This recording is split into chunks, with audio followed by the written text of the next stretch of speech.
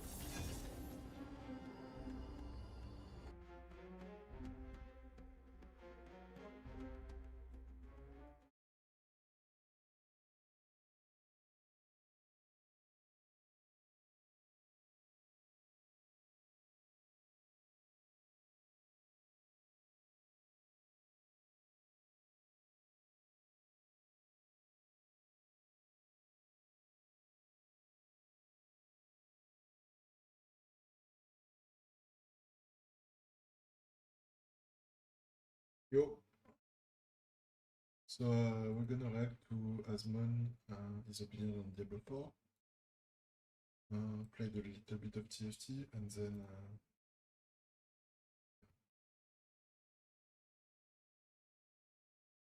I didn't play at all this set, so I have no idea. I don't know the units or the comms or anything.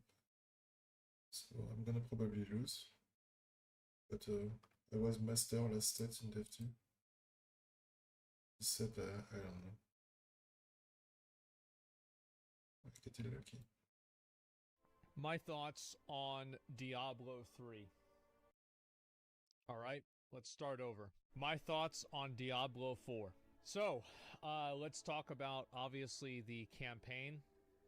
I think the campaign was very good. I liked the campaign. Campaign was very well put together, and just overall, I liked the cinematics. I think it flowed together very well. Everything was voice acted. There were great little cutscenes. Nothing is bad about the campaign. I think the campaign was a universal W, and I was very happy about it. I also think that it left. Yeah, I agree with Asmon. The campaign was good. A little bit of a complaint about the story. I think it could have been better. I think Lilith goal is unclear, right? Enarius, you know, is stupid, but you know what he wants. But Lilith, I don't know. She's hard to understand, and now she's dead, so I guess we'll never know, right?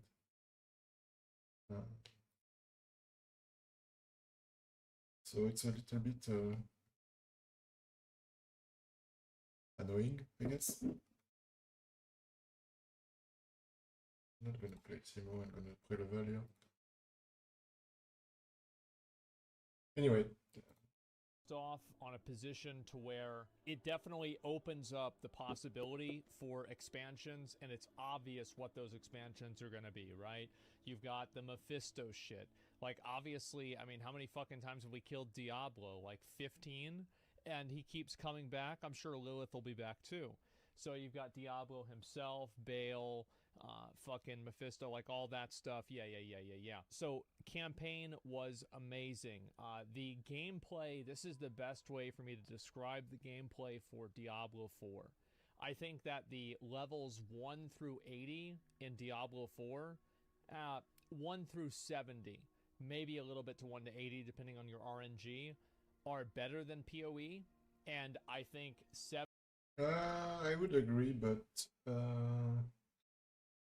I would say level 1 to 60 maybe, 50, because after that, your build is done, and yeah, you can get the ancestral stuff, but your build doesn't feel that different, right?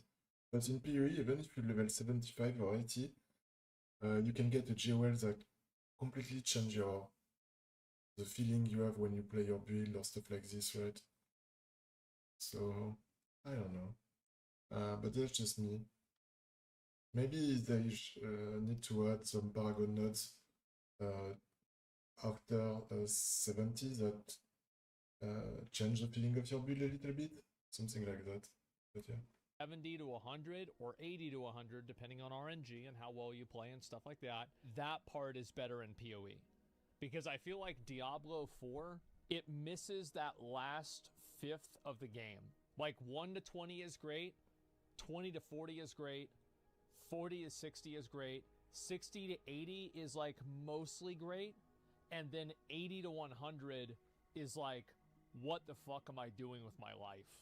Why am I doing this? I'm farming all of this gear. I'm getting all of these Paragon levels for what? To kill Uber Lilith and get nothing? Who cares? Right? There's no point to it. I'm not motivated to continue doing it. So like I feel like I just run out of motivation to continue doing this, right? It seems for nothing. Yes, it's just for nothing. Yes, maybe I'll get them out. Maybe I'll kill Uber Lilith at some point, but my motivation for it is very minimal. Somebody brings up in chat, race to 100, hardcore is super fun to watch, but seeing all the illegitimate deaths was a letdown. Blizzard is fixing that. Everybody said I was wrong with this. Apparently Blizzard disagrees. So I think that's great to see. Blizzard is changing that. On top of that, another thing that's happening is they're adding in like little bonus things into the game, right? Like the gem tab.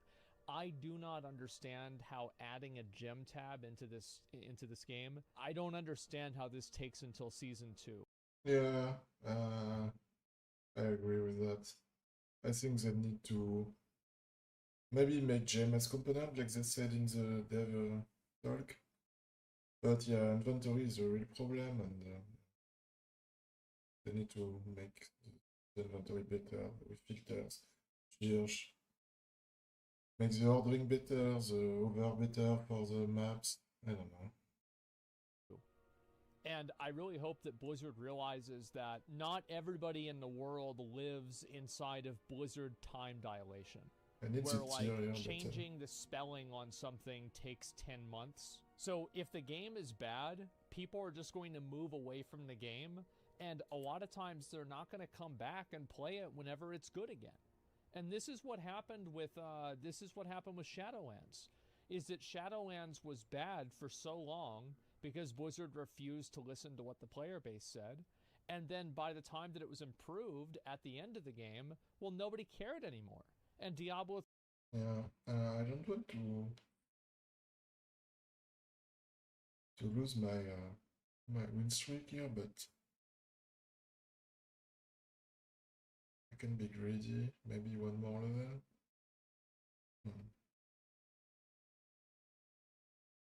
Maybe that's a misplay. I could also say this, just that. But yeah. Sorry, I'm greedy, but I still have one more unit to kill. 3 was the same thing, yes. So I don't think that Blizzard can rely on people just waiting around for the game to get better. They need to be making these changes proactively, immediately. New World is another great example of this. Immediately. Like, I don't want to wait until Season 7 for the game to be good. This is ridiculous, because by the time Season 7 comes out, people are going to lost interest in the game. I think that's another big issue. A lot of these changes have come... they've been too slow, basically.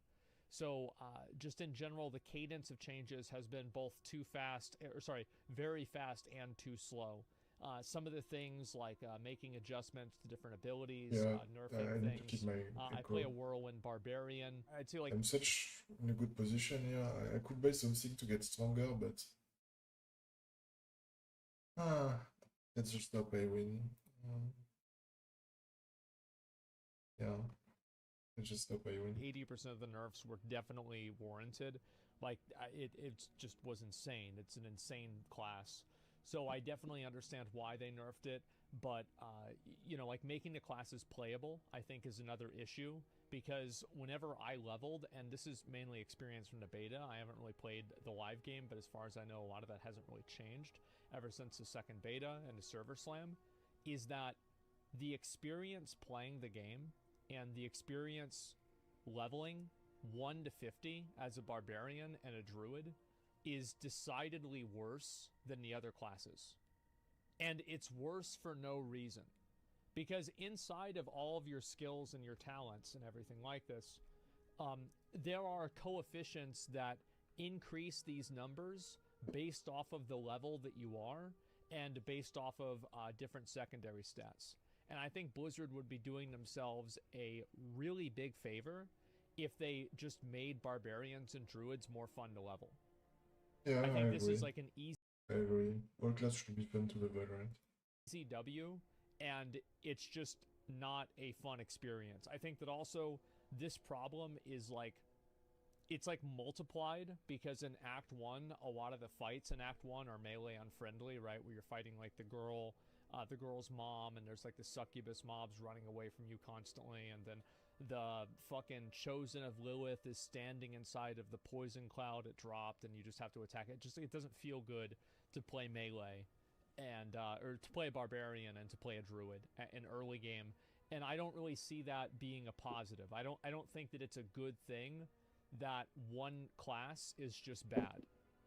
I'm playing very greedy here, but I guess I'm going to do win streak into lose streak, so I guess it's okay. I'm gonna lose to this. So. It's less fun to play or something maybe. I don't see any advantage to that, and I think that it's a universal negative. So they should make those Oh, two yeah, I classes will win, more fun actually. to play at early levels. Good. I think that also, like, the builder-spender meta that, like, a lot of classes have is kind of Oh, no, boring, I lost. and I think that Yeah. it's, like, it doesn't So feel let's lose good, and like I would ask this to anybody in the chat, right? Does it feel good to use your basic abilities? Because easily, No. right? So why do they exist? Yeah, I Yeah, it's agree. just stupid. I agree. I also think that They with should Barbarian, remove the. They should add the passive to the first wheel, and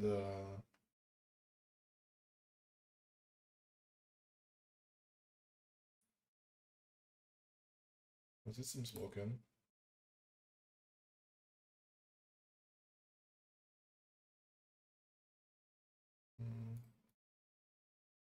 I don't know.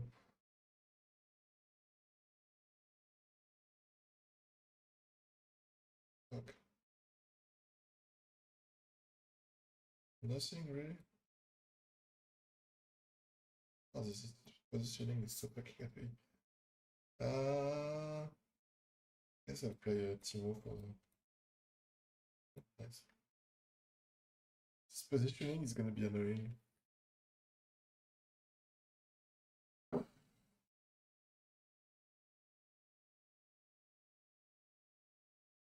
In fact, I wanted to lose. I shouldn't have played the Timo. It's too strong. I'm gonna lose. Okay, perfect. Perfect. I lose, but not by much. That's perfect. specifically, and this is like more class design type stuff to slow your game, but they don't, because whenever you're at max endgame, you never use them. Like, I basically never use this ability. Like, I'll use it every once in a while, but for the most part, I'm using Whirlwind. I could take Lunging Strike off my bar, and my gameplay would not change that much. So I think that the basic abilities and the necessity to use a basic ability that feels bad for, like, the majority of the game is pointless, and it's not fun. I don't see the reason why they can't tone down the cost of abilities earlier on in the game, because it would just make the classes more fun to play. Like, that's really all it comes down to. So imagine waiting until Season 2 to fix a bug. Yeah, and so other things, like Blizzard has been very receptive in a lot of ways. Like, they've been listening to, like, the gym tab, for example, they're going to be adding. But again, it's going to be taking until Season 2, which I think is absolutely ridiculous. Like, this is outrageous that you can't make this change in the middle of a season? What the fuck are you talking about? This is an always online game. You can force a patch to everybody. What do you mean you can't change the game inside of a season? It's ridiculous. Let's talk about, I guess, like the dungeon farming meta. To do this. I think that Blizzard should just immediately add... I still need the tier, but like rod. I'll take a rod, a cheer, or a belt, or a belt, yeah.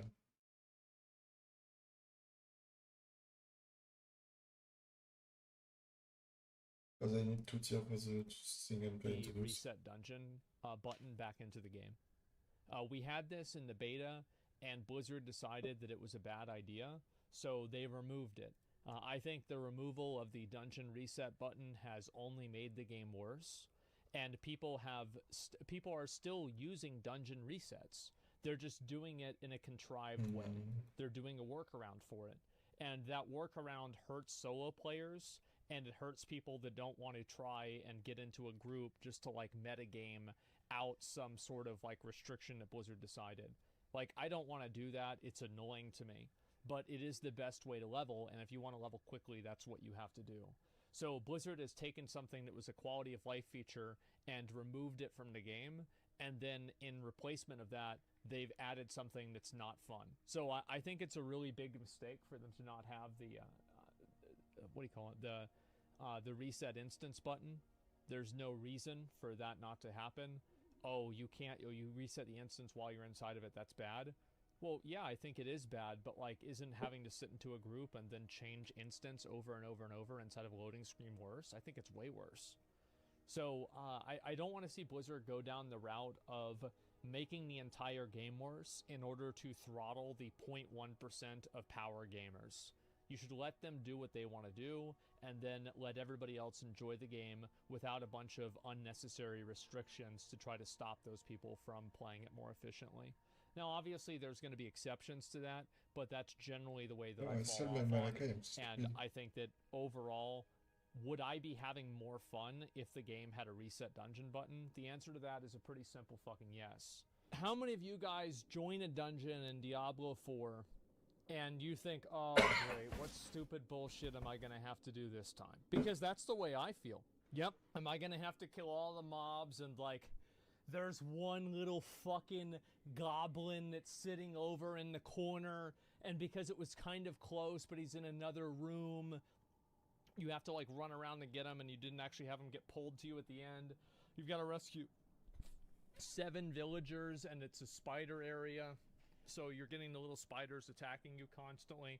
It's like they're very annoying, and I'd like to have more dungeons that were just focused on killing mobs rather than completing menial tasks over and over and over. They're obnoxious. Also hitting dead ends or missing something and then having to run back and get it again. I'm not asking for just like pure fucking all gas, no brakes, greater rifts. I don't mean that, but like at least make the things that you have to do not as fucking annoying. Also, I have a lot of issue with dungeons right now. The find a key to unlock a door is very boring. Okay. Yeah. It's very boring.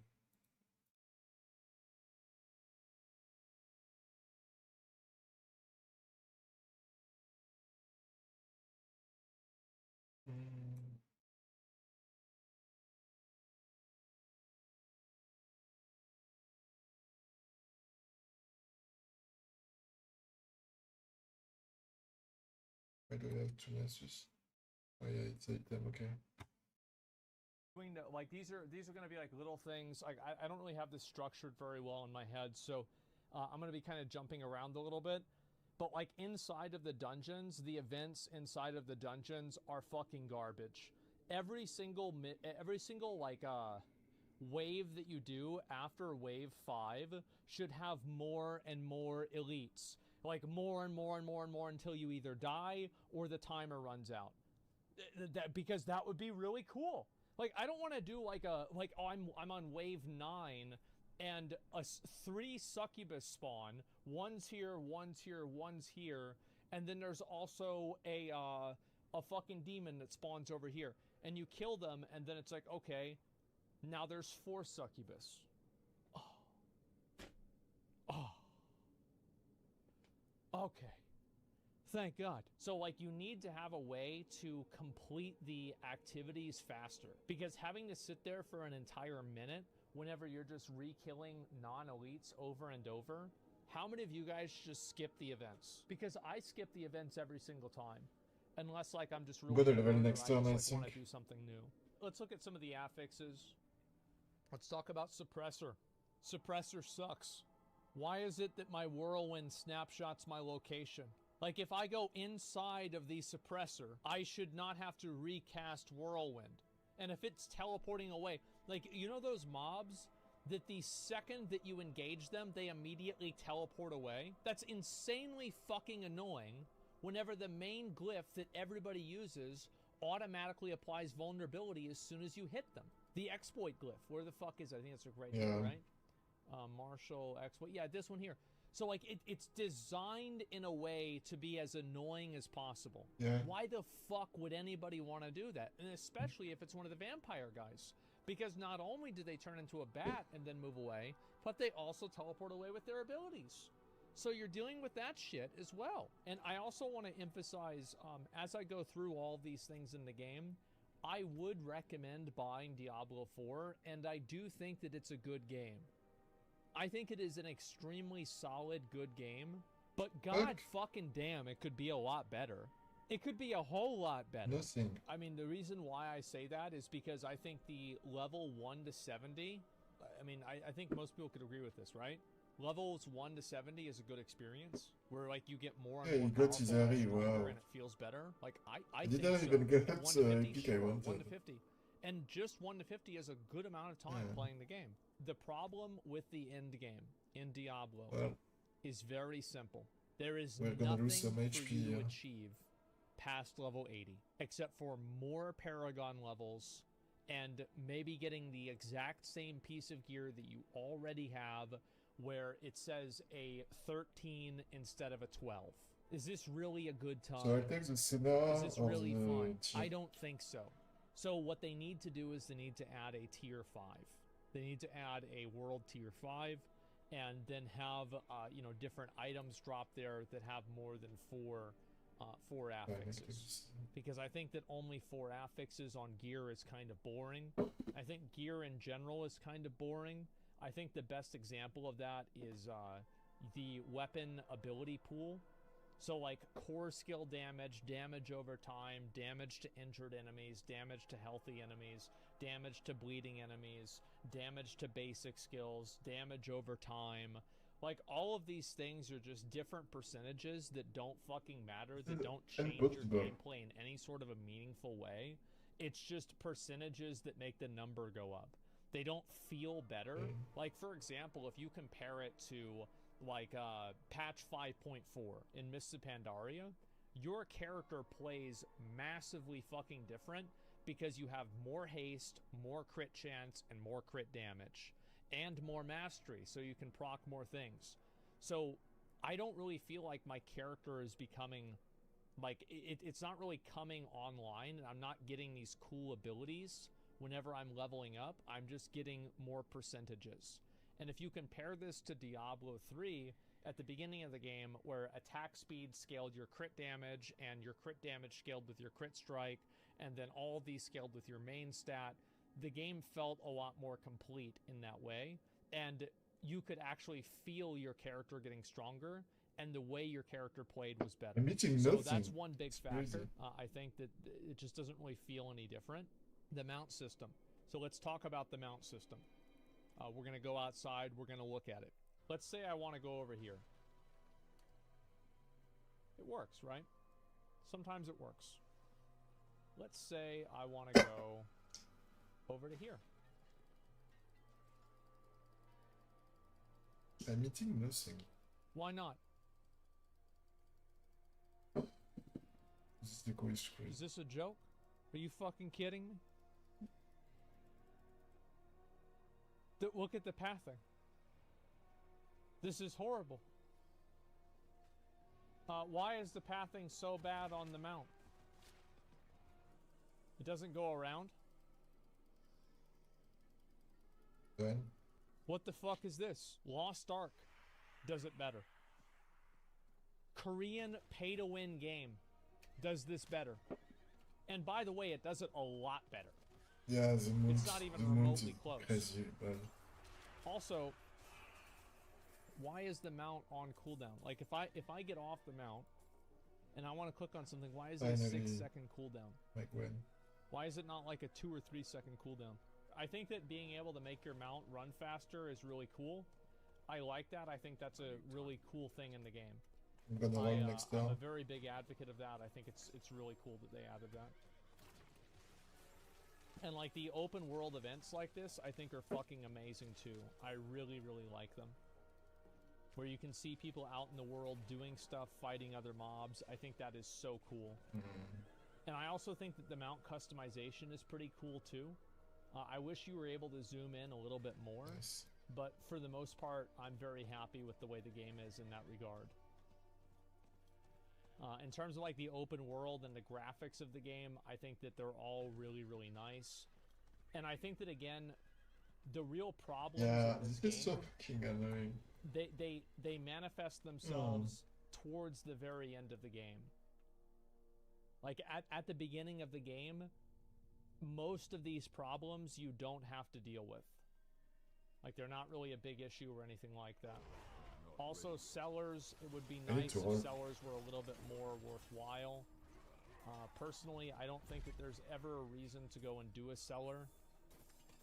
Like people say that you can get a bunch of treasure goblins or something like that. Maybe you can, but overall it doesn't really make that much sense. Anyway, I guess you can talk about, like, I think a lot of people that play the game know what I'm talking about with this. Like the different barricades that the game puts up. There is never a time that you want to get off your mount whenever you're riding to a dungeon to destroy a barricade, to kill 2 skeleton archers that are standing behind the barricade, doing 1/100th of your health every 5 seconds. I'm gonna roll a little bit It's more. fucking annoying. Now, I don't think that they should remove the barricades. I actually don't think so, but I think that whenever your horse is in the gallop motion like this, the horse should be able to break through the barricades. That way you create the world of, like, you know, you can see different things happening in the world, and, you know, like your character has an impact of what's happening, or spacebar to pass it. Well, spacebar does that, right? And so you can push through it and break down the barricades if your horse is in gallop mode. I would like that a lot. I would think that was very cool. But yeah, that's kind of my feedback on mounts. Overall, I think that mounts are probably added into the game primarily to give players some I get to another spend money on. this one. And that's it. Oh, and then I items, got but- knocked off my mount there due to this thing, and now I can't get back on the mount for 15 more seconds. Very, very cool. And so I just have to walk now. Overall, I think that Diablo 4 is I don't know if I should play level earlier or not. I think it's a very good game. But I think also if you play it enough, you will learn to dislike it. And I think that it doesn't really reward players that play it a lot.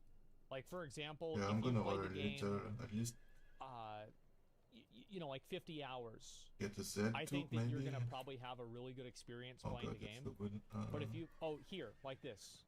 Okay, this, actually, to be fair, that one was pretty good. But many of them are not. If you played the game, you'd know that. 15 hours, yeah. We're in Season 0. Well, that's why I'm giving feedback now. I'm talking about the game now in Season 0, so they can't... So then they can't be like, oh, well, we didn't know. We didn't know. Nah, people are talking about it even now. Because Diablo's a very popular game, right? I mean, this game is the fastest selling PC game in history. So a lot of people want this game to be good. And I think that Blizzard owes it to its community to listen to the feedback from players, listen to what people have to say, and improve the game. Like this thing where, like, your cursor, if your cursor is closer to the horse, it doesn't I want move, like the reef. stupid shit like this. Why Like, is not it get the like horse. this? What's the point of it? Overall, I think that just stop making things in the game annoying. I think that's probably the main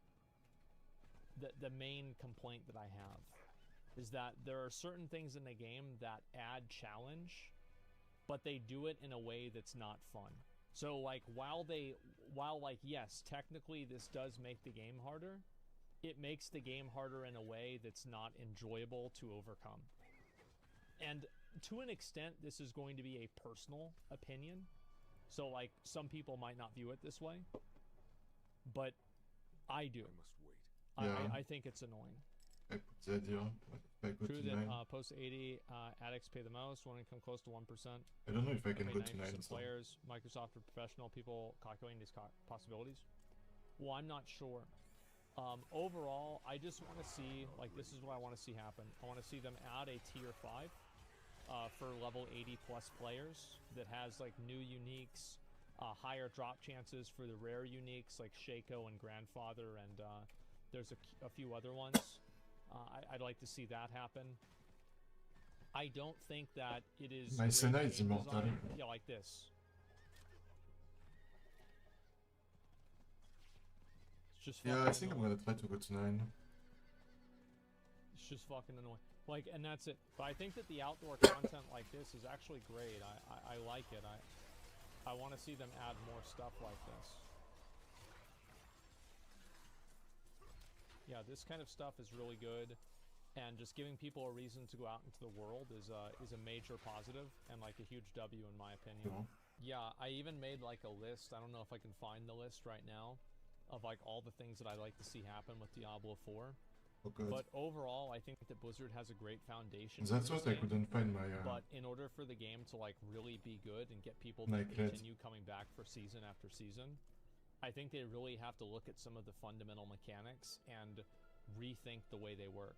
Like just affixes that are fucking annoying. Like the ones that you have to like run and stand underneath the like electricity I don't know thing if- or it one-shots you. Can go to 9. You've got 15 other fucking sound effects playing. If you want to be staring at your mini-map to see if you can find this little thing, it's just fucking annoying. And it's not like it's hard, it's just fucking annoying.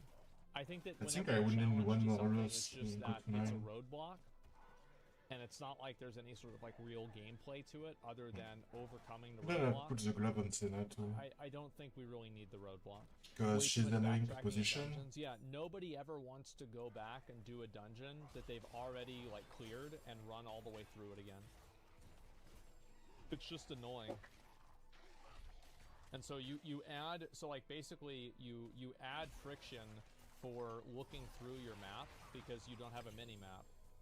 And besides adding friction for looking through the map, you also punish people for not looking at the map. Are there any affixes you enjoy? I think the fiery affix is fine. Like the on death mechanics are kind of annoying, but overall I think the fire affix is fine. Let's see. The meteors are fine. I think those are okay. I don't know. I'd have to think about the other ones, but that's really what comes to my mind. The volcano one, yeah, the volcano one is fine. I think a lot of them are okay. Also, poison. Anytime I do blind burrows, I'm just constantly poisoned for my entire health bar. How did you one-shot my Gwen? Like maybe this is something that's going to get fixed with them rebalancing resistances, but for now it's just obnoxious. I'm gonna lose it. I never want to do that dungeon because of that. World Maybe bosses I think sell are my good. Gwens. I don't mind world bosses. This is a fun I build, think it's not a cool beta way build, for you so to show yeah. off your gear if you've got really good gear, and also it's just an easy way for you to get gear as well yourself. Like this kind of stuff is like really, like the fact that your mount runs at the speed that your mouse is farther away from the cursor or the middle of the screen, I think is silly too. I think they need to change that. Yeah, I can't really roll Do they on need to so. hit harder? No, they don't. It's a world boss. It's a loot pinata. World bosses are loot pinatas in every single game. There's no glory to it. It's just a target dummy that people get to go and hit. I think annoying things are fundamentally good in games as they create stress and concentration and eventually relief when bypassed, which in reality dopamine, which increases addiction. So you think people get it, so you think the more annoying a game is, the more addicting it is? My Gwen gets one shot I each don't time. think that makes any sense. I think that if you apply that logic in a large scale, then it would just be better to make a game more and more annoying, right? Yeah. Because it would just make people more addicted. I think that there is a Yeah, big they play difference the between top build on something being TFT annoying Tactics where they have and fun something build with being Gwen, but okay. being challenging. Like for example, there are a lot of games that aren't annoying, and they're just challenging or hard. A lot of things in PoE are not really annoying; they're just really hard or hard I to guess see. Nord is not bad. Which you could say is annoying, but overall I don't really think they're that hard. It's a weird way to look at things that annoying gameplay is actually a good thing because it gets people to overcome it, and overcoming annoying gameplay releases dopamine. So Let's like if that's do the another logic build. and the goal is to release dopamine, is the only way to release dopamine by I want to making do annoying a Timo content, build, or but are there other ways to do it, like making challenging Yeah. content that you feel good after you I'm gonna beat try it? to do a So- Timo build. You have some of these like outdoor world events. I personally find them pretty boring. How many of you guys go out? The outdoor events are okay, but they need something more, like, for example, they are okay in L-Tide, right? So, Out and do because the L-Tide is fun itself, right? So the events are okay, but if it's just doing event for the sake of doing event, it's boring. So, because I don't want to reset renown, they want to reset renown, sorry. They just give altar and exploration renown, so that's tier 2 basically of the renown out of 6. They should do that completing dungeon, doing event, give renown, right? And maybe some kind of system like the 3 every X event, or if every X dungeon you get a little cash or something like this. Do these outdoor world events. Because to me, I only do them whenever Helltide is up. But yeah, I mean, the open world, as you can see, once you have really good gear, and like my gear isn't even like fully optimized. Like there's people that do way more damage than I do. And like nothing is really a challenge. You just go by and you just roll shit down, roll shit over, and it's super easy. Stuff like this, like by the way, is like really cool. I like stuff like this where you can get like trapped and there's like skeletons that come in and attack you. Like that's actually kind of a cool, it's a cool type of annoyance because it's actually like you get to fucking blow up a bunch of mobs. Like that's why, because it's cool. I completed all my renown. Yeah, I mean overall, like this. Again, sure. I'm very positive about this game, but I think that there's no point to play it after level 80. Like, I'm effectively just wasting my time right now. I go in, I do a dungeon, I know, like, I'm not even looking at the loot, nothing that they drop is gonna be good. Oh, that's nice, okay. Like, I could loot it just for gold, maybe, so I could re-roll an item that I already had. But, like, do I really feel like doing that? Probably not. There's good uniques from 85 plus. Yeah, but, like, how many of those uniques has Rob gotten, for example? And he's been level 100 for, like, every single day, ever since, like, the second day. He plays the game 24 hours a day. So, like, if he hasn't gotten these uniques, you're probably not going to get them either. So, like, just think about it from there. Yeah, I don't agree on the, I'm surprised. The unique perspective. I think you should have some very rare... Oh, I don't want this, but...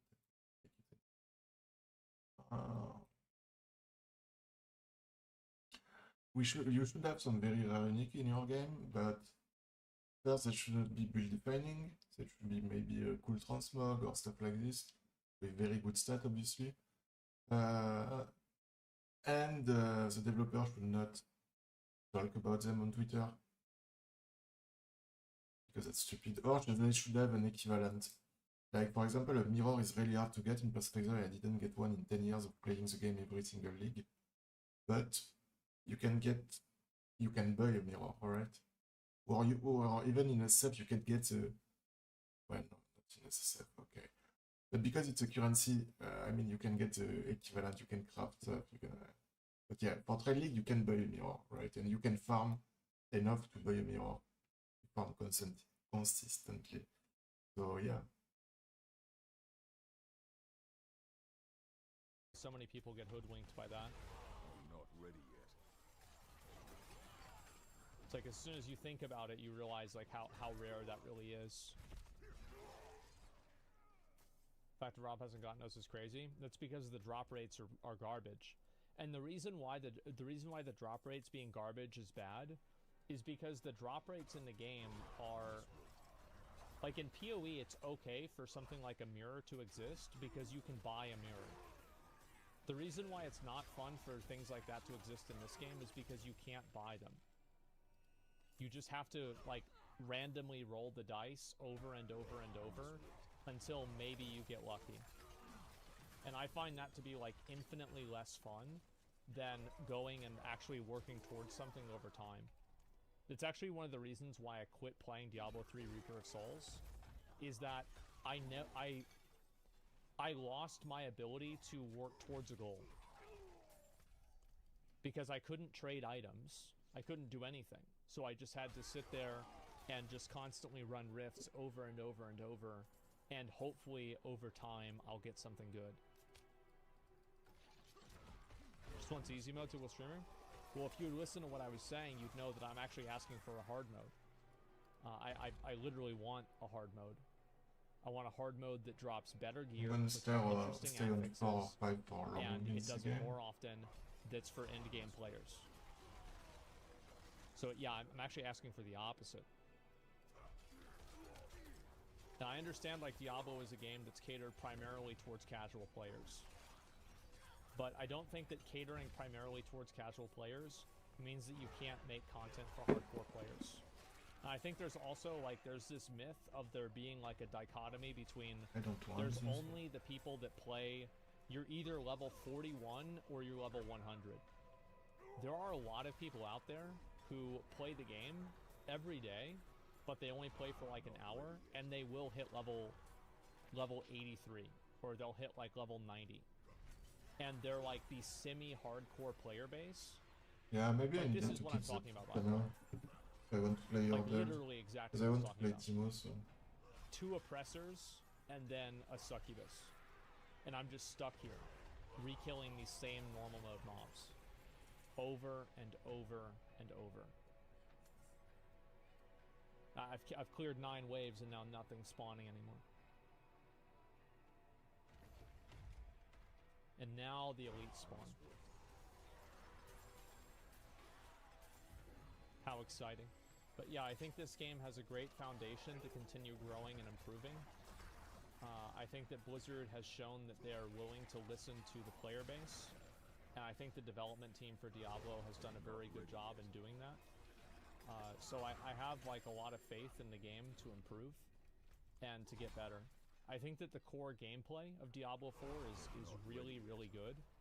And I think that it's more responsive and fluid than PoE in terms of like how it feels to kill monsters and stuff like that. And this comes as somebody who's like a major PoE fan. I basically quit Diablo 3 in order to play PoE. So like that's kind of a big deal for me, like personally, to think that. So I just like to see them continue improving the game. And as I said before, I am very excited to see where this game goes. I think that the game will continue to improve and get better. And this is one thing that I would say to anybody who is like basically defending some of these bad decisions that Blizzard has decided to make, is that if you make excuses for a bad game, you get a bad game. I don't think players should make any excuses or be okay with any of the things that are wrong with the game. Whether it's the stash tabs being fucking garbage, whether it's having to redo Renown for seasons, whether it's having to, having these sorting things that are... I kind of agree with Asmund, but the issue I have with this kind of stuff is, like, they impose their solution, right? For example, let's take the problem you don't have to do Renown in a single game. Most people want just for the game to give them Renown each season. But I think there is a way to make, to reset Renown in a fun way. Like, for example, make dungeon and event and L-type give Renown. And the problem is fixed, right?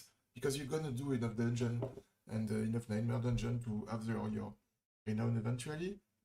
So, yeah.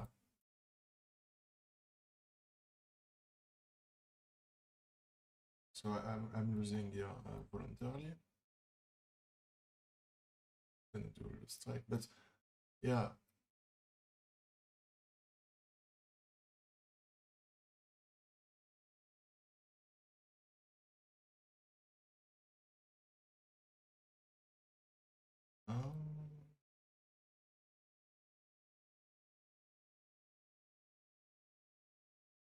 Don't know what I put as but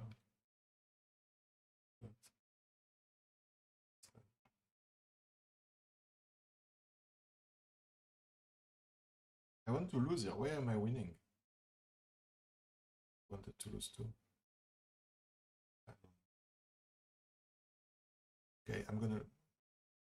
Poppy is too strong. No, Poppy. Don't kill.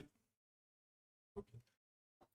Awful, and having no stash tabs at all, like 4 stash tabs, that's it. Like anybody that plays ARPGs knows you need more than that. What if they don't think it's bad? Well, if they don't think it's... I think that there's a big difference, right?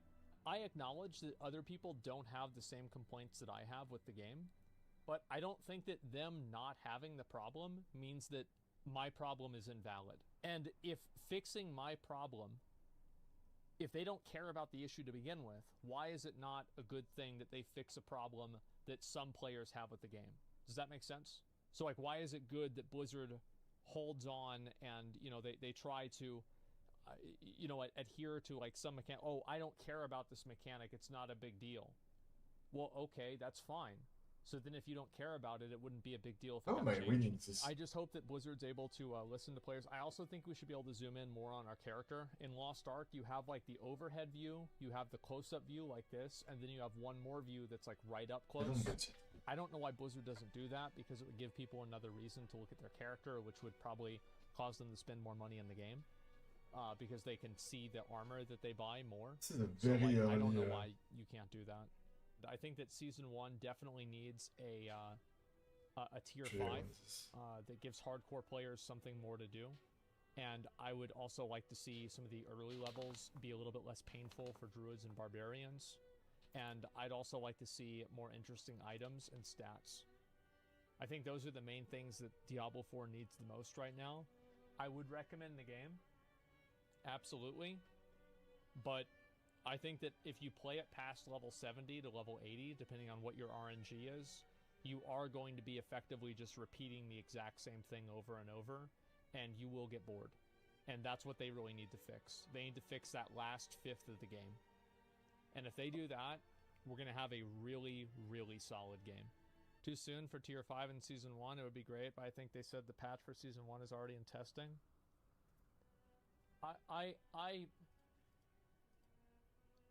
Am I the only person who doesn't care about what Blizzard's internal rules are for developing content at a certain rate of time? I don't care if it's in the testing phase or not. It's not my job to care about their fucking process. Every day that the game is bad is bad. I'm not saying it needs to be fixed instantaneously. Of course I'm going to be reasonable about it, but don't create your own red tape based off of your corporate structure and then say that it's impossible when you're sending out hot fixes every fucking day to stop buffs or to stop class exploits. Dude, I'm so unlucky on This this is one. clearly not the case. I don't care if oh wow, we have to get this approved by Xbox again. Okay, well you better start.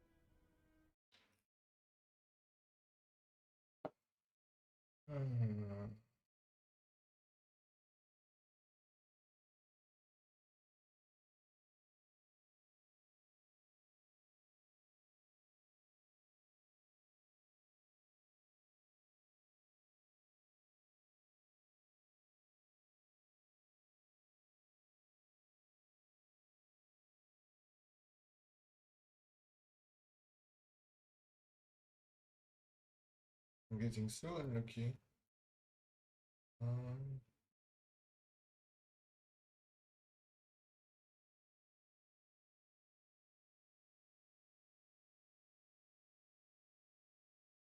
Why don't I get a Timo? Is someone rolling Timos?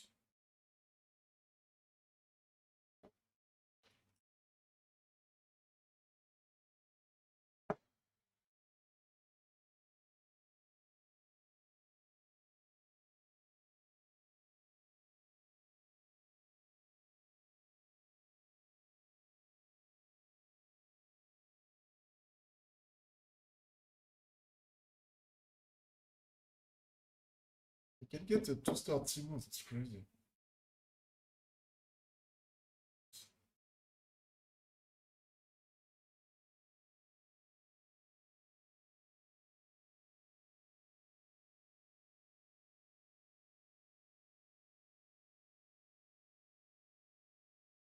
Very annoying.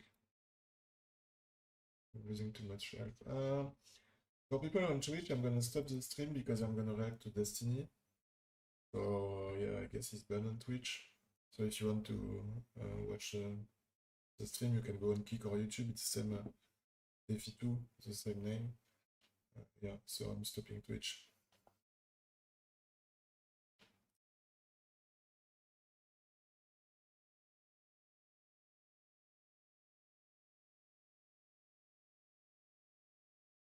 FBI and Interpol for 17 years. They accused me of a kidnapping. To show that you guys are incorrect as you well. haven't. He doesn't No, have wait. jurisdiction to You do what haven't. he You did. haven't. Hold on. I understand what you're arguing. You're making an argument to back up a legal argument, but we don't know what law you're citing, where it says they can only do an emergency injunction. He's a sovereign citizen, and of course he's not going to admit he's Peace, wrong. God. No, I'm not a It would sovereign implicate- citizen. It would Shit. implicate. Sovereign citizen. He's essentially a sovereign Are you a citizen. civil litigator or a criminal litigator? Listen, I came across your story when I was on Instagram. Don't tell me what I was doing on Instagram. That's, my business.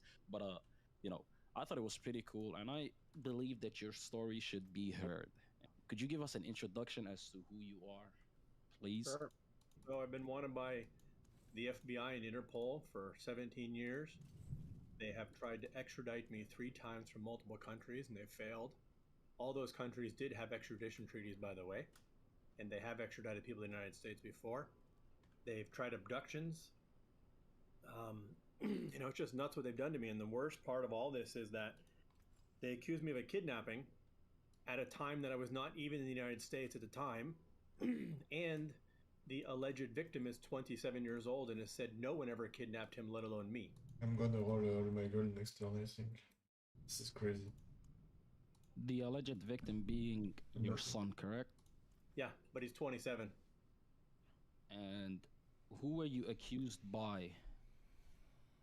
I guess it kind of depends on which way you look at it, but I guess it all comes down to his mother, who I affectionately call Vecna. So his mother accused you of kidnapping your son. Yeah, and the thing is, I had full custody of him because she actually kidnapped him in 2004, so the judge transferred full custody to me and ordered him to live overseas.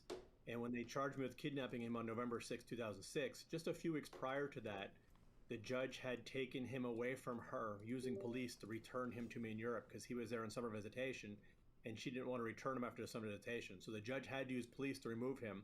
The judge put him on a plane to London using police, and then a few weeks later, the same judge laid the foundation for kidnapping charges on me. Wait, Mr. Chad, could you do us a favor and, help these clueless viewers, confirm whether you're saying the truth or not? Because a lot of them, I believe, are kind of skeptical of your story. So you do have a red notice out on you, right?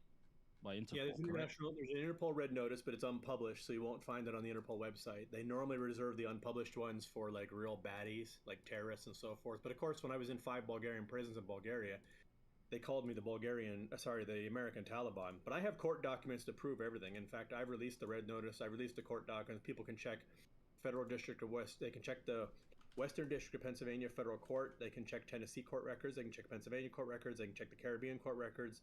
They can check the records in Cyprus and Bulgaria. I mean, I have the court records to verify everything. Wait, Lil Steve, could you like verify this? Wait, somebody fucking verify this, you know what I mean? Well, Post start at it the in website. chat. The website has a lot of the extracts, and I can send you a lot of the court documents because you're going to have trouble pulling a lot of them.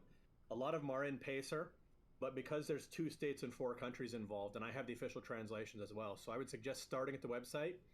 There's a bunch of excerpts of documents there. I can send you guys more.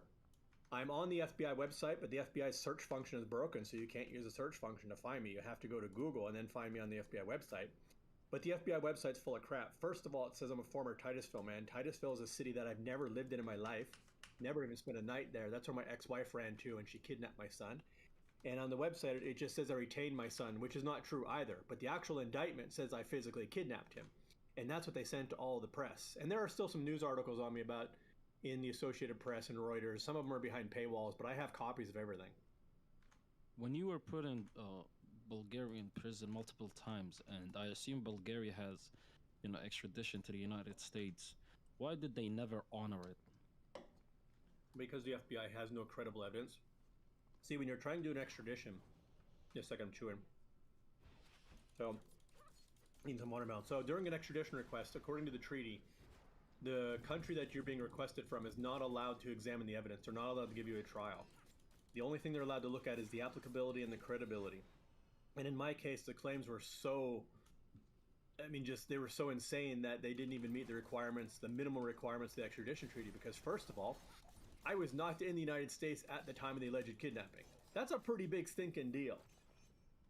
I don't believe any of this, by the way. There you go. That's what I was waiting on, Mr. Kenneth. Talk Just to go. me. First of all, go check the website and then Google me.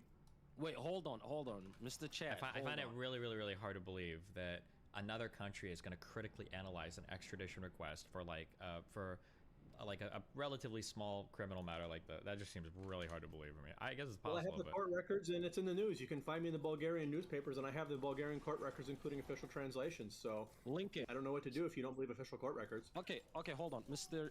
They Chad. disconnect. Could you link it to me? In DMs I on can't hold. Discord.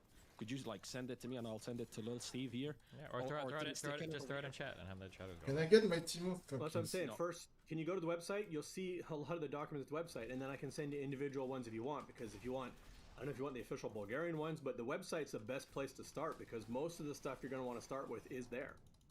What the alexisnotmissing.com, that website? Yeah. Okay. No, I Okay, get so- that if you don't believe it. I mean, I the story's whack, but I have all the documentation to back it all up. Okay. Don't Yeah, I mean, you- it might be real. Yeah. I don't... Could you send it to me? Could you send it because I can't access the website? Could you send it to me and I'll send it to The website, I just checked it. It should load. The thing is, the website has a lot of information. I mean, if I just spam you with docs, it's going to be thousands of pages. There's no way you're going to get through it in the next hour. I have thousands of pages of documentation. That's why Listen, I'm really oh. putting you at the website. I mean, there's No. got to be a way you can get to. I just checked the website. It's up. It's running. I mean, you should be able to access the website. Wait, Mr. Kenneth, could you visit the website? No, Alex is I'm not missing. busy right now. Okay.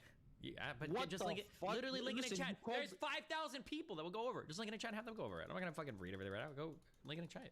Link it in chat. Have Okay. them go over it. Okay, you just said to this man, right, Little Steve, you just said to this man that basically poured his heart out, said that, he's been on the run for like damn near the past 2 decades, right? That his story is fake, it's bullshit, it makes no sense. No, right? hold on. I No- didn't say it's fake. I just don't believe that particular thing about extradition. That's wild to me. But I mean, it could be true. I don't have any first-hand matters on this, but I wouldn't believe that out of hand. But hey, it might be true. And what do I'm you, trying and to what, load the chat here, by the way. When I clicked on, because I don't use Discord that much, but no, they're already linking it. They're already linking it. They're already. yeah, but I'm saying when I open it, it says messages failed to load, so I cannot even see the chat. So if anybody's text chatting, for some reason Discord is not loading it. No, it's okay. It's not Discord as well. It's he was talking about his own website's chat. That's a complete separate thing. Okay, so, Lil Steve, you believe his story. You just don't believe the part where he said, No, I Bulgaria did their don't own due believe diligence. anything out hand. I would have to like start reading through documents and shit. Yeah, but don't you think it's a bit crazy for you to like dismiss a crazy ass story like this based off of like, hey, I just don't think it sounds like plausible whatsoever. No, I but think I'm that's not a also really going to good put it- reason to be highly skeptical of it initially. It might be true. I just haven't gone through any of the fucking docs or anything. Yeah, but then you were presented the docs. You're like, I'm just gonna make the statement without actually going you're through not, the documents. Yeah, you're not. No, understanding what I'm saying. You're not listening to me as well, though. That's the problem. I'm telling you right now. You just decided to make a statement, even though you were provided evidence, but you don't want to look through it. You sound. I'm not gonna lie. You sound like a Joe Rogan. Okay. Wait, Dude, you've been trying I to can on get, the, also, guys. I'm not getting paid for Shen. this. Wait, all of you guys thinking that I'm getting paid for this is crazy. Number one. Number two. Little Steve. I don't want to humble you or nothing like that, but I saw you trying to, clamor for the debate spot with what's his name? Whoa, where the fuck are you? Stop breathing into the mic, yo, Little Steve, relax. You're talking to me? It's Yeah. thunder in the background. Holy fucking shit! Your mic is so sensitive. Oh my god, it picks up everything. Well, no, it's Wow. the thunder is loud.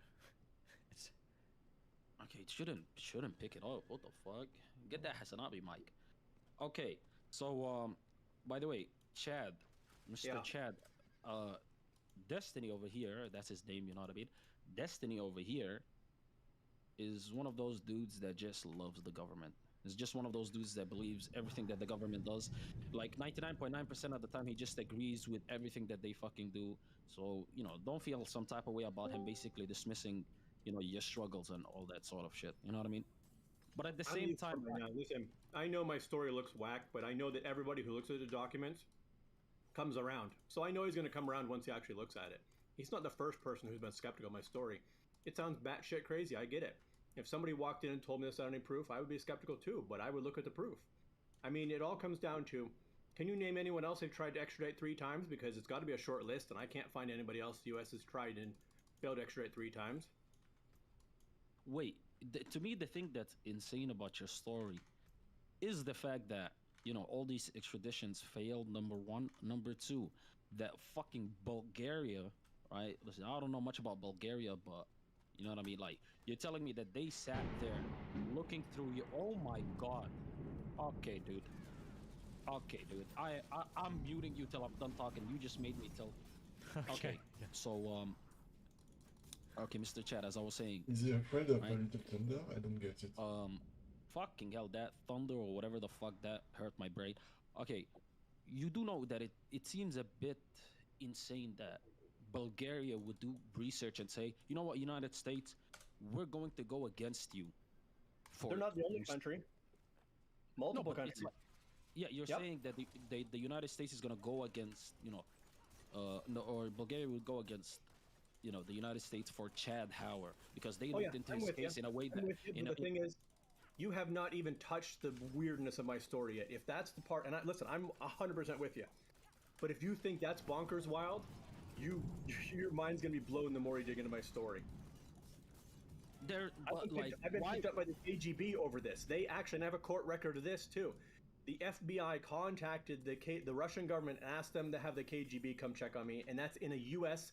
federal court record, and I have a record of that. And they did come check on me, and I've been picked up by the KGB before, and I was in the KGB/FSB watch list. Yes, I know they're called the FSB since 1991, but it's just basically a rename, and few Westerners know it's called the FSB, so I'm calling it the KGB. Okay, so the quote unquote the KGB, Interpol, FBI, they're all after you. Well, the Based KGB's off not after me. The KGB was interested in me. I was on their watch list, but they're not actually after me. They never bothered me. I did get picked up and Hold on. questioned by them. Wait, hold on. Why would they be after you for something that happened in the United States? A kidnapping case that happened in the United States? Well, there's multiple reasons, but one, I lived in Russia in the early 2000s. I'm married to a Russian citizen whose parents worked in a military factory, and it seems that someone in the U.S. government had a wet dream and thought that I could get military intelligence secrets out of my wife's parents, and so I became a targeted individual. And I was in the KGB watch list because she was married to me and I lived in Russia. I had a This friend story seems... Write a book, sell it to Netflix.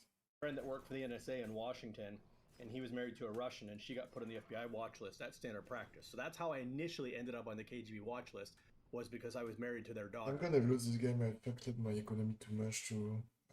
I spent like 200 gel to get to start Timo.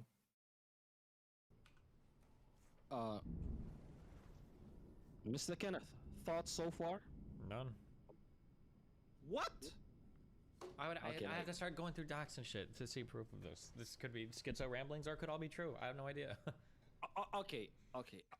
Stop. I don't like how rational you're trying to be right now. It's kind of annoying me. So let's just say that all of this is true. Let's just say that, right? Just play into this for me, right? I just need to roll in here and not touch my gold. Yeah.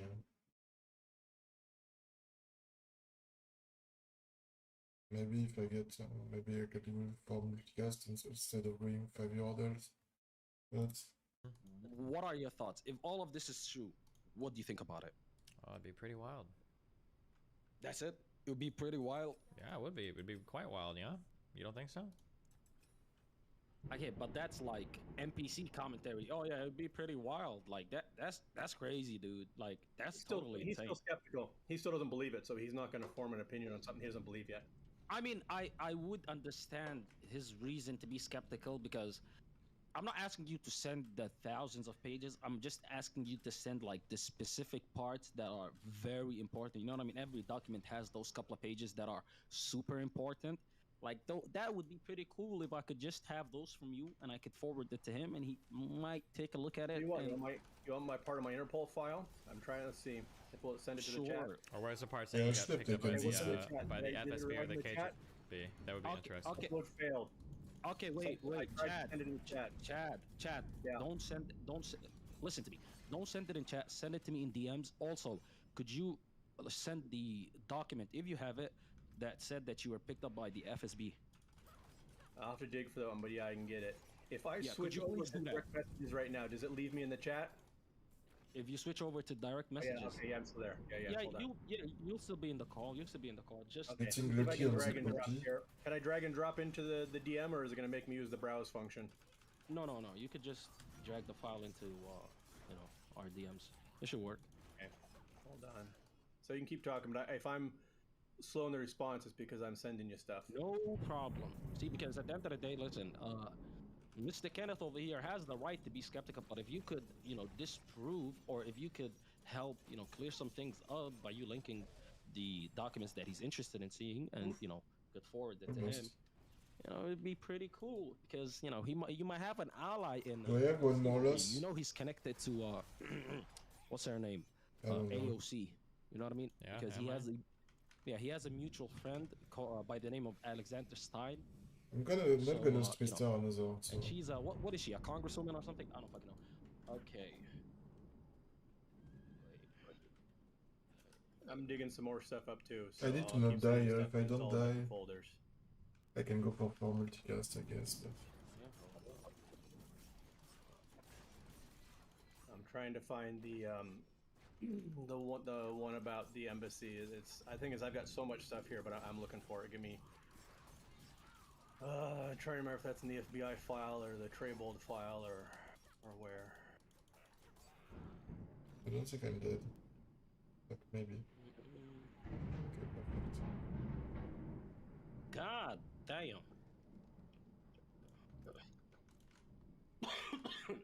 I don't You should know really what see to if you can get to the do. website though, because the website lays everything out in an organized fashion. So, I mean, I'll send you a link in case you don't have the link right or something. Fuck but, me, my monitor's and it just loads. Listen, I'm sure I'm sure you know this since I assume you've told your story to plenty of people. Oh my god. A lot of people Oh god. are. Alright, I don't think I can play Diablo like this. Because if my power goes out and my shit gets fucked, I'm gonna kill myself. Okay, we're done with this.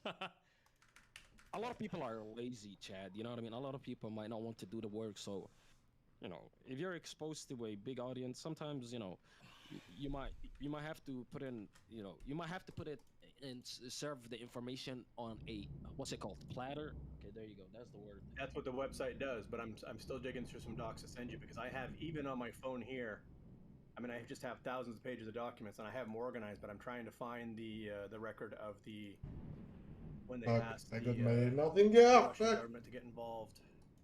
The Russian, I was on the KGB FSB watch list from 2001 though, and they asked them to come check on me in 2007 or 2008.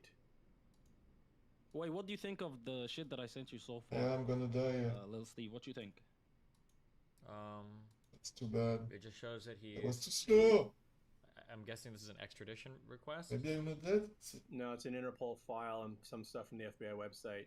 The extradition request is. But the thing is, it doesn't change a lot It's a because... whole indictment. I have that, but I'd have to get it off the other PC. Why does it say United States is a requesting country? What does this mean?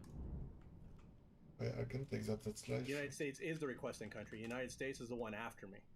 I don't know. Oh, this isn't an extradition request. This is a red notice, I think. Yep. Okay. Yeah, the extradition request is like is 20 pages or something. Right now, what I have access to is what's on my phone, what I use for TikTok and so forth. I'd have to go to the PC. I can go to the PC and dig that one up. I'm looking for the other thing you requested first. Yeah, that would be great. By the way, do you actively have people after you, that are trying to arrest you and bring you back to the United States? Yeah, I mean, we had a court hearing in September of last year, and they're still very much actively trying to get me. But since extradition's already been denied here in the Caribbean, and since they tried an abduction and a member of the U.S. Embassy was expelled over that, they were told never to come back here about me. Well, wouldn't that be like a big story if that were to happen? I mean, I don't know. I'm just assuming that. They bury it.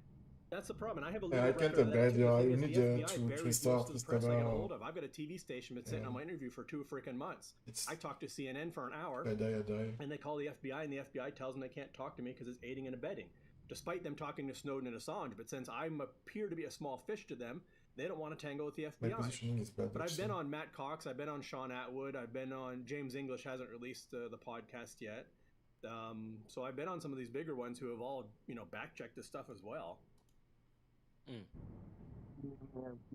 This is the guy you got for thick and deep, bro, and you insulted Steve last week, man.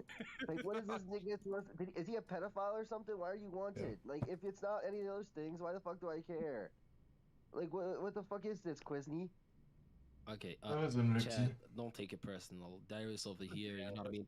No, listen, he's known as Pedo Pascal. He's just into little kids. So if you're not a fellow, PDF file, he's not. Hey, this sucks. Steven, did you sign with Cake again or what? I don't know yet. Damn, we haven't had our conversation yet. Chill. Nigga, it's been 2 days. You said I'm doing it tonight. Nigga, you use everything you can as an excuse. It's so. What do you? Why do you guys give a fuck? What does it matter? You don't even involved in this. I can understand Q caring. What? I can understand Q caring. Why the fuck do you care? What are you talking about? The guy's Australian, okay? Our time zones are fucking weird. First off, nigga, this is the first time I've asked you, and then second off, I just was curious. I'm just having conversation, man. Okay. Jesus, why me? Hey, Darius, he don't know you like that, little bro. He don't know you like that. You know what I mean? I'm sorry. I'm sorry to say. I apologize, but he's like, why is this bitch ass nigga talking to me right now? Like, I know you, but I don't know you like that, little boy. That's So, what did you commit a crime or something? Did you kill someone or some shit? Or what did he do? Chad over here apparently was accused by his wife of kidnapping their son back in like 2004 or something. He's been on the run ever since then. Yeah, but she's really nothing to do with it. She's just a pawn in all this, and I know how crazy that sounds, but she's been caught perjuring herself in court on numerous times, and I have the transcripts. I mean, she's just really the pawn in all this because all my troubles go back to 2001 when I moved to Russia. I left the United States prior to 9/11. What the fuck? Are you on I'm so confused. TikTok? Why? People on is on TikTok care about this? Chad, that goes to you. What is the average age person that watches like your TikToks? TikTok, most of them are 18 to 24. It's a ton of Roblox players, and they're almost all dudes. My Instagram is a bit more diverse. I'm newer to Instagram, but I went from 1,000 to like 26,000 in the last 2 weeks on Instagram, and I have several viral videos on Instagram now that are up around 4 million. On TikTok, I have over 70 million views, but I mean, I do have an older audience too. It's just primarily I seem to be most popular with the young gamer boys, and I call them Roblox players, but they're not all Roblox. I mean, I just, they're obviously playing older games too, Call of Duty and all this other stuff. But I seem to be most popular with them because they seem to love it that there's somebody out here sticking it to the FBI and getting away with it. They seem to love that angle of it. Okay, not to be like negative or anything like that. These are all platforms that are very short form content, and you can make stuff very interesting and very short form content. But I'm not interested in the story even in the slightest. What is super? Is it just interesting that you're like, I'm sorry, it's like you're against the how even against the grain? I don't even know what you're doing. Like, are you just like not returning back to America? Is that just the bit? What are you doing? Interpol red notice. Okay. First of all, I have serious chronic kidney disease, and I'm slowly and painfully dying here because I'm trapped on an island of 35,000 people in which I can't receive the proper medical care that I need. Wait, what is your kidney disease? How long have you had it for? And why is there no way, you can't get dialysis on where you're at, or what? I'm on an island of 35,000 people. I'm one of the smallest countries in the world, and our hospital is not equipped. We do not even have a functioning MRI machine or a cardiac unit, let alone the other procedures that I need. So I need ESWL, I possibly have MSK, and I can't receive it here. And because the Interpol red notice, I can't travel. The FBI is aware of this, and they're trying to kill me by keeping me here because they have prevented my travel. We made a surrender offer again last year, which was dependent on them allowing me to receive medical care or providing it to me when I landed and going to trial without delay, and they said no. They said the only option I have is either travel and be put into another prison during extradition procedures, would take months to years, or I can turn myself into the embassy here in St. Kitts. The problem is there is no U.S. embassy here in St. Kitts, and they knew that when they said that to the judge. They were just trying to get away from the judge before the judge asked too many questions, and they succeeded. Okay, who do you think is behind all of this? Why are they doing it? Yeah, why? I only have some theories. Okay, let's hear 'em. And it's going to sound even wilder than that. So a lot of people suggest that this is just some big mistake, but if you look at the transcripts and the indictment, which is sealed, but I have a copy of it, it's clear that they knew they were lying from the beginning and that this is not simply just some bum.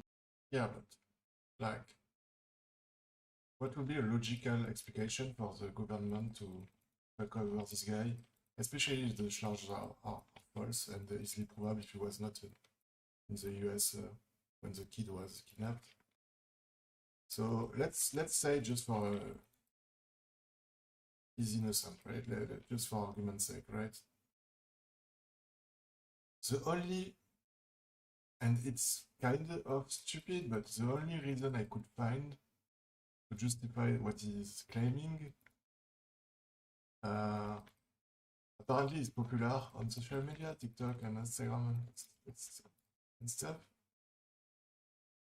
So if they recognize their mistake, it could be a bad look. But this doesn't work because apparently they tried to fuck him over since I don't know how many years. My guess he was not always popular on social media, so I can think of a single reason why they want to fuck him up like this. There is no money involved, there is nothing. He's just a random guy, so I don't get it. Okay?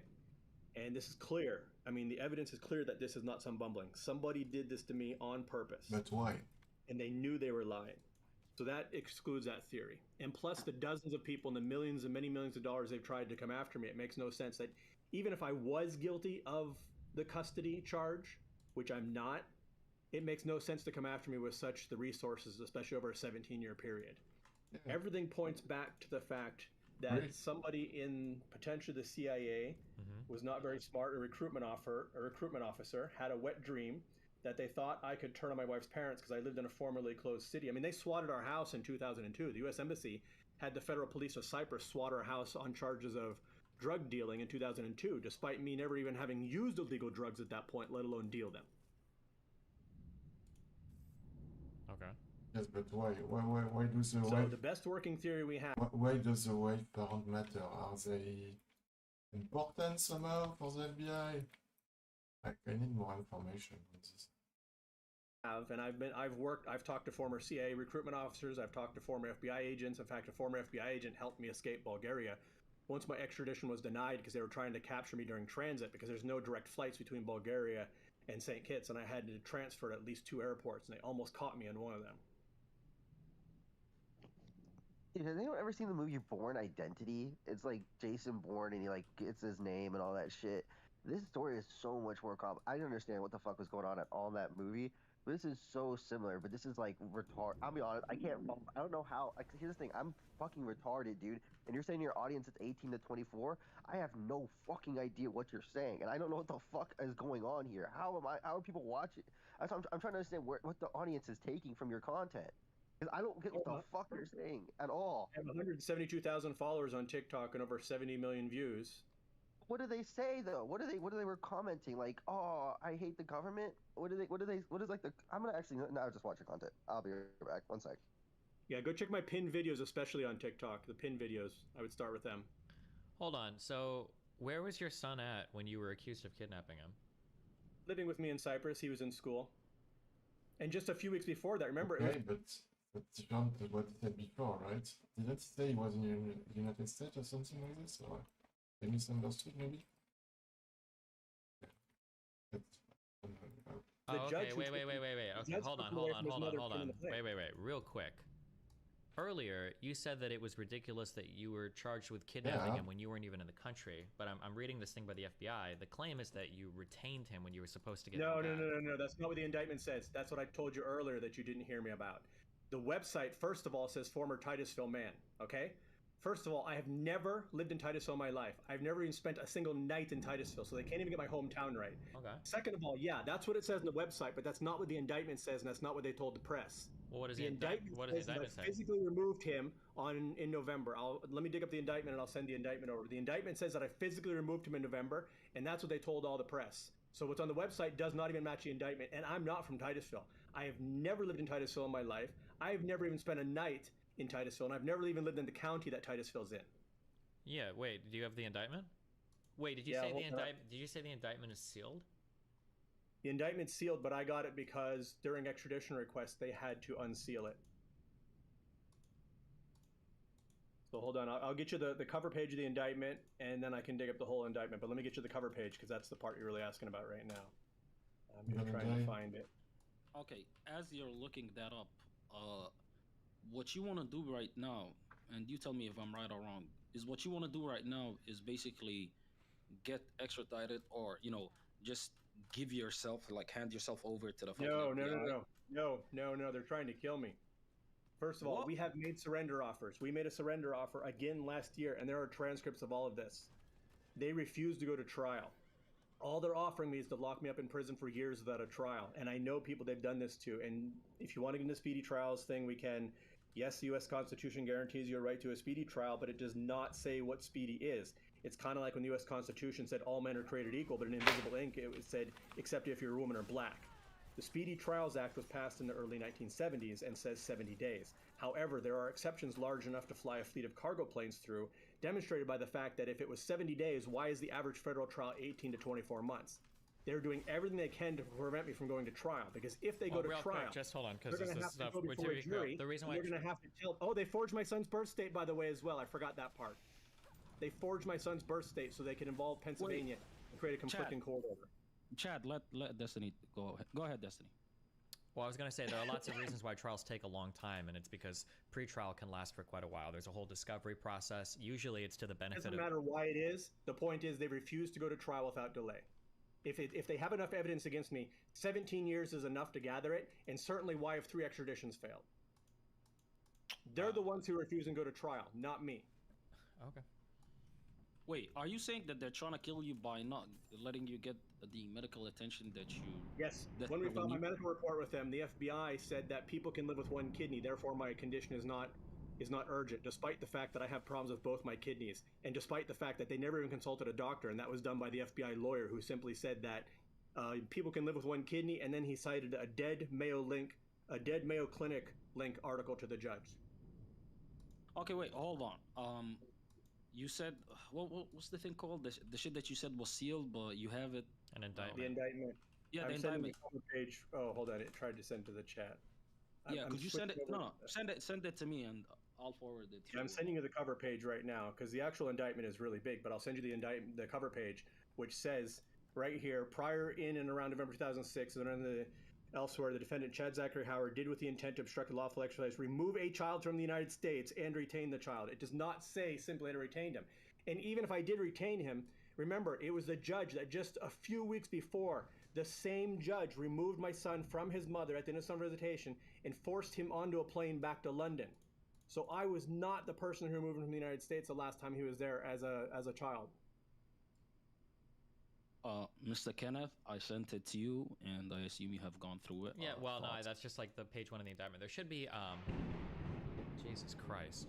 There should be a list of the indictment, or there should be in the indictment like a list of what they're indicting him with, or like a pretty clear like bullet point or something. Like, well, that's the thing. That's the cover page right there. I have to go to the PC, and then you're talking dozens of pages. I can get that one.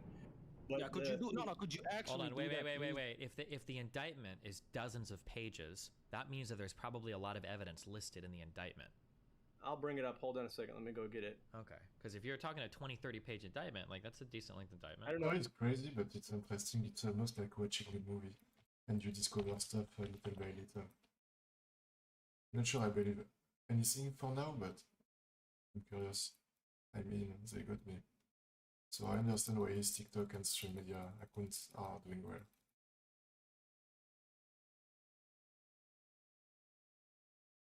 No, I'm mixing.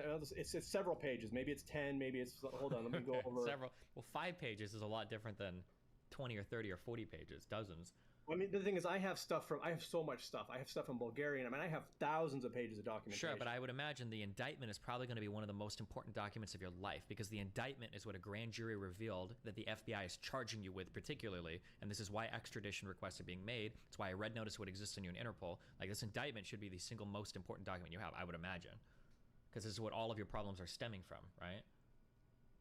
Well, you would think, but that's not quite how it's working. But I'm working on I'm trying to find the indictment right now. This is.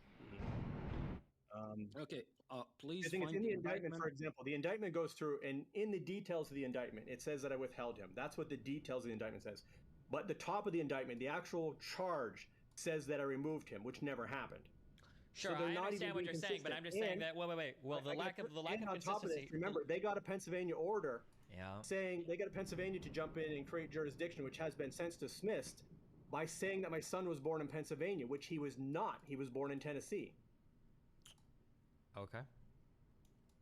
Well, you And were then they saying go on to something. cite that they Wait, say that Chad. I'm in violation of both Tennessee and Pennsylvania orders concurrently, but you cannot have two conflicting court orders from two different states that are both valid. And they say that I'm in violation of the Tennessee order, but no Tennessee court has ever found me in violation of an order.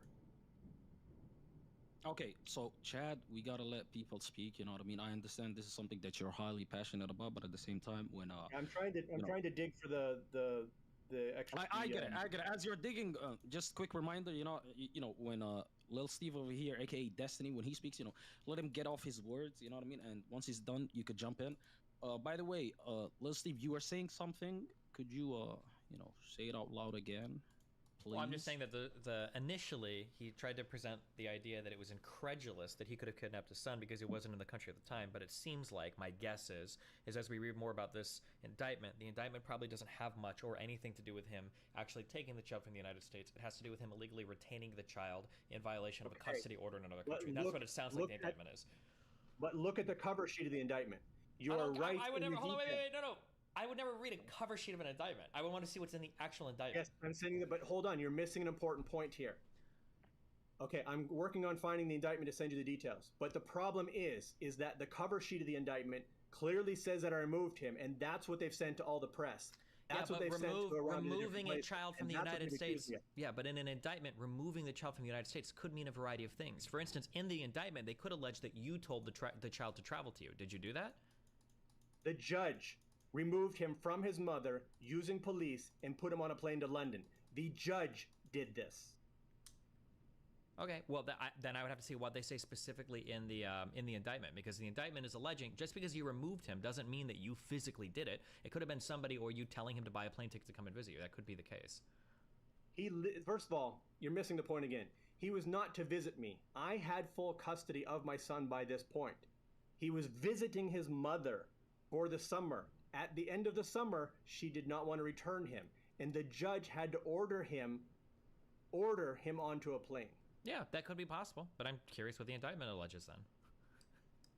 Because I imagine we need to see the fucking indictment. Yes, I'm working on it.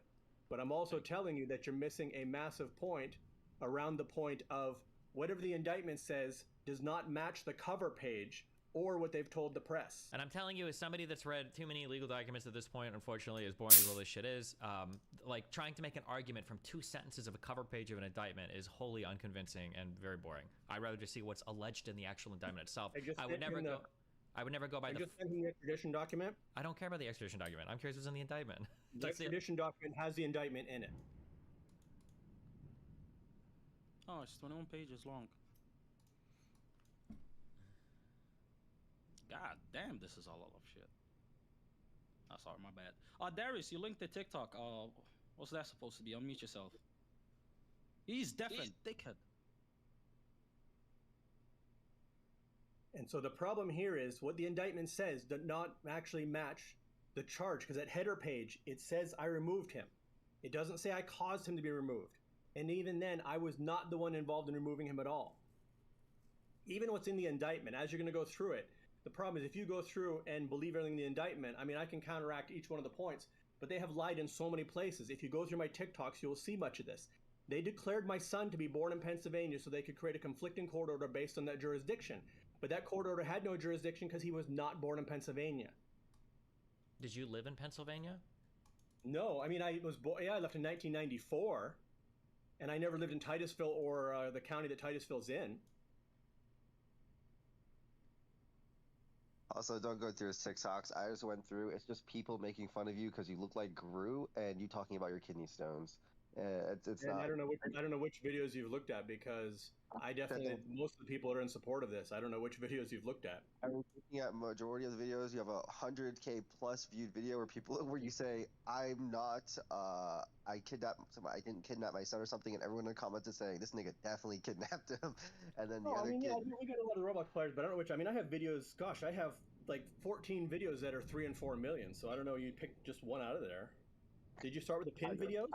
I'm just going with like the big one. The pin ones are a little bit, like I said, there's a lot of jibba jabba.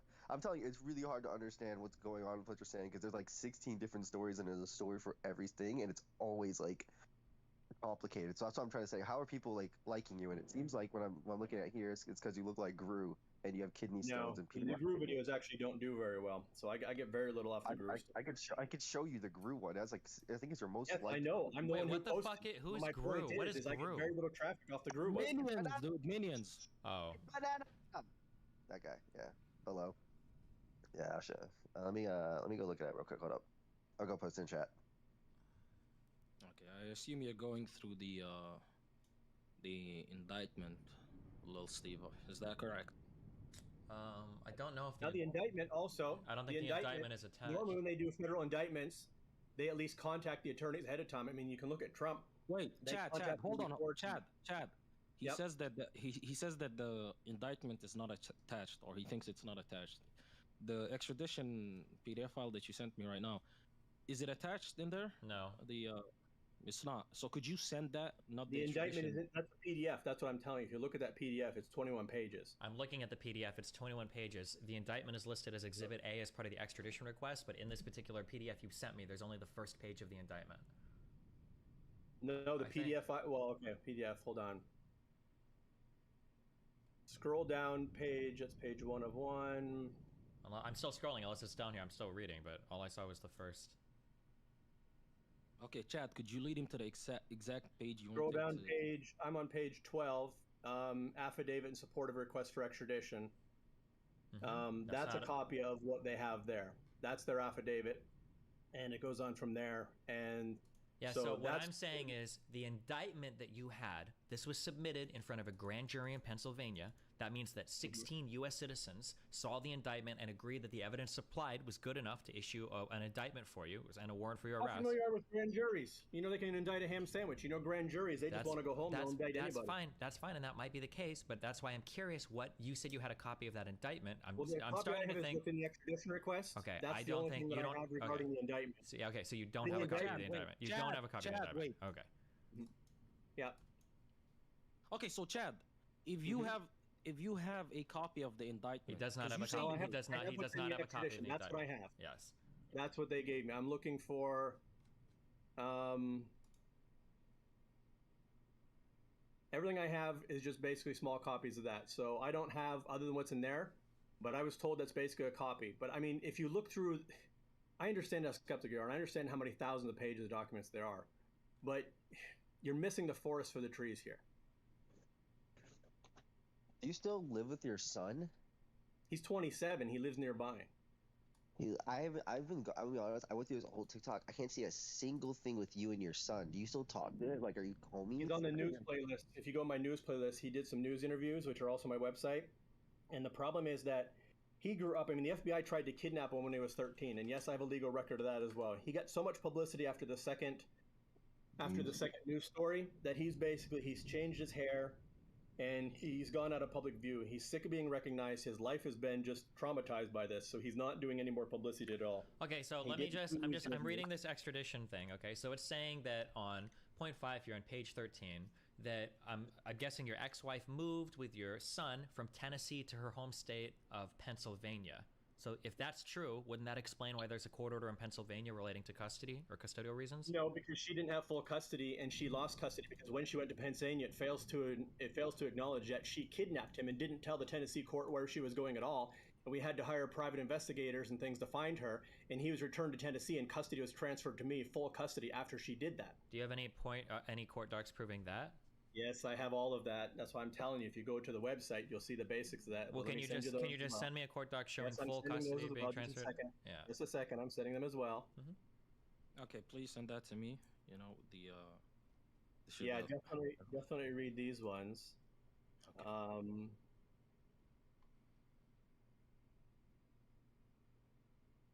This should be everything here. Hold on.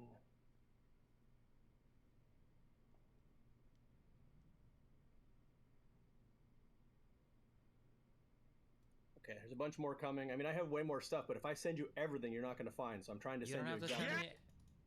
Who just screamed? What? Okay. Holy shit. Okay. Okay. Wait. Okay. So when you were granted, hold on, I'm seeing this in extradition order. So when you were granted custody, she still has co-parenting time. Yes. And that's why I sent him in the summer of 2006. Okay, the custody also means full contact information as well, right? And which is why in December 2006, she disconnected her phone again and disappeared on me again so that I couldn't contact her so she could charge me without contact. And I'll send you a copy of that letter right now from the lawyer. The only picture of your son is like a screenshot of a YouTube No, video. there's a video of him in my news playlist. And if you go to the website and scroll to the news section, there are 2 news videos of him on YouTube. Him hanging out with you, or is it a screenshot from a No, news it's article? a video of him talking. If you look at the Let me get that. WBET interview from 2021, it's a video of him talking. Oh, it's a video of him talking on another platform, right? Not with you. I was talking about, has he ever hung out with you?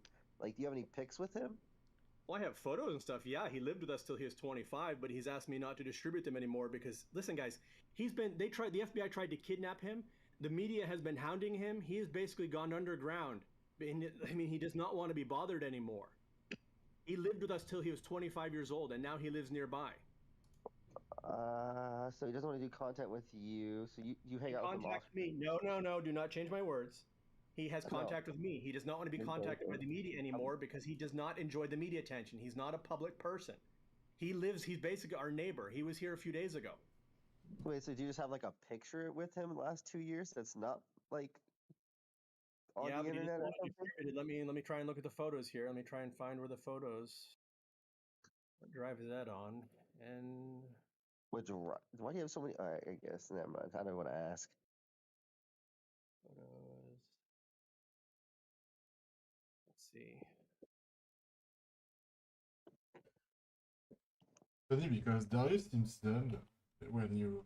Wait, Lil Steve. Darius seems very done when you hear him on the stream and stuff, but he's actually kind of smart when you think about it. Not so far. I'm reading through the extradition thing.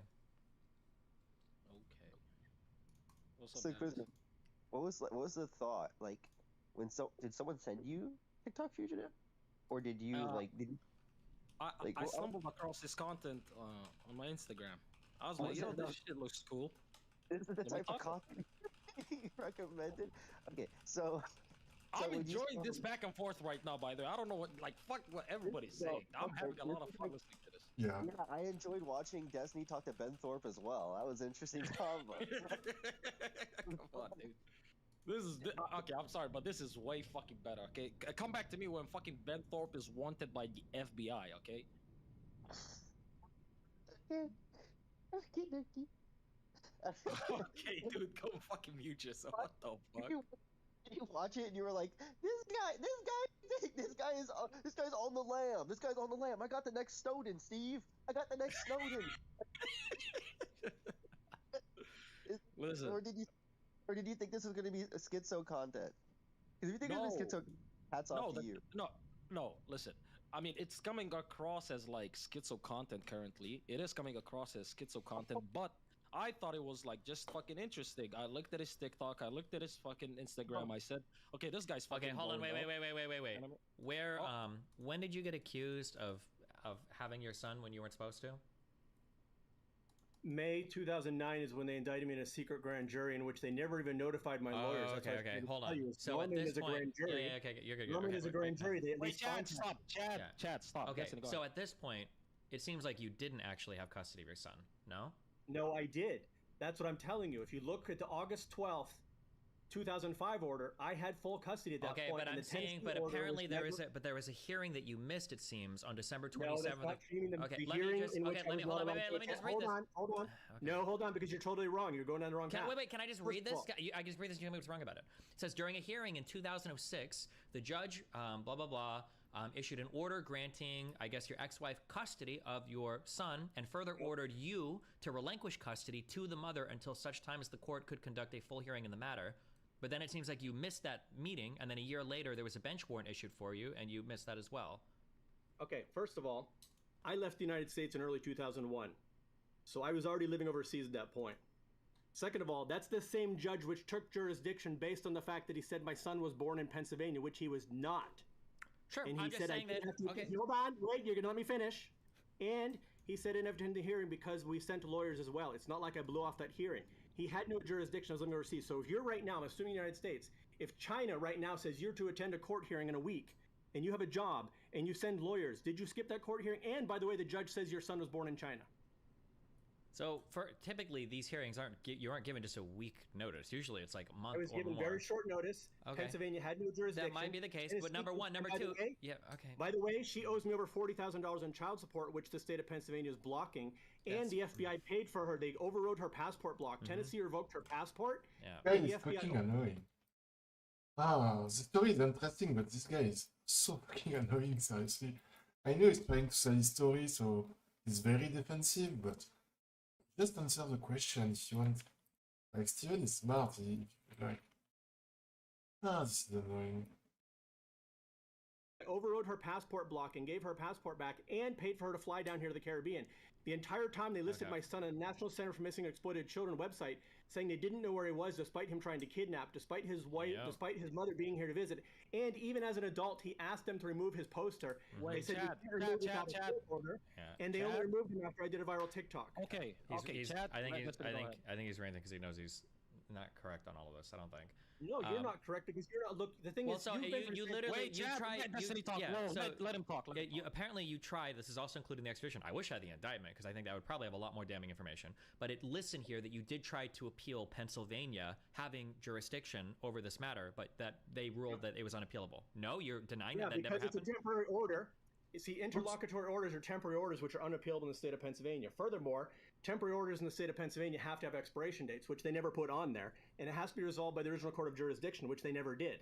And by the time we were allowed to appeal, because you only have 30 days to appeal, they delayed it. We couldn't appeal because it was too late. By the time we got permission, it was 2 years later, and they denied the appeal because they said it was untimely. But they prevented us from appealing, and interlocutory orders in the state of Pennsylvania are unappealable on their face. So what you're saying might be okay, but you've given me like quarter truths up to here. So Pennsylvania does have jurisdiction according to the court. Chad, stop. You have to let fucking Destiny talk, please. Destiny, and he has to let me talk too. We will let you talk, I promise. Just don't cut him off. I'm just saying that, like, at the time that this happened, it seems as though your ex-wife did have custody. It seems as though she did not. Chad, for fuck's sake, I beg you, stop. Chad, stop, please. Tennessee said I had custody. Chad. You could reply once he's done talking, okay? I mean, it seems like the court in Pennsylvania issued a court order telling you to relinquish custody to the mother. Yes, based on the fact that they said my son was born in Pennsylvania, which he was not. Okay, so you can argue, you can dispute the underlying facts, but there is a court order saying... UCCJEA says they must contact the former state of jurisdiction, which they did in the past, but they did not in this case. Tennessee still exerted jurisdiction until the child was 18. So how can you have two conflicting states? So according to Tennessee, I had custody. According to Pennsylvania, she had temporary custody. That is not legal under UCCJEA.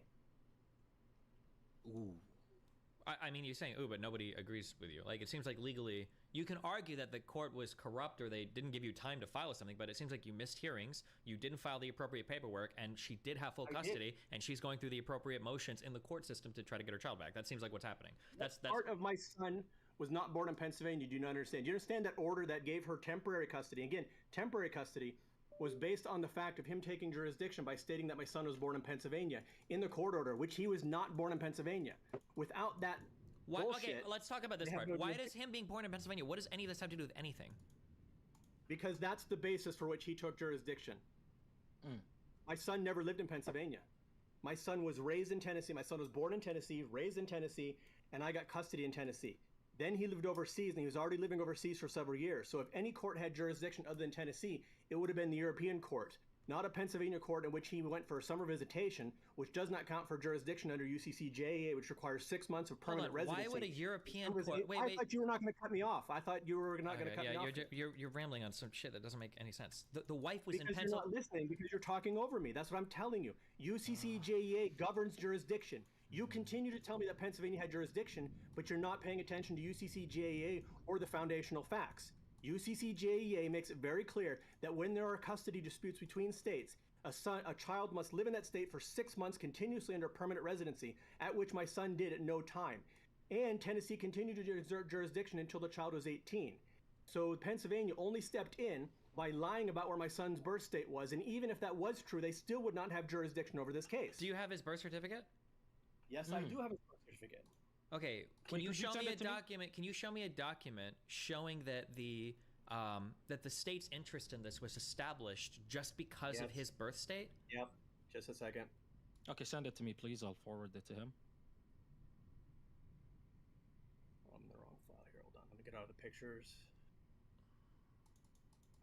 Because Quick shout out. I don't know why. I don't know much about this, but I don't know why the birth state of the child would matter. Like if my kid's mom moved to Iowa and took my son with her, I imagine that there would probably be new child support or custody things would probably be arranged through the state of Iowa. Why would I still pay into Nebraska? Okay, you're missing a critical point here. Yeah.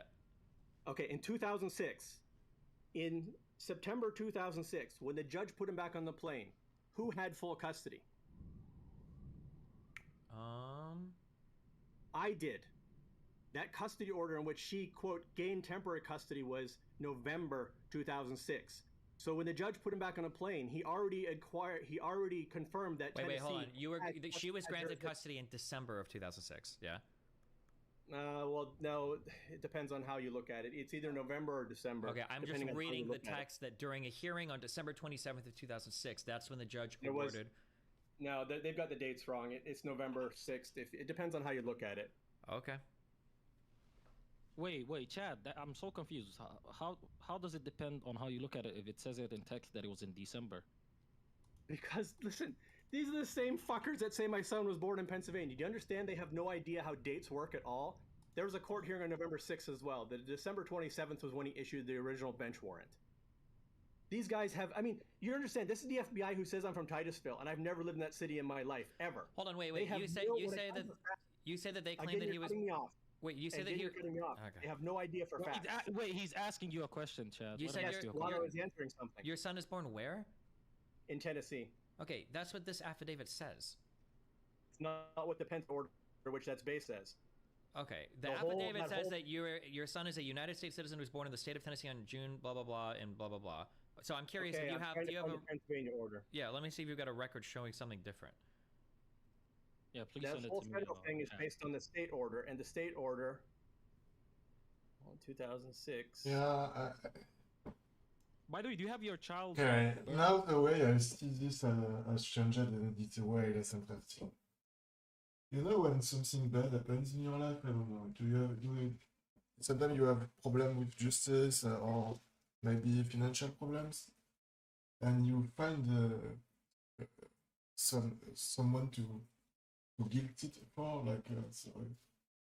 How do you say this in English? One second. Yeah, someone, you need to blame someone, you need to put the responsibility on someone.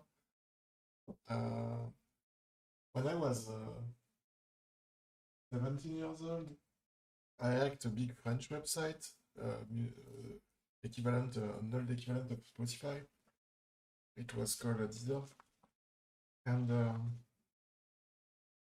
I did no money with this, it was just for fun, I just hacked it because I could, right? And I went to police custody, 48 hours, which is more than the French limit. No, 72 hours, but the French limit is normally 48 hours. But because the crime was committed in Paris and under Paris jurisdiction, and I was living in the south of France at the time, they needed to move me, so the time they would move me was removed from the custody time. So, see how you can add some little, well, they did this to me because I could say they kept me more than 48 hours, but the law says 72.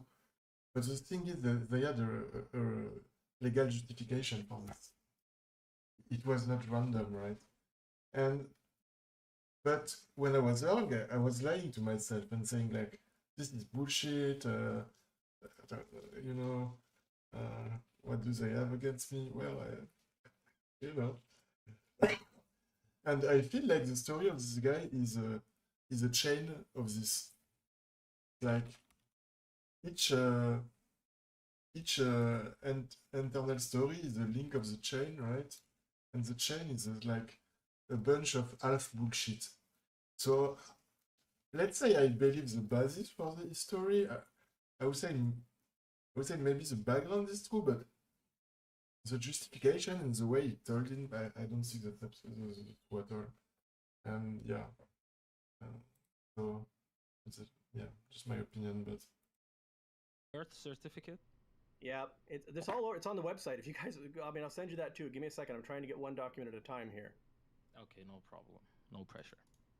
I need Shout to- out to Cherry. I'm gonna send you just a whole bunch of. Well, let me see if I can find the one. It should be in this one. Dino, she was a piss Andy. That's crazy.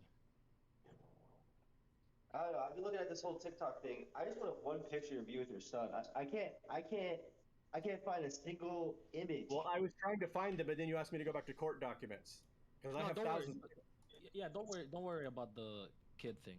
Don't worry about Okay. that. Like pictures. Look with at him. Don't worry about 2006 that. 0905, which I just sent you, and this is the whole thing the federal court order is based on. And if you look at, I mean, even for the kid bullshit, I think Darius is smart. Yeah. Anyway, I think he say he's close to his son. It's just he didn't say like he was just in his life or but because sometimes when you grow up you take distance from your parents and that's okay, right? But he said they were close, right? If you're close with your kids, you have a picture of them.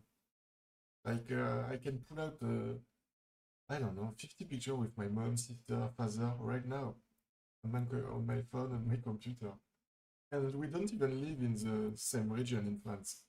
My sister is 8 hours away in Paris, my mother is 3 hours away.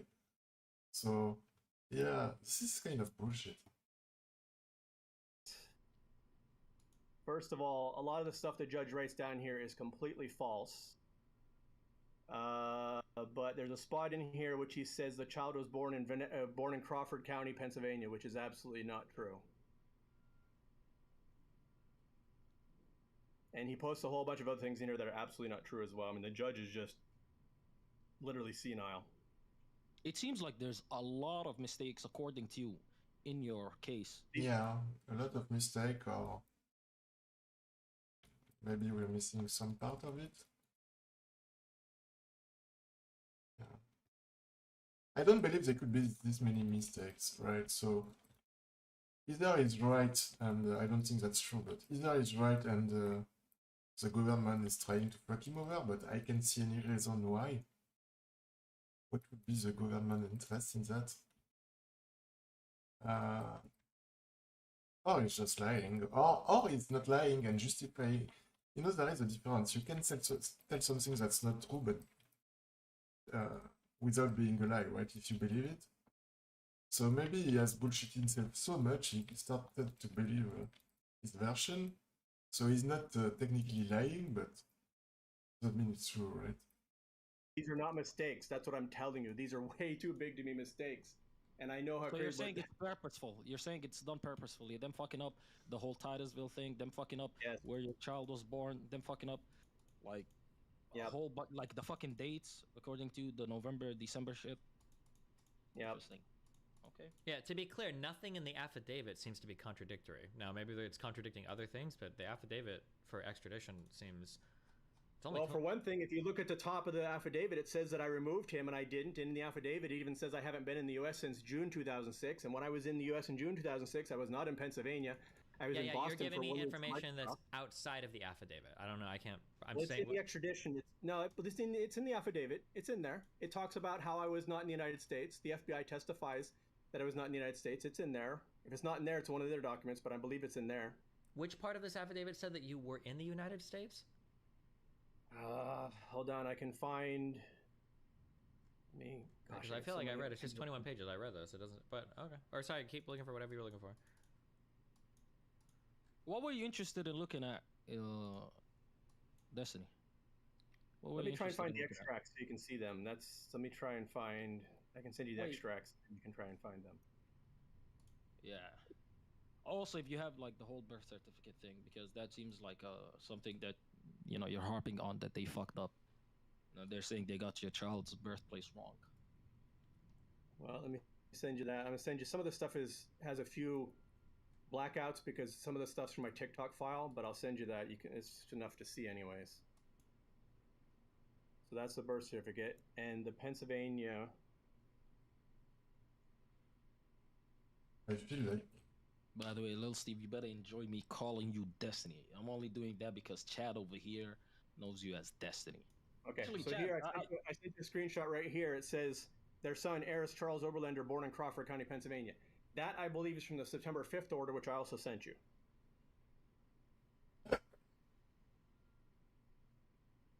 Both forwarded, by the way.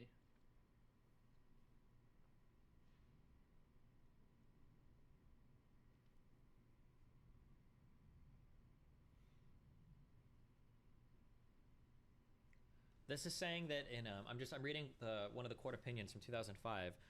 This court opinion is stating that your ex-wife did give notice to the court that she was intending to move. No, you'd have to bring it up. She was served with an injunction. She did not give court. I'm not sure which thing you're reading. I'm just reading. I know you're telling me no, but I'm just reading. Are you reading Pennsylvania or Tennessee? You got to tell me which one, because she did not, and there was an injunction against her, and the court found against her and found that she didn't show up and found her in contempt of court.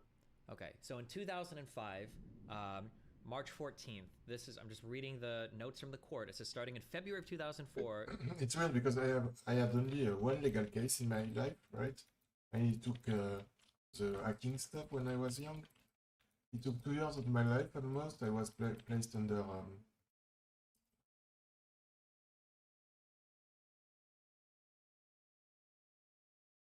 judicial control, I guess you say it in English. I don't know the legal term in United States, but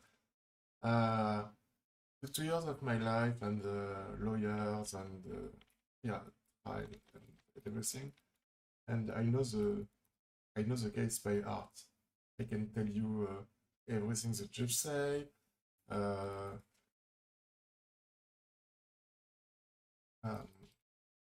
Every verbal report from the police, what was the sentencing. I can tell you almost everything. And if you ask me for the document, there is a lot, because I was not the only person involved in this. And Deezer was a big company, financed by Proxad, which is free, which is Italian yen. So, yeah. I can tell you a lot of stuff on my case, and I was not even that involved in the case. It was not family, it was not no money involved. So I found it weird that, yeah, he doesn't know exactly what Steven is talking about. For me, that's weird, but maybe it's just me. Especially it's been going on since 17 years, and you have been trying to prove your innocence. Yeah, I don't buy that shit.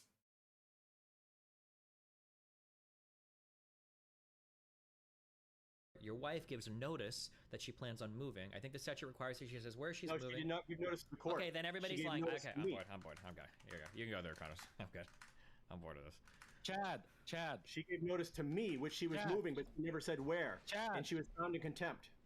Chad, you want your story to be out there. You want people to listen to your story. You want to bring attention to it. One of the ways you could, fuck that up is by constantly interrupting the guy that could possibly make that happen on a scale that. Well, Coronas, wait. Why don't you investigate? You read through some of these. Oh, first of all, you've done a lot of fucking reading. So far, right? To go back to you, Chad, please. As I've said, right? You have to let people go, and once they're done, again, I know you're super passionate about it, but at the same time, get Pisco in here, or Esports Batman. There's our actual lawyer people. There we go. I was curious about Pisco. I don't think isn't his does his fucking lawyer whatever the fuck? Because I know there's different fields, or there's different fucking types of lawyers. Does he specialize in this type of shit? No, but for court stuff like this, you don't need a heavy specialty. These are just pretty basic court proceedings and stuff. What are these people on the map? Why do they not fight me or do anything? Why does he just stand here and die? Is this guy listen, Pisco, I see you in DGG chat. Feel free to come in here and ask Chad. But as I've said, Chad, listen, some of the rants that you're going on, it's all cool and stuff, but you have to not cut people off, let them talk. I get it. But Little Steve, I got a question for you. Oh, You know, what's so up? far you've read a whole bunch of the fucking shit that I've sent you from chat. What do you think? Like, TLDR. I'm It- gonna write down what I think before I said, but I didn't see the document, so I have less information than him. But so it's like I said earlier, you know, when you make a story in your head and you start to believing in it, and so I don't think he's lying really, but I think he's telling a very subjective version of the truth, let's say.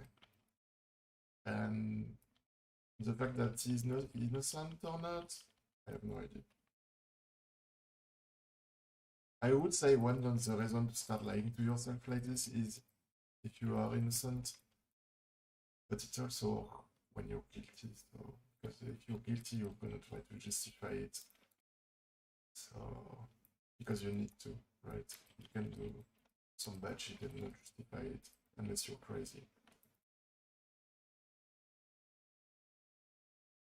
My guess is he probably wanted his son and didn't agree to the custody arrangements that were set up by the court, and so now he's trying to like hold on to him in another country, assuming that there's no way for the wife to like get the son back or extradite her back, and he's just like fighting because he doesn't agree with the court orders. He doesn't like the custody arrangement. That's my guess, but I mean, I don't know. And have you read through the Tennessee orders that I sent you completely yet? And why did Tennessee have jurisdiction until he was 18? If I'm in violation of the Tennessee order, then why are there no Tennessee orders saying that I'm in violation of any Tennessee custody order? I'm going to be honest, I got really bored of reading through everything when you said that every single thing I was reading was a lie. So if everything you're sending me to read, you're telling me that it's all like made up and a lie, then And you're misinterpreting. You said that she notified the court. She never notified the court, and the court clearly said that she was in contempt of court for not only not notifying the court, but disappearing under injunction. If that's what written on the document, he's not lying. Or he's not misinterpreting. He's just reading. She was served with an injunction not to leave the state of Tennessee until she showed up to court, and she took off. Okay. I mean, if you want to show me that link, I guess I can read did. that. I sent you all of this, but you're not reading all of it. Because every single thing I was reading, you were telling me it was a lie or not true. So I was like, okay. Because the points you were reading were not true. You were taking them out of context. She notified me that she was moving, but she never said where she was moving to, and she never notified the court or appeared before the court to transfer custody. Pisco, could you please unmute yourself? Chad, this is the resident lawyer of this community. Happy Juneteenth. Yeah, there you go. Okay. Is that like black people stuff? Whoa. Whoa, what do you mean, whoa? I'm just curious, because, please do not put that filth onto me. I'm a proud African, okay? Shout out to my good brother, Dr. Umar Johnson, Pan-African Movement. Jesus Christ. Any dark melanated queen, listen, if you got a slight bit of melanin in you, you are my sister, and I can't bank my sister. So, you know what I mean? Shout out to the South Koreans. But Pisco, could you please go ahead and, because I assume you have a lot of questions for Chad over here, correct? Oh yeah, I don't really know what's happening. I just had people sending me Abathur, and that's usually my cue to ask questions. Okay, Lil Steve, could you please kindly, Okay, so basically, this guy's claim is that he has he's basically got like a custody dispute kind of with a son, and the FBI essentially they did a grand jury, they got an indictment for him, but it's all based off lies and misinformation, and they're trying to use this to extradite him from another country because they claim that he was withholding his son from the mother, but he says it's all based on lies and misinformation because somebody is trying to capture him because they couldn't flip him into like, I guess like a Russian double agent or something. I'm not sure what the rationale was there, but this is like a pretext. That's the claim. Basically, yeah, and there was like a red notice on him by Interpol, and he says it's all based off of. Is a red notice still? Is it current? Yes. Gotcha. Okay.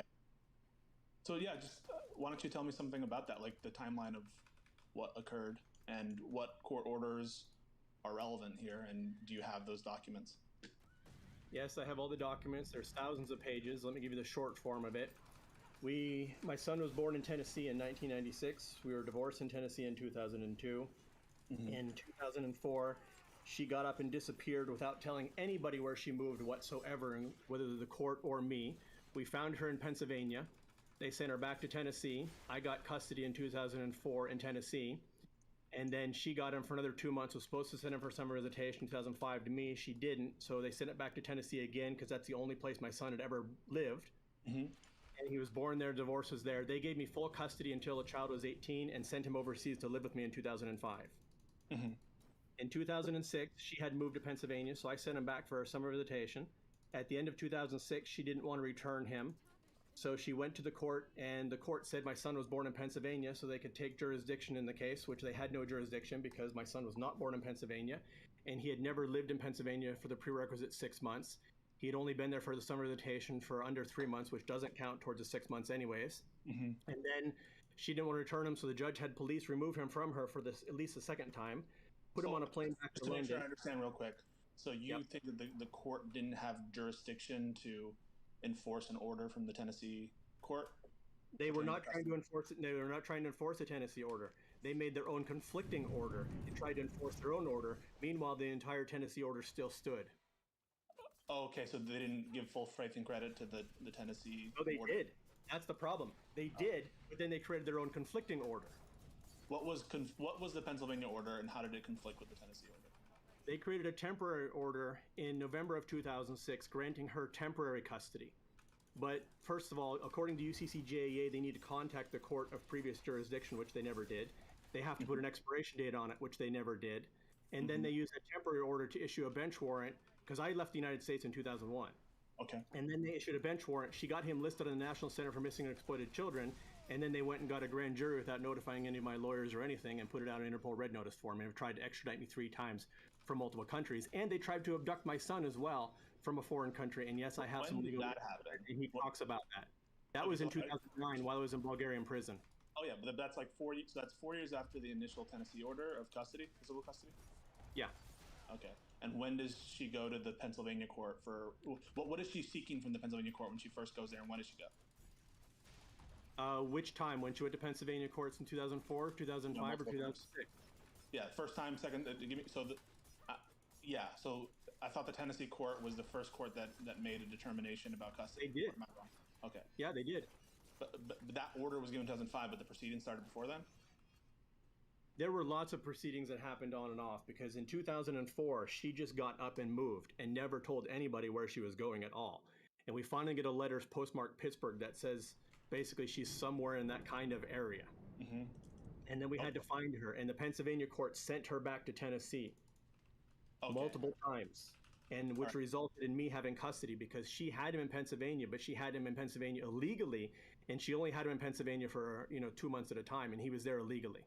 So she was there illegally? Tennessee.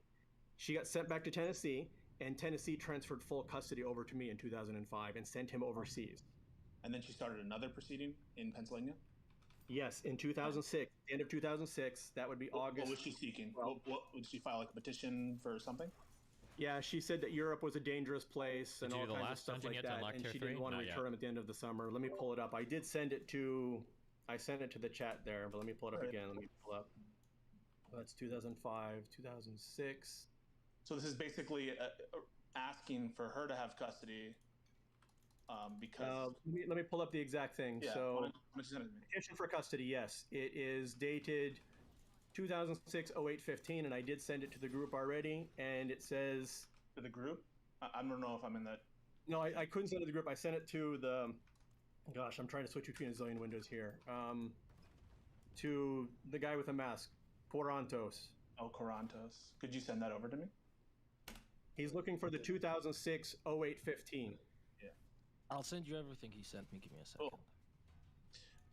But basically, what it sounds like is like she's asking for custody because of changed circumstances related to where... No, she just makes up a bunch of stuff. She says Europe is a dangerous place, and she's literally throwing anything at the wall to see if anything sticks. Okay. So you're saying it's in that... And so... Okay, so she cites things like... The father is typically not available to care for the child. The child is not receiving an appropriate education. The child's communication has been sporadic. Cyprus and the nearby country of Lebanon surrounds are not a safe place, and neither is Bahrain. I don't know where Bahrain came from. The child is residing in an apartment. Real quick, as an aside to this too, for that, her claims that the child's not receiving a good education. My understanding, based on the quarters I read, is that you're homeschooling the child as well, right? No. She homeschooled the child. She homeschooled the child. He was And in a private school. I worked for Microsoft at the time. He was in a private school which cost $15,000 a year at the time. okay.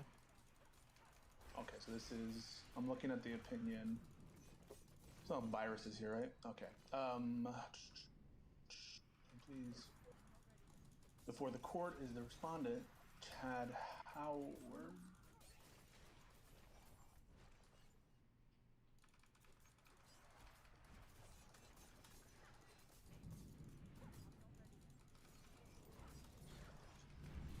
Sorry, just give me a second.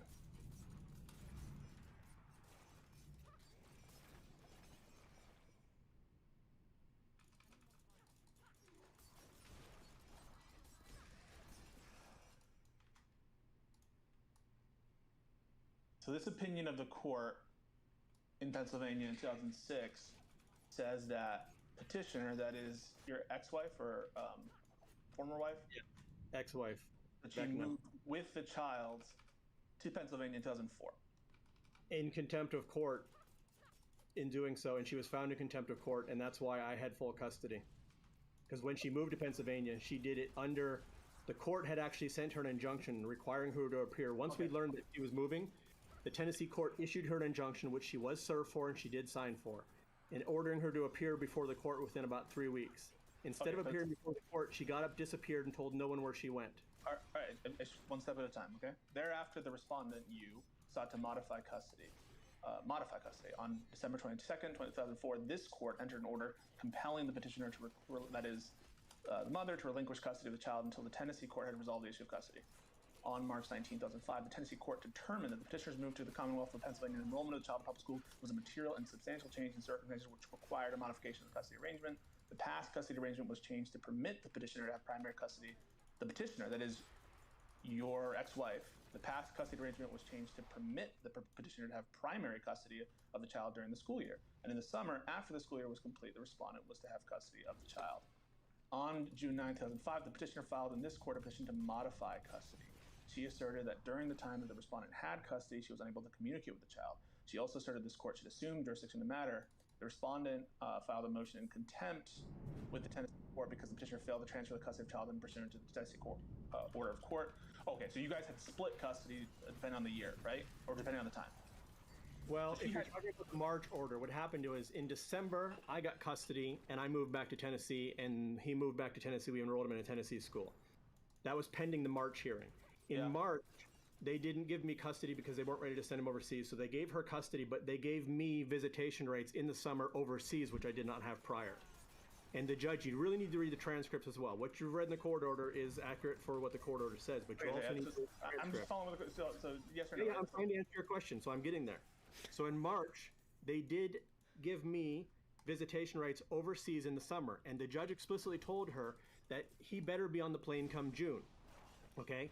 But then she said she couldn't apply for his passport. We had to get a special ordering her to get the passport. She fiddled around, and then June came and she never put him on the plane. And the judge told her that if he was not on the plane for summer visitation, that he would change full custody. He would change custody to me. So in August, she didn't put him on the plane. So in August, the judge did give me custody. Now she refused to abide by that order again, so we had to go to Pennsylvania. Pennsylvania had to order her back to Tennessee in October again and bring the child. In You're October, going off the races and you want to talk about everything all at once. And him overseas. You want this to just be like everything all at once and like us talking about everything up in the air. I'm doing everything step by step, and so you going to August isn't helpful for me. It's not helpful for me to jump to August and what's going on, and for you to talk about things that I'm not asking you about because I don't think it's good for me to like get understanding because you're just telling me a bunch of additional facts that distract me and don't let me understand. Oh, that's March. Yes, in March, she gained custody. Well, she had custody, but what changed was I had visitation rights overseas during the summers.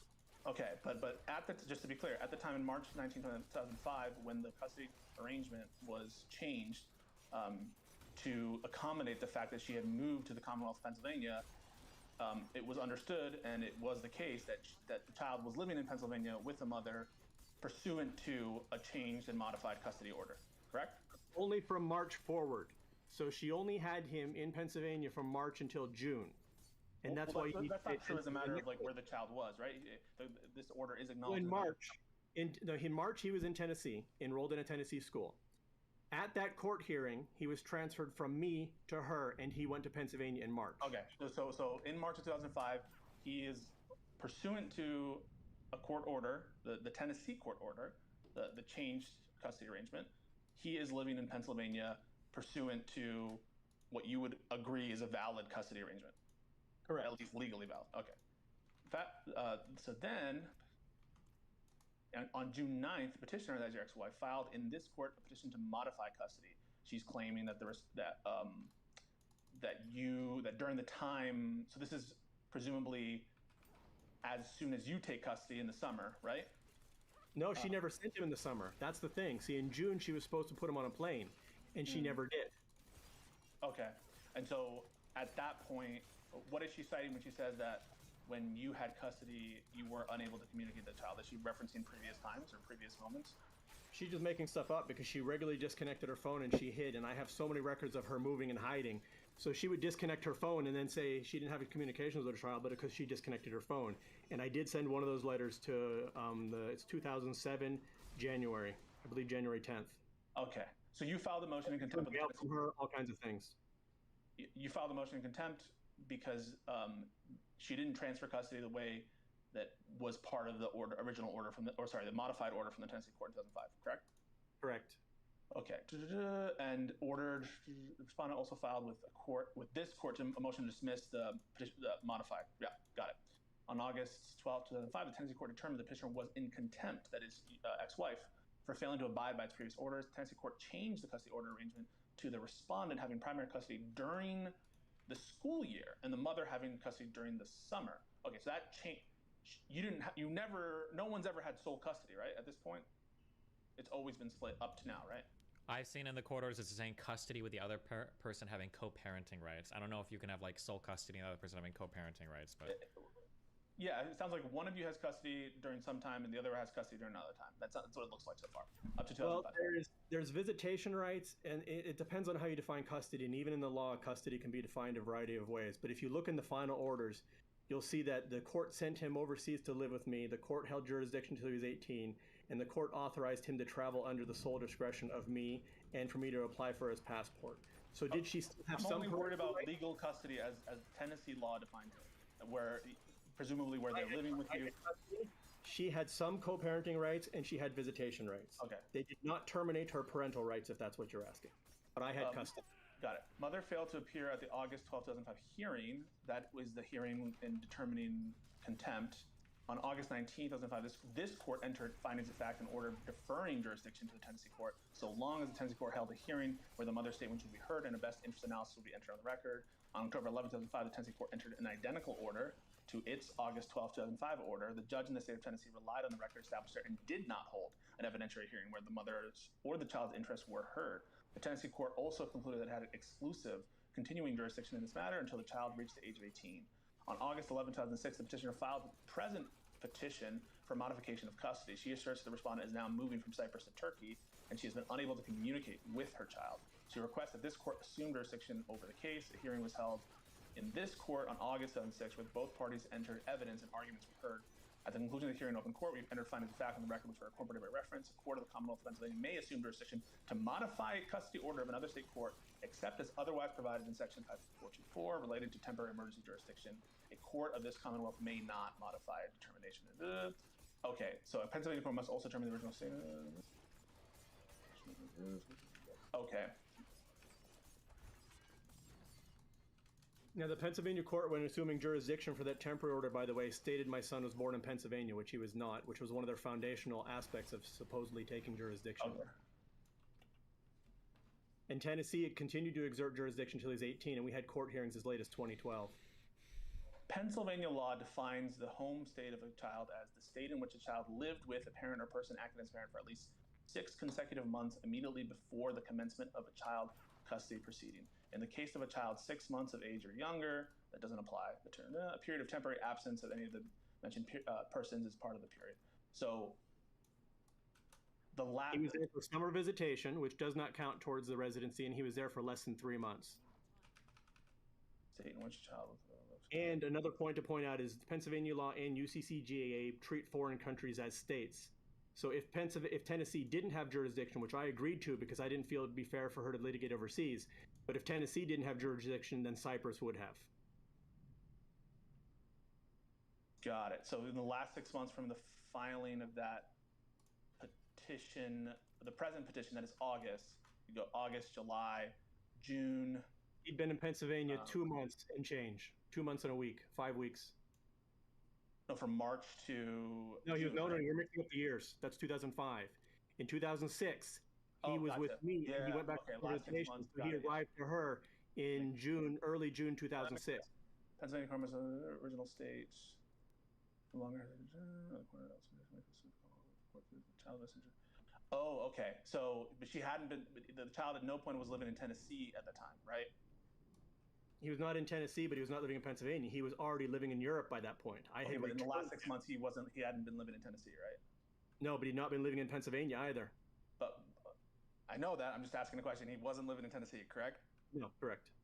You would agree under the law of the Commonwealth of Pennsylvania, he was not.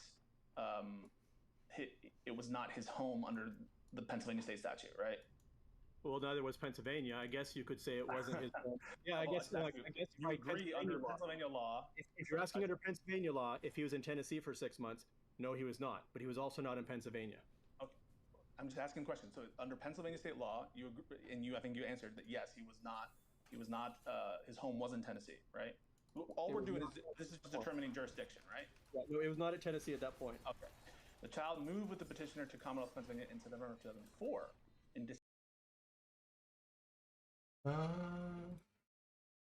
Okay. Wait. Did I have it? Apparently not. I'm gonna go grab something to eat, so but we continue listening to this after. Me, I'll grab a sandwich or something.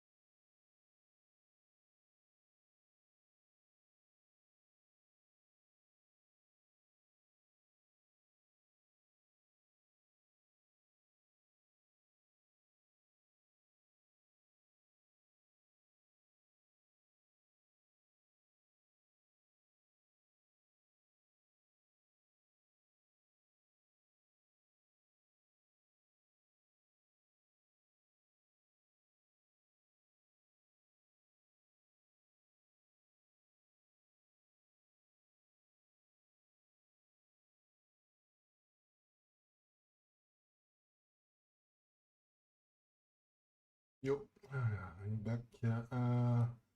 I think I'm gonna play Hearthstone or something slow while I eat. But we keep listening to the story. It's interesting.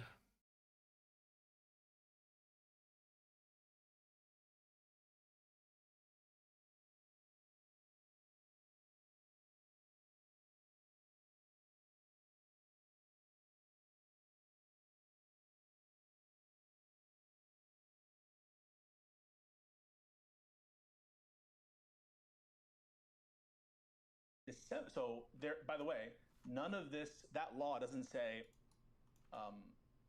you have to be under a custody order living in some place for 6 months. It just says living in 6 months. And so they're including the time since September of 2004, it looks like, right? The child moved with the petitioner in 2004. In December of 2004, the court compelled the mother to transfer custody to the respondent who was in the state of Texas. In March of 2005, the Tennessee court gave the petitioner custody of the Oh, child. sorry, I mute my mic. I'm back. I'm meeting, so I'm gonna mute your mic again. But we continue listening to this, and I'm gonna play Hearthstone while eating, but before after. Remain the prime. What's that? You said Texas. Sorry, Tennessee, my bad.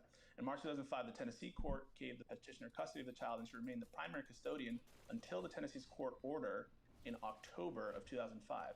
That October 2005 order that's being referenced is which order? Sorry, say again? The October 2005 order is what order? Do you know that? Oh, October 2005 is the second court hearing in which I gained custody. I gained custody in August 2005, but she refused to show up to the court order.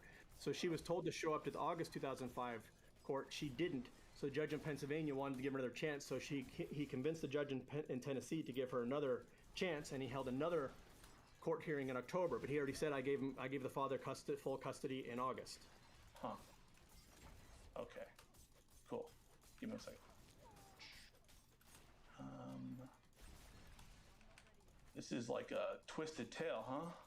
Oh, you barely touched the tip of it. Yeah, The I thing know. I want I'm to point out to you again is according to UCCJEA, This is. it does say. I'm most interested in the jurisdictional question. To be Okay, but the jurisdictional, let me get this point across to you because it's important. This thing about 6 months. First of all, I don't have it in front of me right now, but it does have to be legitimately 6 months. They have to be legally in that state. And they were found when they were in there from October to December 2004, they were there illegally because she kidnapped him. And they did transfer custody back to me in December 2004 until March 2005. Then when she was... You say kidnap. Kidnap assumes that what happened was a crime as opposed to violation of a custody order, right? I don't know that you. It depends how you define kidnap, but they're charging me with kidnapping over a custody order. So if you want to play with this, no, listen. I think that the line between that, it's, whatever you want to say between kidnapping and violation of the custody order. Well, she disappeared, and she gave no forwarding address to the court or me. Let's put it that way. Well, I think the difference is when people are talking illegally. So, for instance, like if I could break a custody order with my son, or actually, I don't even know if we can because we don't have a formal arrangement. But like you could break a custody order, but that's different than having like an indictment saying you're being formally charged with the crime of kidnapping, right? One is go ahead.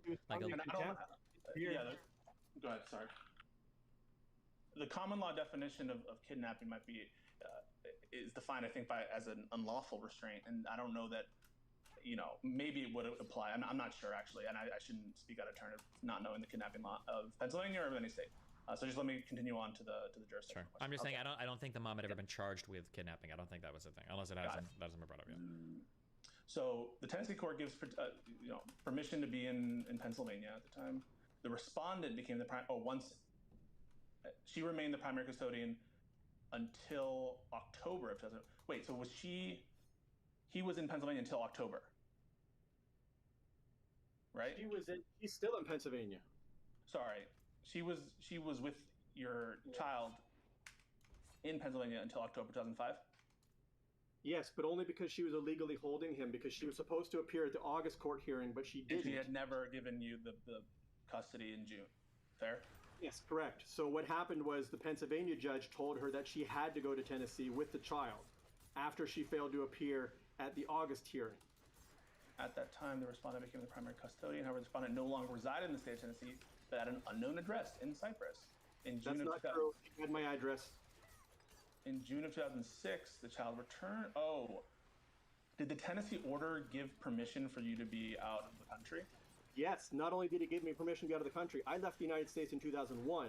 The court knew this, and the court sent him. If you look at the Tennessee order, it says that they ordered the child to go live overseas with the father. And Tennessee holds exclusive jurisdiction until the child is 18. And the reason we did that is because of the history of the case, and because he was born in Tennessee. All the history is in Tennessee. Everybody knew in Tennessee. He was born there, divorced there, grew up there, and I didn't feel it was fair to have her come litigate in Cyprus. So I agreed with the judge to hold it in Tennessee until he was 18. Gotcha. Okay, so this whole thing doesn't matter because he wasn't there for 6 months, and they find that. So the home state, we find that the commencement of the current controversy, the child does not reside in the Commonwealth of Pennsylvania for 6 months. Got it. Bingo. Though the home state is the preferred jurisdictional analysis for a custody matter, it is not the sole means by which the court assumes jurisdiction. Citing this case from the Pennsylvania Supreme Court, looks like, or Superior Court, I don't know. The court is required to continue the analysis to determine whether the child has significant connections with the Commonwealth of Pennsylvania, citing Dinser v. Dinser. Before addressing the child's significant connections to the Commonwealth of Pennsylvania, we will address the second part of the analysis for jurisdiction on the initial determination of custody, which requires the court to determine whether another state is the home state. We conclude that no other state in the United States is the home state of the child. The state of Tennessee has not been the home state of the child since March 2005. Since March 2005, the child has either resided with the petitioner in Pennsylvania or with the respondent in Cyprus. The child has only traveled to the state of Tennessee pursuant to the court orders and custody exchanges issued from that state. That's since March 2005. Got it. Okay, what he fails to analyze there is that according to the state law in UCCJEA is that foreign countries are treated as states, and he failed to even analyze the foreign countries that the child lived in. Gotcha. So what you're saying is, do you know the provision of the uniform? What does that say? I don't off the top of my head, but it's in there. It does treat foreign countries as states, number one. Number two, in the September 5th court opinion, the Pennsylvania judge stated that my son was born in Crawford County, Pennsylvania, and used that as one of his bases as well. Okay, well, we're going to find that then, huh? But I guess you would agree that Tennessee is not a place that is the home under Pennsylvania law, correct? We already talked about that. I would say that it's not. I mean, Tennessee did hold exclusive jurisdiction until he was 18 in the court order. But did he physically there? Did he pass the physical presence test? No. Did he pass the significant connections test? Yes, because he was born in Tennessee, he grew up in Tennessee, and that's where the divorce was. So he passed the significant test connections, although not the physical presence test. But you would argue that Tennessee court didn't even have jurisdiction. No, I mean, I agree because they had the significant presence test. Sorry, well, come on. You're not going to be able to. Are you really going to say that as a statutory matter, Pennsylvania didn't have jurisdiction, but Tennessee did? But even though he had spent so much more time in recent years or in recent months? It depends. If you're going to go by the significant connections test, then Tennessee would have that. If you're going by the physical presence test, then Cyprus would have it. Any significant connections that's true of Tennessee surely is true of Pennsylvania. No, because he was born in He was born in Tennessee. He was raised in Tennessee, and Tennessee was where he grew up, and that's where the divorce. But he moved. He was living in Pennsylvania for months. No, he was in Pennsylvania 3 times. The first time he was there illegally, she was found in contempt of court. Custody was transferred to me. The second time he was there, he was legally for 2 months, and then she illegally held him. I got full custody. And the third time he was there in a summer visitation, which does not count towards the physical presence test under the UCCJA. Neither does the time she was there. Law. So he's only been there under the Pennsylvania test, under law, from March until June 2005. That's the only time he was there legally. And you're okay, but your source of discounting illegal or I guess not appropriate. It is in there somewhere. I don't have it off the top of my head, but if you look into the law, it does say that as far as the physical presence, that it has to be legitimate. I hear you. What you're saying. You're saying that there's only a couple valid times, and so we should discount all the connections made in a state. Even if it was like, let's say that he was there for 5 years in Pennsylvania, if some aspect of it was not in accordance with the custody order, either because they were in a different part of the state than they were supposed to, or they were supposed to be in a neighboring state and not in the state in question, you would discount all that time, no matter how long, no matter how significant, no matter how many friends he has there, in fact he's going to school there for 5 years. Nothing of that time counts. If any part of a custody order is not complied with. Yeah, and that's what I mean when I give my example earlier. In those years. Is that true? Is that what you're saying? According to the law. Okay. Well, first of all, you're talking about 5 years. We're talking about a few months. No. Okay. But it's the principle, right? What you're saying is that no amount of time of residence and home presence in a state counts towards residence for purposes of the jurisdictional tests, it wouldn't matter if it's 1 month, 2 months, 3 months, 2 years, 3 years, 4 years, no matter how serious the connections are, no matter how deep that a child's presence in a state that is in some aspect in violation of a custody order doesn't count towards their jurisdictional test in Pennsylvania. Well, according to the law that I've read, if the legal time doesn't count, temporary visits to summer visitations don't count. But I think you're doing two different apples versus oranges, because 5 years versus a few scattered months, especially when the first time you're citing, she took him illegally and was found in contempt of court, and he was found to be there illegally. Okay, that's a pretty big difference between 2 months. That's a legal question. That's a legal question that can be found out. Wait. Can I ask a quick question regarding this? So I keep hearing that, for instance, like she was in contempt of court, she had him illegally, she kidnapped him. Are there any court docs that like state that? Yeah, I've sent them to you. That's what I said. If you look at have you seen those court docs? Look at the transcripts. Yes, I've sent them. Again, the March opinion I'm reading right now references March, August, and October 2005 documents, especially the transcripts. Wait, hold on real quick. I'm not asking if your opinion is it happened. I'm asking, was it the court's opinion that this happened? It's in the court's opinion. You can find it in there. Okay. The court is referencing the fact that there was a contempt hearing, and that after that, custody was ordered transferred to the respondent, which is him. Okay, gotcha. The petition from so we're going back to the jurisdictional test because that's what interests me. Cyprus, that's where he lived. That's where his full time was. That's where he's enrolled in school. And as I've said, foreign countries as states. Okay, don't short circuit the argument. I mean, don't short circuit it. I mean, I know that this is a very personal thing for you. I understand, and I respect that you have strong feelings and that you feel that you've been, violated by the federal government and state governments and all that stuff. But let's just do it one step at a time. I think that's a good way to do it. The next step in the analysis in assuming jurisdiction requires the court to determine the child and at least one parent has significant connections with the Commonwealth of Pennsylvania, and there is substantial evidence within the jurisdiction concerning child care, protection, training, and personal relationships. Significant connections must be applied flexibly, taking into account the unique circumstances of the particular child or children. The child's connection to the jurisdiction are determined only from the time before commencement of the current proceedings. The analysis does not balance the child's connection to one state over that of the connections with the Commonwealth of Pennsylvania. The petition for modification of custody was filed on August 11, 2006. We are only permitted to view the significant connections made by the child and the petitioner before that date. First, we find the petitioner moved to the Commonwealth because her parents reside there. The petitioner, as of September 2003, had no reason to reside in the state of Tennessee. By the way, he gets that wrong. He says they reside in Venango County, her parents, which they do not. Is he saying that he was born in Pennsylvania? Yes, he says that as well, which he was not. That's what I'm telling. But where does that? September 5th. And I sent a screenshot and excerpt to him as well. So if you want to pull the screenshot, it's right there. Okay. But it's somewhere in the September 5th one. It's not in this order, though, right? You're still in the August one. I don't believe it's in the August one. All right. So we find the petitioner, as of September 2003, had no reason to reside in Tennessee. By that time, the respondent and she had acquired a divorce order, and the respondent was working overseas. We find that the petitioner moved back to be near her extended family to create a more stable financial setting for herself and her child. Finally, the petitioner has not relocated her residence outside of Pennsylvania since her move in September 2004. Thus, we find the petitioner, that is your ex-wife, is a resident and has significant connections to the Commonwealth of Pennsylvania. We also find that the child has significant connections to the Commonwealth of Pennsylvania. His mother and both his paternal and maternal grandparents. Destiny video are so fucking funny. If you want to watch, I'll link the video in the chat.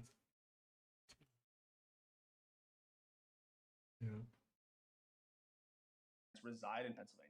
He also attended public schools in Pennsylvania during the 2004-2005 school year. In the summer of 2006, he resided with the petitioner, and at the August 28, 2006 hearing, the child's court-appointed advocate asserted the child desired to stay in Pennsylvania with his mother. The Commonwealth of Pennsylvania is also the location the evidence can be acquired to the child's care, protection, training, and personal relationships with family, teachers, and schoolmates. The third portion of the analysis on whether this court has jurisdiction to determine the initial custody is that the original state must relinquish jurisdiction. The Tennessee court, who had original jurisdiction of this matter, has not relinquished jurisdiction to this court. In fact, the Tennessee court has stated the contrary when the Tennessee judge asserted that the state of Tennessee had exclusive continuing jurisdiction in this matter until the child reached 18.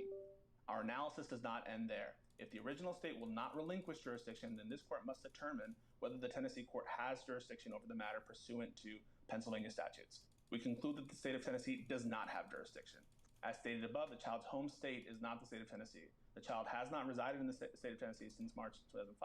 In addition, neither the child nor either parent currently resides in the state of Tennessee. Neither the child nor the parents have significant connections with the state of Tennessee. Respondent works and resides in Cyprus. The petitioner works and resides in Pennsylvania. The child resides with either party during the year. The state of Tennessee has no evidence of child care, protection, training, or personal relationships provided to the child from that state because the child does not reside there or receive any of those services.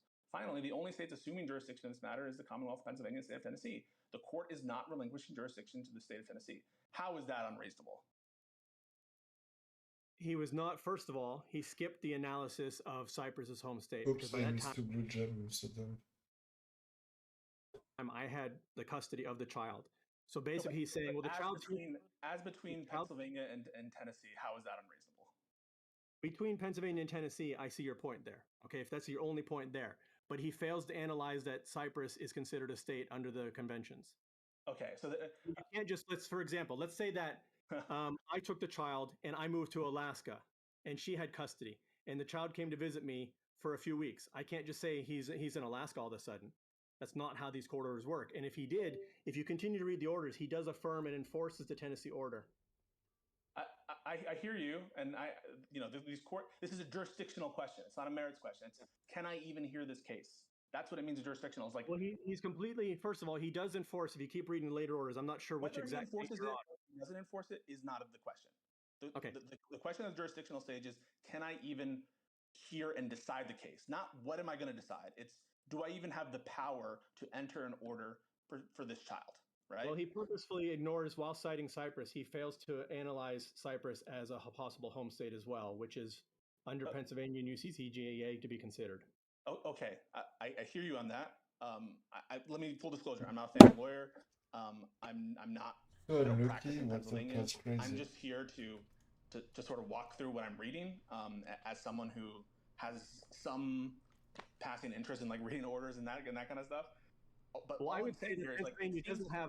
I would say Pennsylvania doesn't have the connections as well, because first of all, if you look at the law, the law, as far as the residency of 6 months, okay, it has to be a legal residency, of which he never had. He only had one legal residency in Pennsylvania and one visitation, and visitations are explicitly prohibited from being considered under the significant presence test.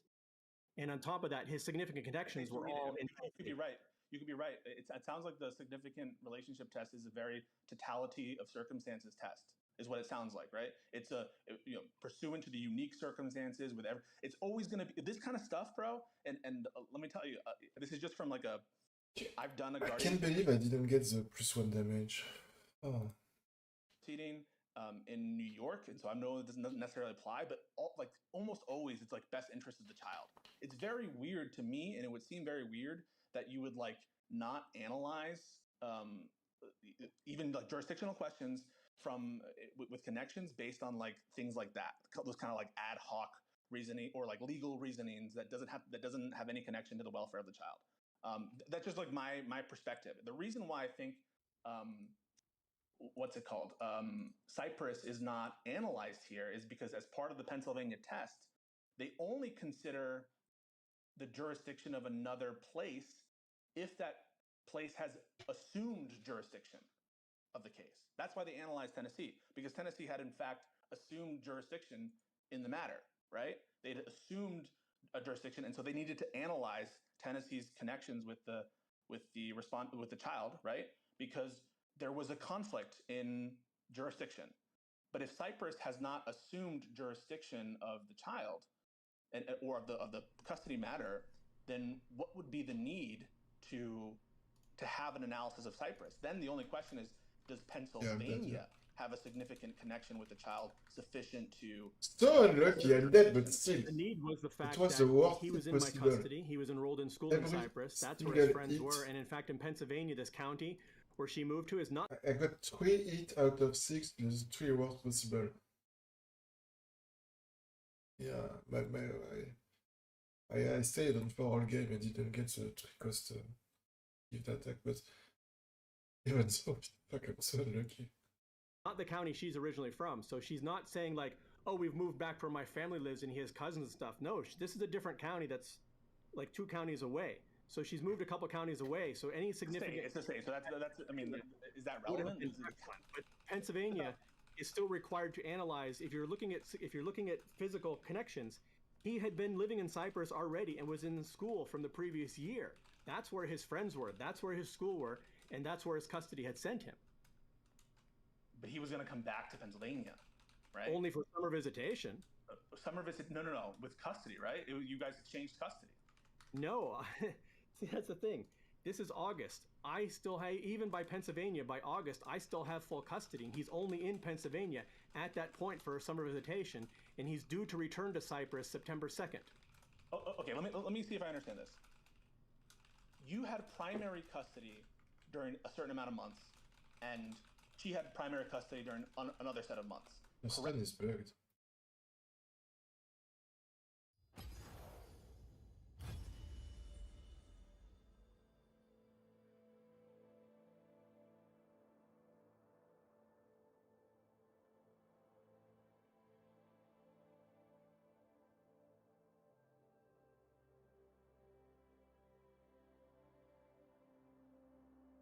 I want to try my Timo comp again. So I'm queuing TFT. She had visitation. She had summer visitation. I had primary custody. She never had primary custody during that period. She had summer visitation. Are you telling me that the latest order at the time of this 2006 petition is put deprived her of any custody? The order I'm referencing is the August 2005 order, which said that I have primary custody and he is to live overseas with me, and that she has summer visitations. And at this time in August 2006 or August, I don't know if it's Did August. you send me that order? Which is that? particular one? That's the 2005 October order that you. Yeah, I've sent all of them. I've sent them multiple times. Okay, that's is it part 2 or part 3? I see one part 2 and one part 3. Well, there's August 12th, 2005, which is the initial order, which she didn't show up and she ignored. I don't have that one. I don't think. Or hang on. Let me just. I sent it. You're also going to want to read the transcripts. The transcripts, you really need to read the transcripts from March and October because they're really illuminating. Not just the orders, but the transcripts. Okay.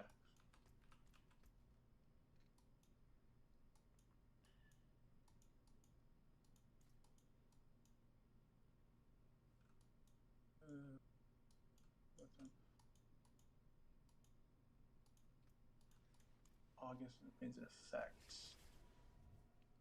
Okay, so August 18th, 2005. So yeah, just tell me each time what you're reading. Tell me the exact file name so I can open it and read along with you. So I'm looking now at an order in October 11th, 2005. What I'm looking at is what the actual orders are as an initial matter. I understand you're looking at 2005 1011 TN order. Is that correct? Yeah, it's a TN order, and it references an August order in August 18th. So I just want to make sure that I have whatever open, so I have the same orders to look at. So when we're talking about the order, I'm talking about the same document. But I would encourage you, after you read the order, please look at the transcripts for this order. Okay, sure. It's incorporating and by reference an August 18th order. Yes. I may not have that one. Yeah, I sent that. It may be dated the 12th. Let me see. Okay, got it. Thank you. God, I'm pretty sure this guy is lying in a lot of things, but I can prove it, obviously.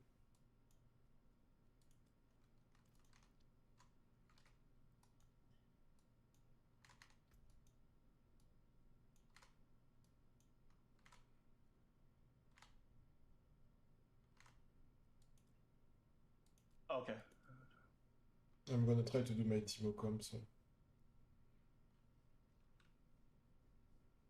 While he is in the mother's physical custody. Okay. Which part are you reading? I have the order open. This is, what point? Paragraph 6. Paragraph 6. Yeah. So paragraph 6, father shall provide all contact information. Is that what we're looking at? Yeah, and then mother shall provide all contact information when the child is in the mother's physical custody. Yeah, which she routinely disappeared. I've sent. There's a 2000. Okay, that's not relevant. I'm just asking what the order is. Yeah. Okay, cool. So at the time that this has occurred, the mother, it is envisioned, it is explicitly envisioned by that order and understood that there are going to be times when she has physical custody, and that custody will occur in the Commonwealth of Pennsylvania. Fair? Yes, that's summer visitation. Whether you're construing it as custody or visitation, it is written down. Okay, but it's written down that there is she gets him during summer visitation. I don't know if it's in this order, but she has him during the summer visitation in Pennsylvania. Oh yeah, but it's okay, but okay. Let's just be real here, just for a second. Let's cut the bull crap. Let's cut all the legal speak, everything. At this time, before this petition is ordered or is heard, and before this order on jurisdiction is made, there are 3 conceivable locations where jurisdiction over a custody determination could be thought of, right? Or would place. That would be in Cyprus, in Pennsylvania, or in Tennessee. Of those places, before this, only one has claimed jurisdiction. Tennessee. Correct. Right? Pennsylvania is considering all the facts before it. And it knows that Tennessee has established jurisdiction or has claimed jurisdiction over the matter.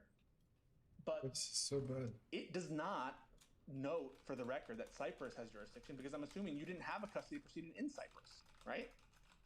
No, because there was nothing to have, because the court here ordered him overseas to Cyprus. Okay, the only question, therefore, isn't to analyze Cyprus's valid claim to jurisdiction over the kid or not. It's to analyze whether there is a significant connection with Pennsylvania for Pennsylvania to make the initial to make a custody determination. They've determined, I think fairly, right, that what business does Tennessee have in determining the welfare of this child at this point in time, right? That doesn't make sense. Like, imagine that the first place that you get a custody determination forever had jurisdiction over anything that might arise. And let's say that 10 years down the line, you've been living in Alaska for all your life, and something happens in Alaska with the people involved, and the first place you had a custody determination was in Florida. Does it make sense for you guys to fly every week to Florida for your custody hearings? No. No, but again, we're not talking about 10 years, and we've talked about. I know, but it's not something that's like. But there's that 6 months, which never occurred under Pennsylvania law, even because the 3 times he was in Pennsylvania, none of them qualify according to that physical presence test. Because first of all, none of them were 6 months, and 2 of them were illegal. What the court is representing is that is not the exclusive test of jurisdiction. That's one test for home for deciding if someone is, quote, at home in Pennsylvania. But there's other findings a court can make, citing case law, that would make them liable to jurisdiction of a custody proceeding. That's what the court is saying. The court is saying that my son's birth state? Yeah, I mean, if he was born in Pennsylvania, then they might have at least. Hang on. At no point in this order about jurisdiction are they, for the jurisdictional analysis, have they cited for purposes of significant connections, have they cited the fact of his birth, right? And it would not actually be. You're right. In August, they did not cite his place of birth. Okay, yet. so all we're doing is we're analyzing the court's decision to take jurisdiction, and in the jurisdictional He analysis, doesn't take I don't jurisdiction see in any August. reference. What's that? But in August, if you look at the later August orders, he upholds the Tennessee order. Whether he upholds the Tennessee order is not a question of jurisdiction. You're contesting jurisdiction, right? That's an initial step. The question is, do I even have the power to affirm or not affirm or decide whether to affirm a previous order? That's not that's a question that's separate from the merits of affirming, reaffirming, not affirming. You're taking issue with the fact that they're hearing this case at all. You say this case should be dismissed for want of jurisdiction. There shouldn't even be a determination. That's your argument, right? At that point, I would have to see which court order, but basically, yes. Okay, so then if you're contesting jurisdiction, don't talk about like whether they affirmed or didn't. Step one is to establish that there is jurisdiction over the custody proceeding. That's step one. And in that determination, if I'm speaking to you in a kind of like common person sense, I think it makes perfect sense for Pennsylvania to take jurisdiction. That's where the kid is. The kid's going to be there in the future because the mother's going to see him. That's pursuant even to the Tennessee custody determination. The kid's been living there for a while. That's where the mother lives. That's where the family lives. That's where the connections are. And No, they that's don't not have to. true. What's that? Well, first of all, it's not necessarily true because first of all, he cites that her parents live in Venango County, which is where he is. Her parents No, have it's never. about Pennsylvania's connection, not about any particular county. Pennsylvania. Yeah, but I'm pointing out the factual errors he makes along the way. Okay. Well, when did he specify a county? Venango County. Well, because Venango County is the county that the judge is in, so he's trying to establish connections to his specific county as well. And yes, Pennsylvania. No, he's establishing connections to the Commonwealth of Pennsylvania. I got you, but facts either matter or they don't. And if a judge states something that is relevant to the case that turns out to be factually incorrect, that's a pretty big. Sorry, I guess I'm not seeing it. Where does he specify where? I believe that's in the September 5th one. Okay, so we're analyzing the jurisdictional analysis. All right, we're analyzing jurisdictional analysis. You're at 2005, 08. No, this is 2006. Why am I taking so much damage in this dungeon? August These things are like destroying me. Oh, wait, this is September 6th of. I'm in the wrong year, 2006. This is 09, 06, 2006. 09. But I think that's September 6th, 2006. It's getting boring, but can't it just answer the question, the lawyer question? Do you have there's an 8:30 order? So do you have the August 30th order? No, I'm only analyzing super dangerous. I'm not analyzing the substantive orders right now. I'm just analyzing the court's jurisdictional analysis. Okay. Okay. Which file are you looking at to do that? That's what I'm asking. September 6th, 2006, the one in which there's an order that it's considering whether or not it has jurisdiction, whether it's going to assume jurisdiction. Okay, so I have that one dated the 5th. Okay, but yeah, that's the one. If you look in the first paragraph, well, I guess we're losing in the track, parenting right? plan, the parties agreed upon a custody arrangement that assigned heirs Charles Oberlander, born in not the Hawkins County, Tristana, Pennsylvania. nothing. He was born in Not Hawkins declared. County, Tennessee. Oh yeah, but that's not factoring into their jurisdictional analysis as I read it. So Where he's born. That's just he's wrong about a fact at the start. Okay. As far as the rest of it, though, as we've read the law and our lawyers have been through this, the thing is he completely fails to mention that Cyprus. And I understand that Cyprus court didn't take it, but as far as there is no custody proceeding in Cyprus, right? No, because there was no need because the Tennessee order was upheld. Cyprus recognized the Tennessee order. Did you ever go to court in Cyprus for anything related to custody? No, because she never filed against me. So Cyprus never assumed jurisdiction over the custody proceeding or any kind of custody proceeding. She never filed against me. I would have no way unless she files against me. I can't go to. Let me paint you a picture. Suppose that he spends 50% of his time in Pennsylvania and 50. I'm not saying that's the facts, but suppose that he spent 50% of his time in Pennsylvania and 50% of his time in Cyprus. Do you think that it would be okay for and at time equals 0, there's no custody proceeding? Which state, either Cyprus or Pennsylvania, should have jurisdiction? 50% is a big different question than say 2% or 5% or whatever it is. These are not apples. 50-50. If it's 50-50, it'd be up in the air, but it's not even the same. Okay, so what I'm saying is that's like comparing an electric car to an EV for gas mileage. Okay, so all I'm saying is no court has, in the eyes of the Pennsylvania court, has yet assumed jurisdiction or properly assumed, right? Because Tennessee has assumed it, but for reasons that Pennsylvania speaks about, which the court speaks about, which in my mind are totally reasonable, that no one is living in Tennessee now, neither you nor the mother nor the child nor any of the family members. He's not going to school there. He's not getting services there. It makes no sense for Tennessee to have jurisdiction there. Well, Pennsylvania also explicitly deferred to Tennessee on 2 occasions well after that as well. If you're saying they deferred on matters of substance, that's different than saying that they shouldn't have jurisdiction. Oh, they submitted jurisdiction to us I'm sorry, I'm not have the right word here. Twice they sent her back to Tennessee, confirming Tennessee's jurisdiction on this. And if you're talking 50-50, that's completely different than the visitation because, again, under the physical presence test, summer visitations are explicitly not to be counted under the physical presence test. I don't see that in this court's analysis of whether or not. He never brings it up, but it's in the Pennsylvania UCCJA law. That's what I'm telling you. Just because the judge didn't mention it doesn't mean it doesn't exist. You're construing it as summer visitation and in a way that excludes it. That could be true. I don't know the Pennsylvania case law on summer visitation. I don't know. Considered temporary visitations that are not towards permanent residency under jurisdictional issues. I don't think this court is. They are there illegally.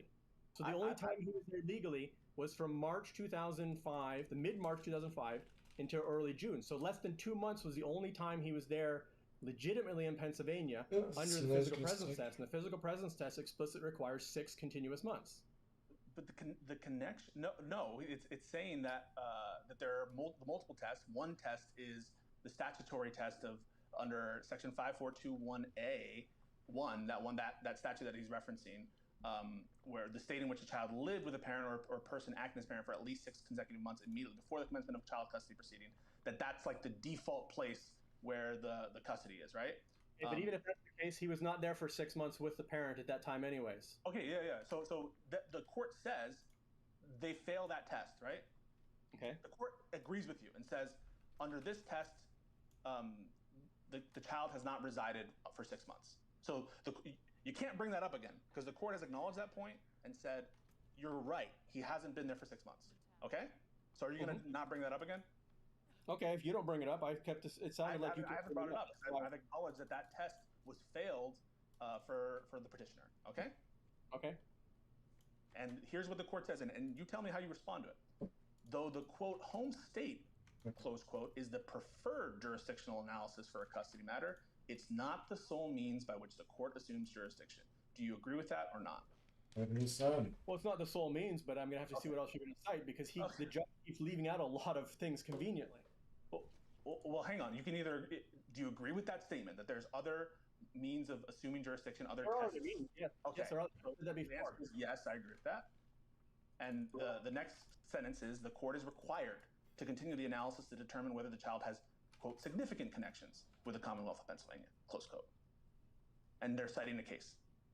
And they state the test, right? The state that this is a question about whether there's substantial evidence within the jurisdiction. The significant connections, and the evidence they use for that are things that you would expect, like the fact that he goes to school there, the fact that the mom lives there, the fact that school there at that point. He's there for some visitation. He's enrolled in school in Cyprus. But he only went in school there for the 2004, 2005 years. He's school there in 2006. Yeah, those are. Is there anything? Why should they discount that, right? Because they're talking about the current time right now. They're saying he is enrolled. He is not enrolled in school in Pennsylvania in 2006 at all. He was enrolled in school in Cyprus in 2006, both before and after summer vacation. He is not enrolled in a school in Pennsylvania in 2006. The last time he was in a Pennsylvania school was for a month and a half in early 2005. It says that the child's connection to jurisdiction are determined only from the time before commencement of the current proceeding. It's not looking into the future. It's a past analysis. That's what the court says. A month and a half of school in Pennsylvania versus well over a year in Europe. Well, then the next sentence is, and he's citing case law, and the analysis does not balance the child's connection to one state over that of the connections with the Commonwealth. That it's not a balancing test. It's just, are there a threshold? Do you meet a certain threshold? That's what the court says. Well, he's reaching. I don't know if it's a reach. If he's citing the Pennsylvania Supreme Court decision about what Pennsylvania state law is, you're not citing anything, right? You're not citing that it's not a balancing test. You're not citing that it is a forward-looking test. A month and a half enrollment, a year and a half before, even if it applies by a law, that's a pretty big reach. I mean, if you can't admit that a month and a half in school versus where he... This is the evidence that the court... This is what the evidence the court used for the significant connections test. All right, and you tell me what you disagree with. That's what I'm telling you. A month and a half in school, 18 months prior. I think also, wait, can I interject for 1 second here? Because this seems to be a problem, and you can tell me from my place go. So it feels like Chad, right? Yep. Isn't it? Yeah. So it feels like you have a lot of problems with how the court has decided things, which is fair, but if the court's made a decision, the court's decision is the court's decision. When you're moving forward to future decisions, you can't reference a disagreement that you've had with a prior decision that's been made. You have to go with whatever decision the court's made, and that becomes the foundation by which future custody agreements or court orders or whatever thing else are built upon. Any argument or disagreement you have is moot, right? No, because he's basing on invalid facts, and not only that. No, wait. Hold on. Let's say, for instance, I was convicted. Wait. Hold on. Let's say that I get convicted of a DUI. I'm making some stuff up. Let's say I get convicted of a DUI, and that's like 11 points on my driver's license. Okay, but let's say I don't think I was really drunk, and I think that the breathalyzer was bullshit, and the cop lied, and I know he lied. I know for a fact he lied. Let's say that I go to the station, they do the shit, they file the paperwork, I go through the whole court, and I plead guilty, and I've got that conviction. Let's say later on I get a speeding ticket where they give me 1 point on my record, and now my license is up for revocation.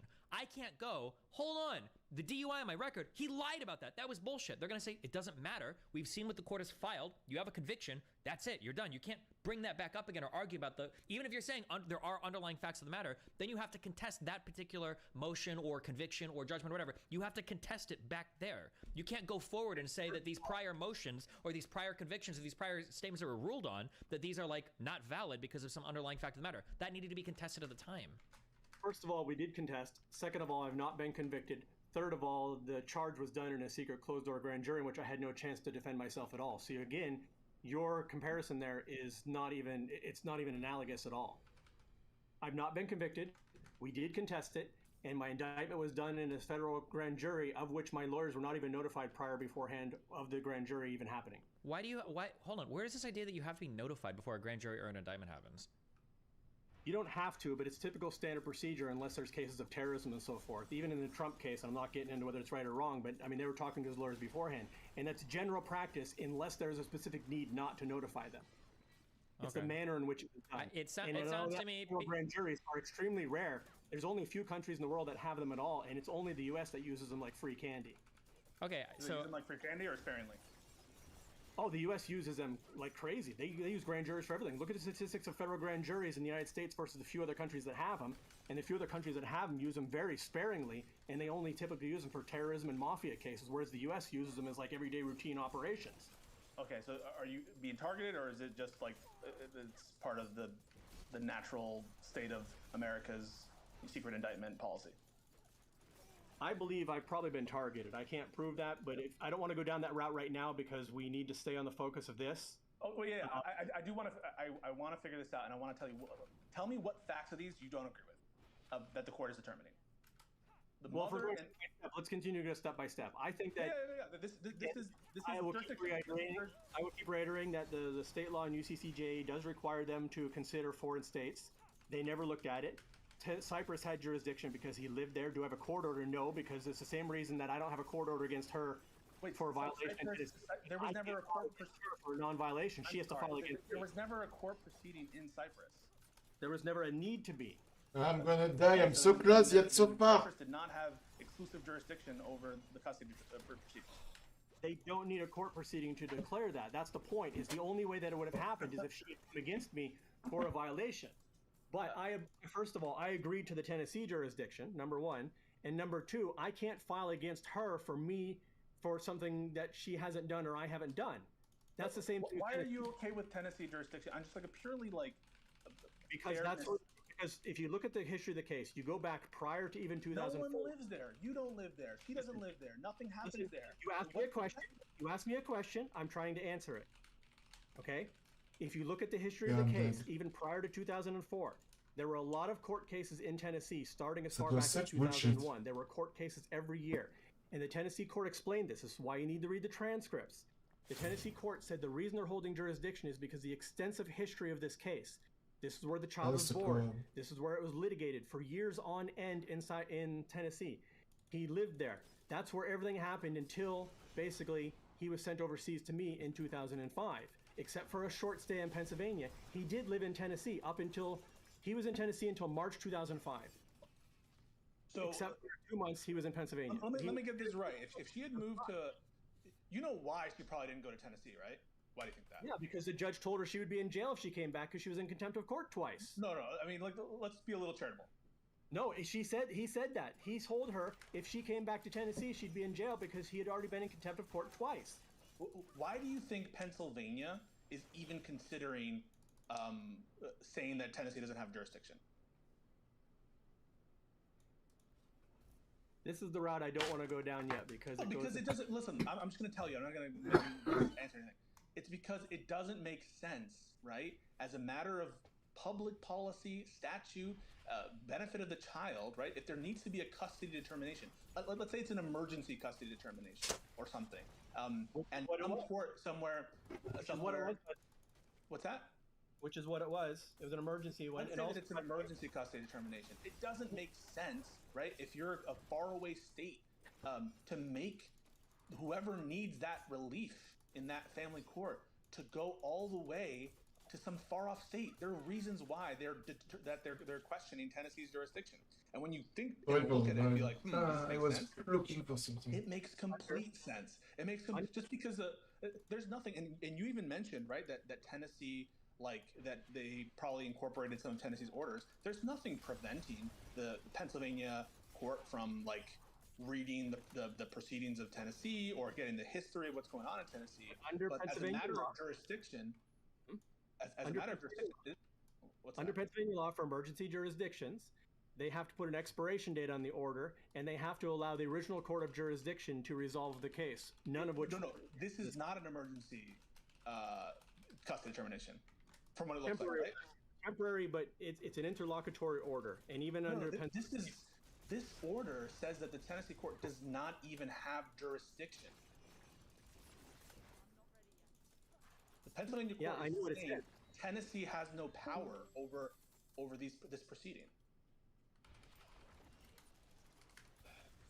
He upholds it at the end of August, so I'm trying to tell you. He upholds. No, that's a different question. That's like the substance of the order. We're talking about jurisdiction. The power of the court to determine the proceeding. He's reaching to find some way to interfere here. And again, if you look at her claims, none of her claims were found to be founded. Forget about the claims. Forget about the merits of the claims. We're only talking about the power of the court over this matter and over these litigants, namely you and your wife. Guy doesn't understand. Does the court have the power? Guy doesn't understand the talking. Crazy. Like, he wants to tell his story, but at the same time, he can't answer a fucking question. Like, wait, I don't get this. Even if you're lying, right? Let's say I'm lying and I want to tell a story. I'm gonna answer his question. Because if I'm lying and if I provided this document, I know the document, so I will have a way to answering answers without fucking myself over. So even if he's lying, this is dumb. Reach the determinations that it does. And what you're telling me is Tennessee, on a forward-going basis, can deprive any future other state from hearing any future claim related to kids in their jurisdiction just because it says that we have eternal jurisdiction. Even if years down the line, right, or months down the line, there's absolutely no connection with the forum state that you're talking about. And in this case, right, no one's living in Tennessee. Why would it make sense to make everybody go to Tennessee? No one lives there. All the facts are in Pennsylvania, right? If there are facts about his welfare and witnesses that you want to bring to talk about how the child is doing, they exist in Pennsylvania. If you want to get the school records, they're in Pennsylvania. They're all. No, they're not. He's enrolled in Cyprus schools. For the relevant period that they're referencing. That is going back to school. What school records do they have? A month and a half of him, the 18 months prior. Don't just latch on to. Versus he's been in Europe for over a year. Oh, this is the thing. Okay, if you're talking about knocking down Tennessee, the Tennessee thing, and again, I've gone back to this, has to do with the significant connections. Okay, you agree? There's no significant connections to the point that the petition's filed there. There's none. No, I don't, because he was born in Tennessee, and the court has a long history of the orders. Those are facts about. Those are litigation facts. Those are facts about the litigation and facts of court proceedings. But of course, there's no significant connection between the child and the forum state that you're talking about. When he was born there, that's where he was born there. Because anywhere I'm born, the courts there are liable to have jurisdiction on custody proceedings there. Just because I was born in that state, I could be born in the state of Tennessee by mistake. And someone was just traveling there, and then they take me back to their home. Are you saying that therefore that Tennessee has jurisdiction in those cases? That doesn't make sense. We don't want to make people travel to those jurisdictions forever. But I'm saying that, for instance, if you have kids and your ex-wife or your wife, whoever, just runs off or you send them for some visitation, according to Pennsylvania law, they've already. I mean, we're kind of going in circles here, but for him to take any jurisdiction, if he can do it legally, he has to do an amazing stretch, especially by discounting Cyprus. And you can't just say that Cyprus didn't have any court hearings, because it's not necessarily how the jurisdiction works. It was a registered court order in Cyprus, and he stayed in Cyprus, and he was ordered to live in Cyprus. Did you go to court in Did Cyprus? not have. Did you There's go to nothing court? to go to court for Cyprus for because Okay, then Cyprus has not assumed. violation. You agree then that Cyprus has not assumed jurisdiction over a custody proceeding. There's a difference between whether the court gets involved or whether they have jurisdiction. Has a Cyprus court assumed jurisdiction over custody of your child? To assume jurisdiction, I would have had to have her file against me or me file against her. I'm not asking what you would have had to do. I'm asking, has the court assumed jurisdiction? A court, no, but by law, yes. And the embassy, I mean, he's on a summer visitation, okay? So August 12th, when she filed this, she legitimately has him on summer visitation. I have nothing that I can go to Cyprus and say because she has him legitimately for summer visitation. And at the end of the summer, the judge forced him back to Cyprus. So then again, she's not in violation of the order. So even if when I register it in Cyprus, I can't go against her because she has not violated the order. Yeah, you have to. That's one of the Yes, but risks. that's an argument against him, right? Because he's asking if Cyprus has claimed jurisdiction. He's answering, is this the reason why not?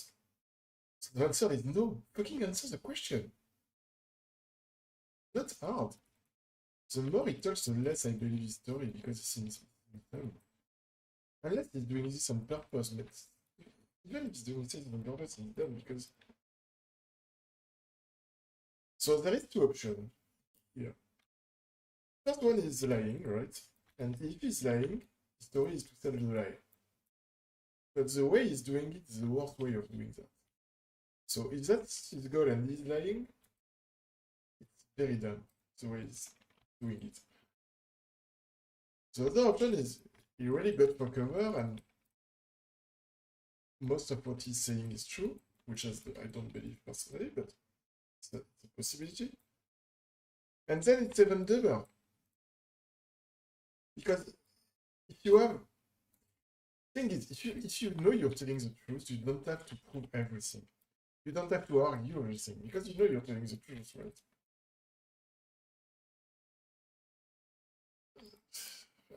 I don't get it. Attendant to having this kind of arrangement is that you're liable to, and the same risk existed for her if you were to file some petition in Cyprus and the child's there, that she would be hauled to court in Cyprus. So there's parity on that level. Like you would be hauled to court in Pennsylvania if there's a determination there. I'm not saying Cyprus wouldn't be able to assume jurisdiction over the custody proceeding in that case if you filed something there, but you didn't, and she did in Pennsylvania. And it seems like Pennsylvania has at least significant connections in the sense that I really want to deal with these facts, and I want to see which one you disagree with. This is what the court is citing to establish significant connections. I want to deal with these. I just want to deal with these facts and see which one of these you disagree with. You keep saying school, but he was in school for a month and a half, 18 months prior. Hang on a second. Just tell me if you agree with these facts. His mother and both his paternal and maternal grandparents reside in the Commonwealth of Pennsylvania. True? At this time. Not where he says they resided, but they do reside in the state. Wait. So that statement that I just read was true, right? They reside in Pennsylvania, but they do not reside in the county that he says, and they never reside. There doesn't need to be a proviso. Okay, see what I'm saying? Why not say yes here? Why just not say yes? This is dumb. I don't get it. There, we're just talking about the Commonwealth of Pennsylvania. The only thing that you need to. But my point is also important. No, it's the judge not. has stated things that are It's not. not. Because the part you're insisting about is not important for what you're arguing. I'm pretty sure he's lying, but even if he's not, I don't get. I don't get it. True. Are they in Pennsylvania? Yes. However, Okay, so he stated the wrong Yeah, part. He stop. stated You his answer the Why you question. don't want to answer the question. I did answer it. I said, yes, they were in Pennsylvania. Okay, Yes. okay, yes. But I also said that he stated invalid facts regarding that point. No, he just said that they could reside in Commonwealth of Pennsylvania. You agree that in that paragraph he didn't cite any In that wrong order. facts? In that order, but later In on, this paragraph in the jurisdictional analysis, is he stating any wrong facts so far? not as far as where the parents Okay. live. Not really a significant. Okay, we're moving on. he attended public schools within the Commonwealth of Pennsylvania during the 2004-2005 school year. Is that true? Yes. In the summer of 2006, he resided with the petitioner, ex-wife, and at the August 28, 2006 hearing, the child's court-appointed advocate asserted the child desired to stay in the Commonwealth of Pennsylvania with his mother. Is that true? I can't state that because I was not there, and they're not allowed to assert the child's opinion until around age 13 or 14, and at this point, he had just turned 10. So, what you're saying is that that this was improper for Yes. a court-appointed advocate to assert a child's desires? At that age, they're not allowed to consider the child's opinion at that age as to where they want to live, because they're not considered of a raise of maturity, and they can be manipulated. Citation needed? What's the site for that? I don't know off the top of my head, I don't know, but you can look into the law. There are laws regarding about when you're allowed to consider a child's opinion as far as value into the statement. And in Pennsylvania, it's 13 or 14. Okay. So this is the court's being lawless by considering the child's desire at age 10? Yes. Okay. The Commonwealth of Pennsylvania is also the location that evidence can be acquired to the child's care, protection, training, personal relationship with family, teachers, and schoolmates. True? That's not true because he was with me full time. You can't decide what his care is like when you're deciding where he's only in the summer. You would have to evaluate how his care was when he was with me, which was not in the state of Pennsylvania. You can get evidence of the child's care in Pennsylvania, right? Yeah. You can get evidence of the child's care in Pennsylvania, but not the child's care while he was in my custody because he was not in my custody in Pennsylvania. Yeah, no, so I don't mean to be rude, but no shit, right? Like, obviously evidence of care while he's there with her, but not evidence of his care while he's in my custody. Nobody argue otherwise. Like, oh, this conversation is annoying so much. The court is saying that you can get evidence of his care in Cyprus when he's Pennsylvania. They're talking about the care in Pennsylvania. Then what's the relevance? Are they going to say that he has a fantastic life there what's the point of bringing that up? How does that even help? What do you think the relevance is? I mean, just be real with you. You don't think it's relevant to determine custody, right? How they're getting along with the mother, how they're getting along with other family members, whether he has friends. You don't think that's relevant to custody matters? In this case, because to change custody, they would need to prove of some sort that he's not being cared for in my custody, which are in her allegations. If you go back and look at her reason for petitioning, is it relevant? Yes, or is his care and is no, his I don't. care No, because if you look at her petition, she's whether he's lying or not, this is dumb. Of course, it's relevant. claiming that I'm not taking care of him. Who's going to buy that? Who's going to buy that it's not relevant? Any questions about his care? But that's not the point. Her petition never mentioned that she takes better care of him. All right. So if it's not relevant, would I evidence... don't take care of him. Yes, They kind have no- of, because from what I understand from previous conversations, her petition is for taking custody of the child. So knowing who gives better care is important. So therefore, it's relevant. To examine my ability to take care of him from Pennsylvania. If you're saying it's not relevant, this is what it means. It means that if you had evidence of her smoking crack that existed in Pennsylvania, that wouldn't be relevant. But that was never brought up in the petition. We're not talking about Stop, because that was not part of the petition. I'm talking about the category of thing called evidence of care, right? Not part of the petition. I'm sorry. It's not. If you had evidence, this is jurisdictional. This is. Don't worry about.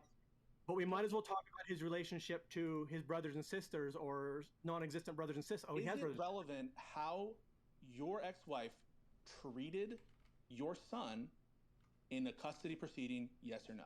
Is that relevant? Not in this case, because if you look at the petition of what she's claiming, it's irrelevant to the claims. That is preposterous. I mean, that's a conversation stopper. What you're saying is so ridiculous.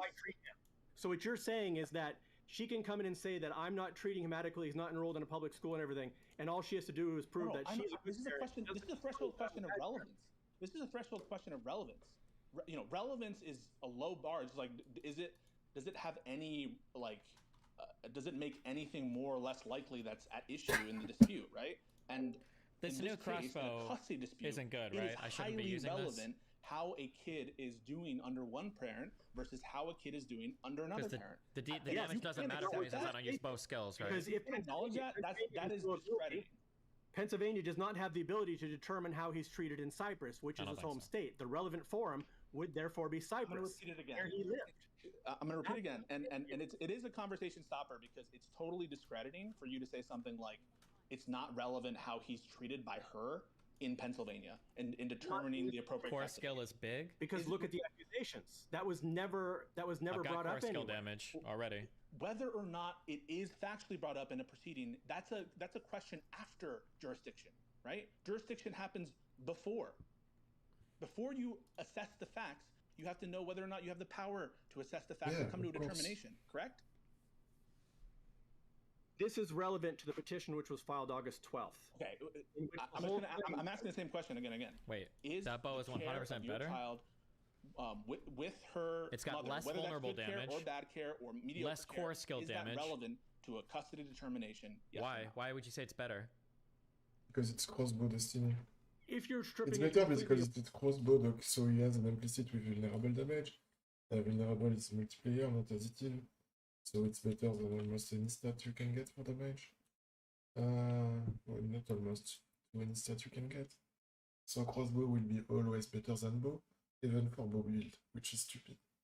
But yeah. away, but the thing is, you're not looking at what this decision and case is based on. In a custody decision, both sides would have to be It hasn't evaluated. been upgraded? Yes, Okay. of course. Hold on. True, If you true, want to actually. evaluate Hold the on. care of custody, you have to evaluate the care and custody of both parents. Of course.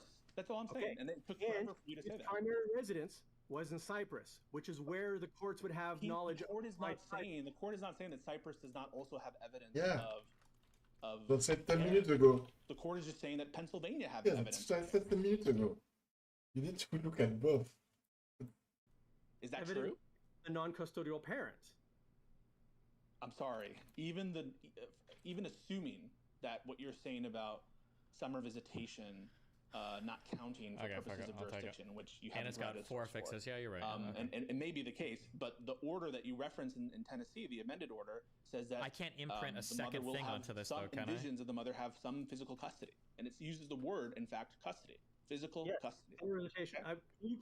Can you please do me a favor? Read the March and October transcripts, please. Because you're getting so Why? stuck in the same point and you're Oh, it missing replaces everything it? else. The March and October transcripts are going to illuminate a lot for you. Well, I don't think we even agree on like the base of relevance and like what is and what's not at Well, issue in a I can case. tell you, we've had multiple Pennsylvania lawyers, we've had multiple federal lawyers, and 3 they've of all been these. through all of this. And they're not coming up with the same conclusion you did because the judge was stretching, and in later things, he flat out states things that are completely factually incorrect, Wait, can I which ask? shows that he's not even working with the proper facts. Can I ask a question, Pisco? Mhm. If something is being filed and there is like an actual incorrect statement of facts, couldn't you like file a motion to dismiss based on that, or no? We have I numerous just filed a motion. all of you guys, and they just block everything. Wait. The How other can day- they? How the can other they? day, If they I block emailed- it, wait. Hold on. Wait. If they block it, doesn't that mean that the judge disagrees with you based on the merits of the motion? Then?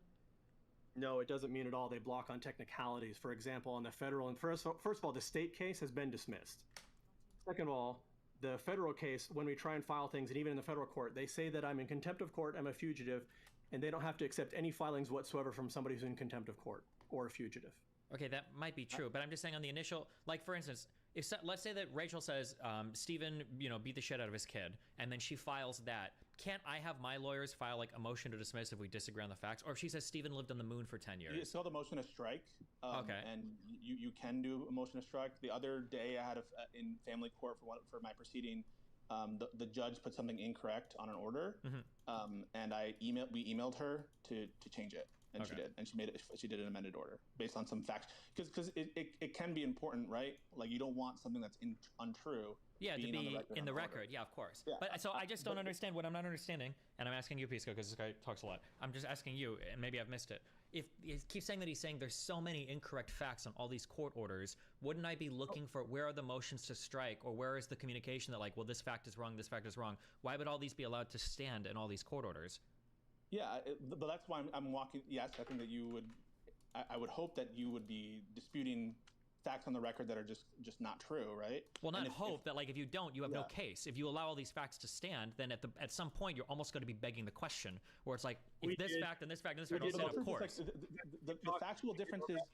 the factual differences you've pointed to so far weren't relevant in what the court is analyzing, right? You pointed to one fact, which is that incorrectly says the date of birth, right? The court doesn't consider that, and it's not the date of birth. The location. The location. Yeah, the location. Sorry, the location. The court is not considering it. As I'm reading the jurisdictional analysis, it's not using that point to great effect in its analysis at all. It doesn't even cite it at all so far in the jurisdictional analysis.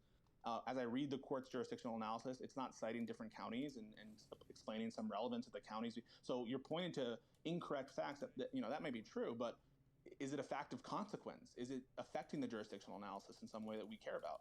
And the answer so far, right, is like you're not disputing the fact that he was attending school at that time. You're not disputing the fact that he was not attending school at that time. He was attending at the school 18 months prior. 2004 to 2005. That's what the court said, and you agree with that. And you think that it should only be relevant to school when he's in Cyprus. But I'm just asking you whether you agree that he was. I'm not saying it should only be in Cyprus. What I'm saying is, first of all, the 2004 and 2005 were both extremely short term. One of which he was there illegally, and she was found in contempt of court for enrolling him into school there. And even the Pennsylvania court agreed with that. Okay, so they're citing their own, even though they even say in school. Then yes or no? It's about connections with the child. But a month and a half here and a month and a half there, 18 months before, is not a significant connection to his state. The judge is going through an extreme reach, especially compared against the evidence of him being enrolled continuously for the whole entire prior year in Europe, just prior to this. Yeah, but so then that sounds like you're jumping back to 18 months prior, even to before I had custody. So he's referencing a time before I even had custody. If that's your opinion, that you disagree with the judge's ruling, all you can do is appeal the opinion, right? He did, and this is what I'm trying to explain to you. Not only did what you're saying is so ridiculous. So this is what you're saying, and now having read it and understanding it, I think it's crazy. What you're saying is that court should dismiss the petition about this custody dispute in Pennsylvania. They did, by the way. Hang on, I'm referencing the 2006 thing. Are you talking about a different petition? Dismissed. Okay, for want of jurisdiction. No, it was originally dismissed, but it took a long time because it took us almost 15 years. What you're saying is that it should be dismissed for want of jurisdiction, and to do this court proceeding, everyone should be required to haul ass to Tennessee where no one lives and nothing's happening. That's what I'm you're not saying. saying they have to go to Tennessee. She could have come to Cyprus. It was a more convenient forum. More convenient for you? But where's the child going? I'm living in Europe. How is it more convenient for me to go to Tennessee versus Pennsylvania? It's only more convenient because that's the court that is familiar with the case, and that's what the judge said. You realistically, Pennsylvania judge want the same thing as well. So You're really predicting. I mean, this is such a stretch. You're saying the child was twice. Okay, so out of the child's entire schooling, he spent years in a school in Tennessee. He spent years in a school in Europe. No one's there anymore. Okay, but you're trying to say. Why would you all go to court in Tennessee? Please, just one time, can I finish the response? You keep citing his citation of the fact that he was in Pennsylvania schools for a total of about 3 months. But you're completely neglecting the fact that he was in Tennessee schools for years and overseas schools for years after that point. And both the times that he was in Pennsylvania were prior to me having custody. Yeah, but it sounds like hadn't they already moved from those states? Yes, no one was going to live in Tennessee. If nobody, why would Pennsylvania either, according to the presence test? That's the whole thing. You even said the presence test. Okay. So you can't cite something in the presence test and say the presence test has already been shot down, but I'm citing the presence test by citing school connections. That's not a significant connection to have a child in school for 2 months. Simple question. Why would they move the jurisdiction of this back to Tennessee if nobody lives there? They didn't have to move the jurisdiction. The jurisdiction was already being held in Tennessee unless someone moved it. And when you move jurisdiction, you have to contact... So I'm asking, so that's what I'm asking. Do you think the appropriate course of... But when I get a chance to answer a question, it would be appreciative if I could actually answer the question. So, you're not answering my question. Order. Pennsylvania confirmed the order multiple times. Talking about jurisdiction, not the order. They confirmed the jurisdiction multiple times too. Even in August 2005, he confirmed. 2006 is. I'm asking you, do you think the appropriate course of action would be in order to have any issues with the custody, determine anything related to the custody, that everyone who's relevant to that determination haul ass to Tennessee, where no one lives there anymore. The evidence isn't there. You don't live there. The mother doesn't live there. The child doesn't live there. None of the family lives there, and nothing since the time in which he moved to Pennsylvania has happened in Tennessee since then. You think the appropriate course of action was for her to go to Tennessee to file this. According to the jurisdictional laws, it should have been Cyprus.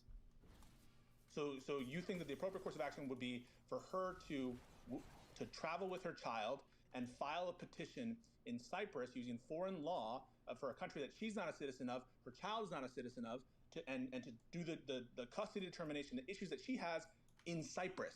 Well, and actually, wait.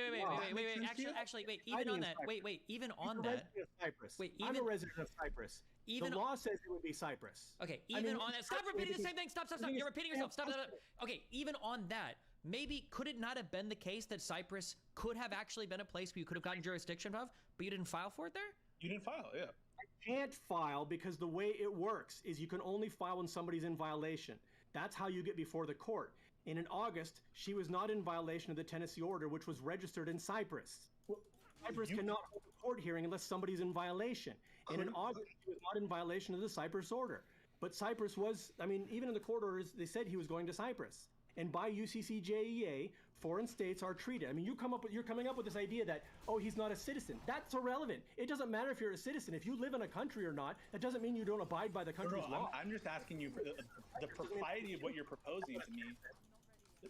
I'm not saying the citizenship is relevant as such to the custody determination, although you seem to think that the place of your birth is extremely relevant, and so I would think that citizenship and the rights you have in a particular place and how much. In absence of other things, the place of the birth is very relevant. And you're saying citizenship cannot be considered in custody determinations or in jurisdiction determinations? No, you're the one who said that we don't have citizenship, therefore, so it doesn't matter in Cyprus. You're saying that. No. What I'm saying is. Hold on. You're saying it's not fair for her to have to come to Cyprus to file emergency jurisdiction against me, even though I have full custody. But somehow it's fair for me to have to go to Pennsylvania, a state he's never lived in, and a state which has 3 times affirmed the Tennessee orders and jurisdictions prior to this. And she's making it. But you don't think it's fair for her to go to Cyprus? Given what you're, first of all, given what you're saying, right? Like, and the fact that the child is in Cyprus a lot of the time, I don't necessarily think that it would be. He resides there. Oh, I don't necessarily. He's in Cyprus over 9 months. Did I say anything wrong? Yes, you make it sound like he's just visiting Cyprus. Is he there a lot of the time? Wait. Is he there a lot of the time? Yes or no? Is he there a lot of the time? Yes or no? He's there over 9 months. He's enrolled in. So was he there a lot of the time? Yes or no? Yes, he was there most of the time. Wait, so you agree that I just said nothing wrong, right? In Cyprus, he was there most of the time? Do you agree that I just said nothing wrong when I was making repeat it to make sure we're getting it right, because you seem to be trying to get... Do you agree that I just said nothing wrong when I said he's there a lot of the time? He's there where? Where? In Cyprus. You agree that I said nothing wrong when I said that, right? He's there in Cyprus. Do you agree that I said nothing wrong when you just interrupted me? Yes or no? As far as Cyprus, I don't know how to be more clear. Do you agree... I'm sorry, I'm going to ask that question again. When you just interrupted me and said... that I had gotten something wrong. You agree I said nothing wrong, and that you interrupted me for no reason, and that you were wrong, right? First of all, you keep talking over my answer, so it's very difficult, because you ask me a question, and I get one sentence in, and then you talk over me before I can finish the answer. Do you agree that I said nothing wrong just now when you interrupted me? You're going to have to repeat exactly what you said so that I can say. I said that at the time, he was there a lot of the time. And you interrupted me. Again, you're saying there. Do you agree that just happened? There. No. If you're going to go down to the semantics, you need to be specific as to where there is. Cyprus. No, I was specific at the time. I said Cyprus. Do you agree that you interrupted me when I said that? That just happened? That he's in Cyprus a lot of the time? That's a pretty vague statement. But yes, I've said yes a million times he was in Cyprus. So, hang on. I'm asking you about my statements. Do you agree that I made that statement and that you afterwards interrupted me? I don't remember what it was because you keep interrupting my answers and I'm having to talk. Are you saying right now that you don't remember what I said? Like 10 seconds ago? I'm saying that you constantly interrupt me when I'm trying to provide you answers, so I can't tell who's interrupting who. Do you remember what I said yesterday? Now. See, you're doing it right now. Remember what I just said? An answer, and you continually talk over me. Do you remember what I just said when you interrupted me? When you're talking over me again? No. Before, when I was talking about whether you were there a lot of the time. There's no traffic control here. You ask me a question, you give me about 4 words in before you interrupt me again. I'm all fine, but again, you're doing it right there again. Do you agree? Because you're not answering my question, right? I have answered your question numerous times. Did you interrupt me before when I was talking that your son was there a lot of the time? You mean when you interrupted me answering your question? When I was making a factual predicate and saying that your son was in Cyprus a lot of the time, you agree that you interrupted me at that moment, right? I don't know because you keep interrupting me. Are you saying you don't remember whether you interrupted me or not? Listen, you have interrupted me so many times. Do you remember whether or not you interrupted me at that moment? Exactly you right remember there. that, okay. So you You remember interrupting me. I just want to hear you admit you were wrong one time. You remember interrupting me, right? Whether or not I interrupted you has nothing to do with... Did you interrupt me, yes or no?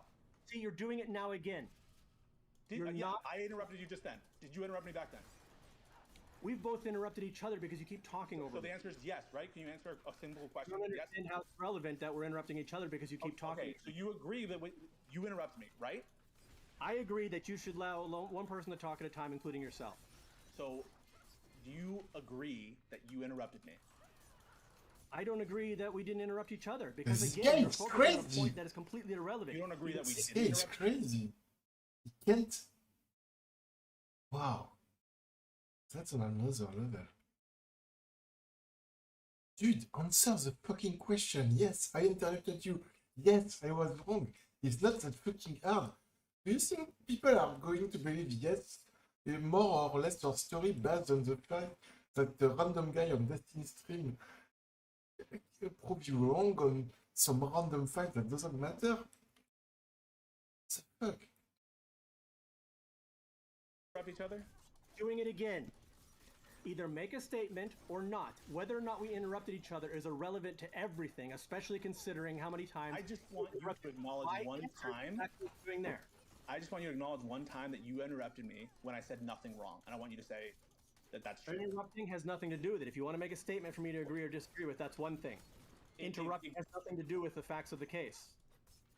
I just don't want you to, like, object when I'm saying nothing objectionable.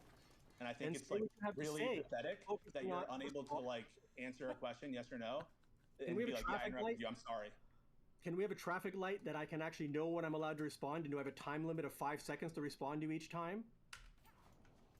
I don't want you to interrupt me when I say nothing wrong. I don't want you to interrupt me when I'm answering the questions. Okay. So your son was with you a lot of the time in Cyprus, right? Correct. Okay. And so you had asked me, is it fair for me to go all the way to America when I'm in Cyprus? You know, is it any more fair for me to be there than her to be here, right? That's what you asked me, correct? You're finding a lot. He had his primary residence was Cyprus. It's where he was enrolled in school. Did you or did you not ask me? Did you not ask me about whether it'd be fair for you to travel there? No, because you didn't fucking answer the question he asked. I don't know how you do it. It would drive me crazy. This guy is driving me crazy. I hate this. You are blablating random stuff that doesn't matter. So he interrupts you because he wants to recenter you on the question. Who, by the way, if he's a lawyer, it's part of his job, right? If he's a court lawyer. But, yeah, that's crazy. Your question. You did not allow me a chance to answer my question, and you talked over me. And it was clear I was not done talking because I was in the middle of a sentence. If you want to have a debate, proper debate allows people to exchange ideas, not to continually talk over me like 3 words in. If you're going to ask me a question, and I'm in the middle of a sentence, that's not the time for you to speak. That's the time for you to listen and then ask me when I'm finished talking. I have a question. Okay. Did you ask me whether it would be fair for you to travel all the way to America, given the fact that you lived in Europe?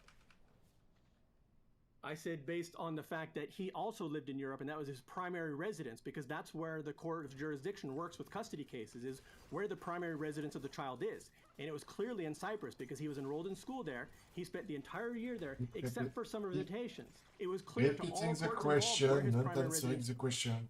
was. And when it comes to custody determinations, that's how it gets resolved, is in the court where the child primarily resides, not where the child had attended school. I see what he's doing. He's not interrupting here. He's not interrupting him, and I'm pretty sure I didn't watch this before, but I'm pretty sure he's gonna say something like, ask the question again, or, yeah.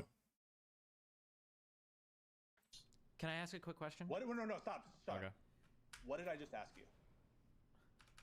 You asked me an open-ended question, and I answered it. Do you remember what you asked me? What I asked you, sir? You asked me if I asked you if it'd be fair if he goes there a lot, and it's not the question I asked you. So, are you saying that you didn't suggest that that I answer? Are you saying that you didn't say why is it fair for me to have to come to America? You think That's not what I said in that context. You cut me off. I said because of the other reasons. because the court of jurisdiction is determined where the child primarily resides and where the primary custody is, which is not Pennsylvania. I was making a custody comparison between when you decide when you have to go for custody disputes, the jurisdiction is where the child primarily lives, which was Europe at that point and had been there for significant amounts of time. So if we had some sort of dispute in Cyprus, Cyprus would have easily looked at it and said, listen, the child is a resident. The child lives here. The child's been enrolled in school significantly here. The child only goes to the United States during summer visitation. It's clear that Cyprus was the court of jurisdiction if it were to be changed. So are you saying it was the appropriate course of action if she had a dispute about custody for her to travel to Cyprus and have the petition there? Yes. Where was the child at the time the petition was filed? He was on summer visitation with her in Pennsylvania, which is a temporary visitation, and again, I've explained this to you, is not valid for a jurisdictional determination because it's a temporary visit. It does not, even the judge said it didn't apply. You even pointed out yourself, you said the judge couldn't pass the physical presence test. Are you aware when we had an agreement that you wouldn't bring that up because there was an alternate test? Remember that? Except you brought up something relative. You keep saying, where was the child? And if it's valid where the child is, then how does the physical presence test... Did I bring up the physical presence test that the court is describing? Okay, but the court has turned down a physical presence test, and you brought up, was the child in Pennsylvania? Sorry, did I bring it up or not? Did I bring it up? You mentioned that. Yes, did I bring up the physical presence test? Yes or no? By mentioning where is the child, I mean, isn't that a physical presence test? Is mentioning the child's physical presence the same as mentioning the physical presence test? Yes, because it's establishing basis. Saying yes, that if I ask where the child is, I'm talking about the jurisdictional physical presence test by necessity? You knew the child was. I've told you this numerous times. The child was there until September 2nd when the judge affirmed the Tennessee order and ordered him back overseas and had police take him away. Do you agree that the child's physical presence is relevant to more than just the jurisdictional physical presence test? In matters of jurisdiction, no. I'm sorry, I'm going to ask that again. Is the child's physical presence relevant to things other than the physical presence jurisdictional test? Other things, yes. Jurisdiction, no. Okay.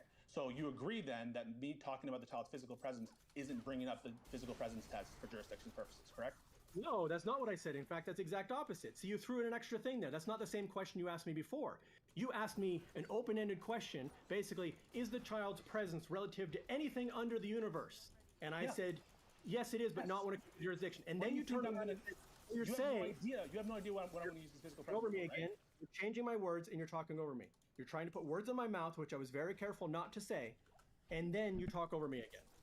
Your original question was, does the child's physical presence have any relevance under anything under the sun in the universe? Yes, I answered yes.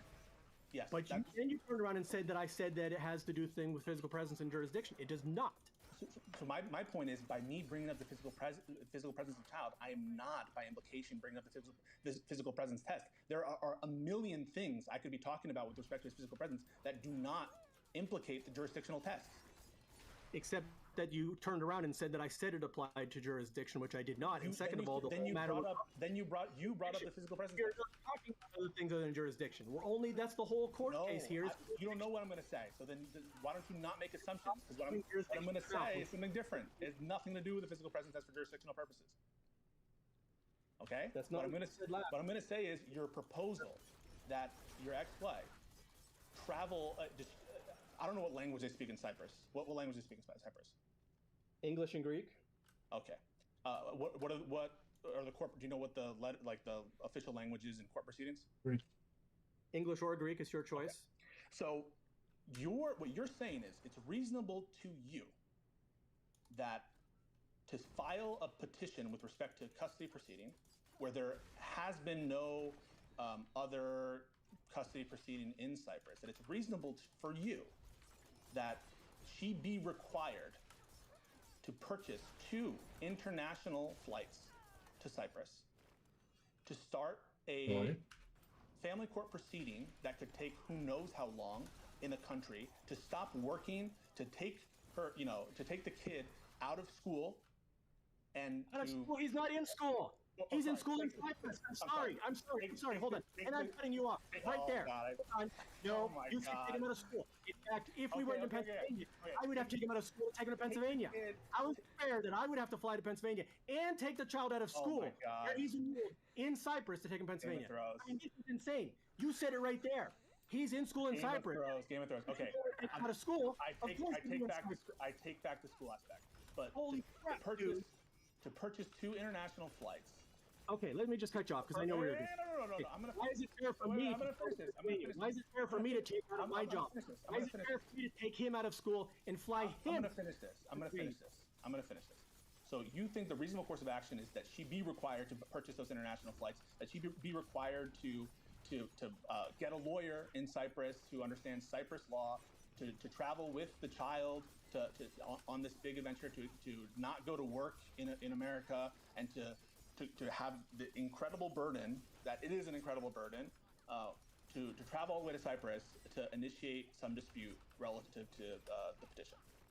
Okay, first of all, yes, but let me finish before you cut me off. That's absurd. So you think it's reasonable? First of all, she doesn't work because she's on welfare. She doesn't have the child because he's not in school there. So you think it's unreasonable for her? You've mentioned 2 tickets. She needs 2 tickets. So you think it's unreasonable for her to file against me in Cyprus court? She's on welfare? I'm still talking. But you don't think it's unreasonable for me to take off of my job and remove him from school to take him back to Pennsylvania where he does not live to go to court? That's more reasonable in your mind than her buying a single ticket. You're an American, aren't you? You're an American. Also, by the way, the child is there. That's a factor. It's not true there. Also, you had no dispute. Not at the time of the court hearing. Nope. You had no dispute. And second of all, wait, I'm responding to your question. Let me respond. You had a question. I'm responding to it. Also, what you're not considering is you just said that she's on welfare. And so what you're saying is if she's on welfare... That's what I'm going to say. If she's on welfare, from what I understand, and as means, of course it's morning. This guy's whole life's work is being pissed on right now. This guy's been working on these court docs for like 15 years. You're basically saying that we should ignore the law where Cyprus has jurisdiction because she's on welfare. That's what he's saying. Sorry. I'm not conceding that the law has been broken at all. And I think that what you're saying about Pennsylvania not having jurisdiction in this case is preposterous. And the fact that you are okay with Tennessee having jurisdiction shows that you don't care about traveling to America. You would be perfectly willing to go to Tennessee and have this dispute in Tennessee. And so you saying, "Oh my God, it's such a burden to go to Pennsylvania." Really? You were okay with going to Tennessee. And this person, the ex-wife, you just admitted that she's on welfare, and so she's effectively barred from going to have any dispute about custody if she's required to buy 2 international flights to Cyprus to contest it. Oh my gosh! So she files an affidavit or a petition, whatever you want to call it, full of things that are completely unfactual, and you think we should just all... Well, we're not talking about jurisdiction. We're not talking about the substance. Because she's on welfare, because she chooses not to work, even though she's completely in the wrong, and she lies to the judge. By law, jurisdiction is in Cyprus at this point. So they had she gone to... I mean, this is just... If jurisdiction... If jurisdiction is in Cyprus by law, the law clearly says. The law clearly says that foreign states are states. If jurisdiction is in Cyprus by law, then you wouldn't be okay with Tennessee jurisdiction, correct? If they had actually transferred it. Wait. Would you be or would you not be okay with a Tennessee court proceeding on custody? Yes or no? Yes. So you're okay traveling back to America to have a custody proceeding, yes? You're not listening to me. I would not need... Wait. Can you answer that question? Would you be okay going back to America writ large to have a custody proceeding? Yes, but we had property. We had property. Don't act like it's in Tennessee at the time. Don't act like this is a humongous burden that's unthinkable. You're the one who's saying that Tennessee would be appropriate. I'm saying I would agree to go to Tennessee. And Tennessee, remember, in their order, Tennessee had said they were holding jurisdiction until the child was 18 because of their history with the case. So that's totally incompatible with what you just said about Cyprus. If what you're saying is the Tennessee court by the law, Cyprus would have been, if we're looking at the physical presence tests. So Cyprus can deprive Tennessee of its sole and exclusive jurisdiction? They would have to do under... But not Pennsylvania. Because whenever you do a transfer, you have to contact the court of prior jurisdiction and transfer it. None of which Pennsylvania ever did. Under your version of it, you're not even allowed to file a petition in Cyprus. I can't file unless she violates. No. Assuming you had some dispute, could you file something in Cyprus? And would that Yes, be appropriate? I could But have, it's not appropriate. So it's appropriate for you to not go to Tennessee, but it's not appropriate for her not to go to Tennessee. That's what I'm hearing? I never said I wouldn't go to Tennessee. You're twisting my words again. No, but would it be legal for you to go to Cyprus if you had a dispute and have a petition there? That's where the child lives, so yes. So yes, but it wouldn't be appropriate for her to go to. Wait, I just want to finish. But it would not be appropriate for her to go to a non-Tennessee state to file a petition. It's only appropriate for you to do that. That's not what I said. In non-Tennessee could be Alaska. But no, it's not appropriate if she files during a summer visitation, which is illegal under those own state laws, to try and transfer jurisdiction. We're talking about jurisdiction. We're talking about the power of the court to hear it. And you're saying Cyprus, you're fine with you filing in Cyprus. That's totally okay. Or you filing in Tennessee or her filing in Tennessee, but you're not okay with her filing in Pennsylvania, even though you can file in Cyprus if you wanted to. Because Cyprus is where the child lived. You're omitting facts. Cyprus is obvious. I mean, listen, I did not run off to Cyprus and file there. The child already lived there under a court order to do so. I was not hiding out in Cyprus. I was not there disappearing with the child, hiding with him as she did. Okay? I was not jumping into a court during summer visitation. I was going through the appropriate channels. You said that she's on welfare, right? Jurisdiction till 18, so I was abiding by that. But if I needed to file anything, then I could have done so in Cyprus as well. But the only time you file custody disputes is when there's material change in circumstances. And there was no material change in circumstances from the last time Tennessee issued the order, because they are the ones who ordered him to Cyprus and they knew where he was. Yeah, you're talking about whether or not you had like a basis. There is no court action. You're talking about whether or not you had a substantive basis to file, but we're talking about jurisdiction. I'll keep repeating it to you, and we're talking about which court has the power. So, like, whether or not you had a valid claim or not. Pennsylvania never had any power because everything they were doing was based on violation of their own laws. Okay, but what you agree that you said that your wife's on welfare, right? You moved on to the other thing. You're saying now about fairness, about she's on welfare, so we need to take pity on her because she has welfare, and I should be the one that has to take the child out of school. So you state that it's somehow more fair for me to take the child out of school, take time off my job, fly to the United States, but it's not fair for her to have to come here with it where the child actually lives and where the child is in school. Wait, you said you're okay with that. If she had filed in Tennessee, you'd think that's appropriate.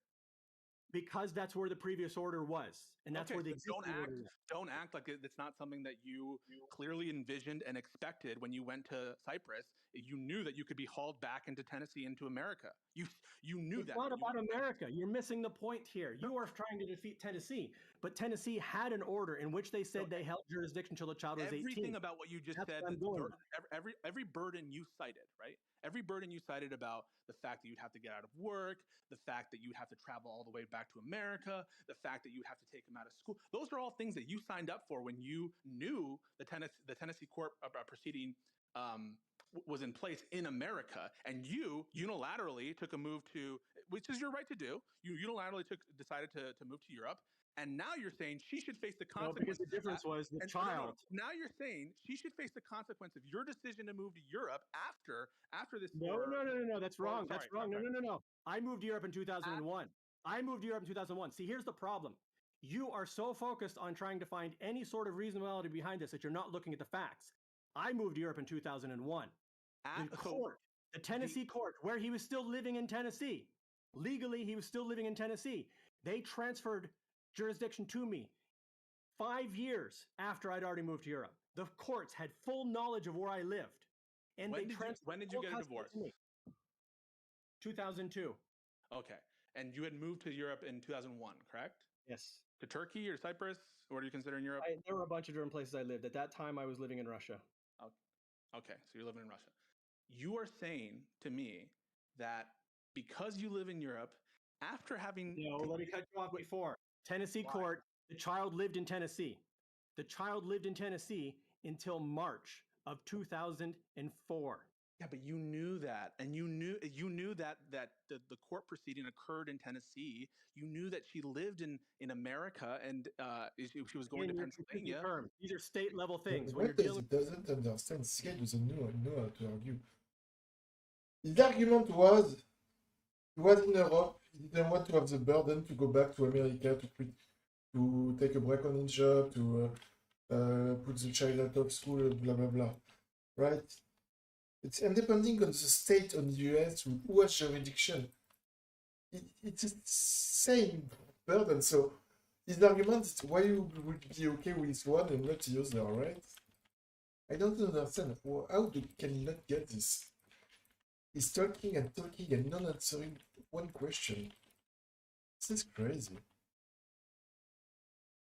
With the states, it has nothing to do with No, whether we're or not talking about the relative. We're as talking if about you live in Tennessee or relative Pennsylvania. burdens.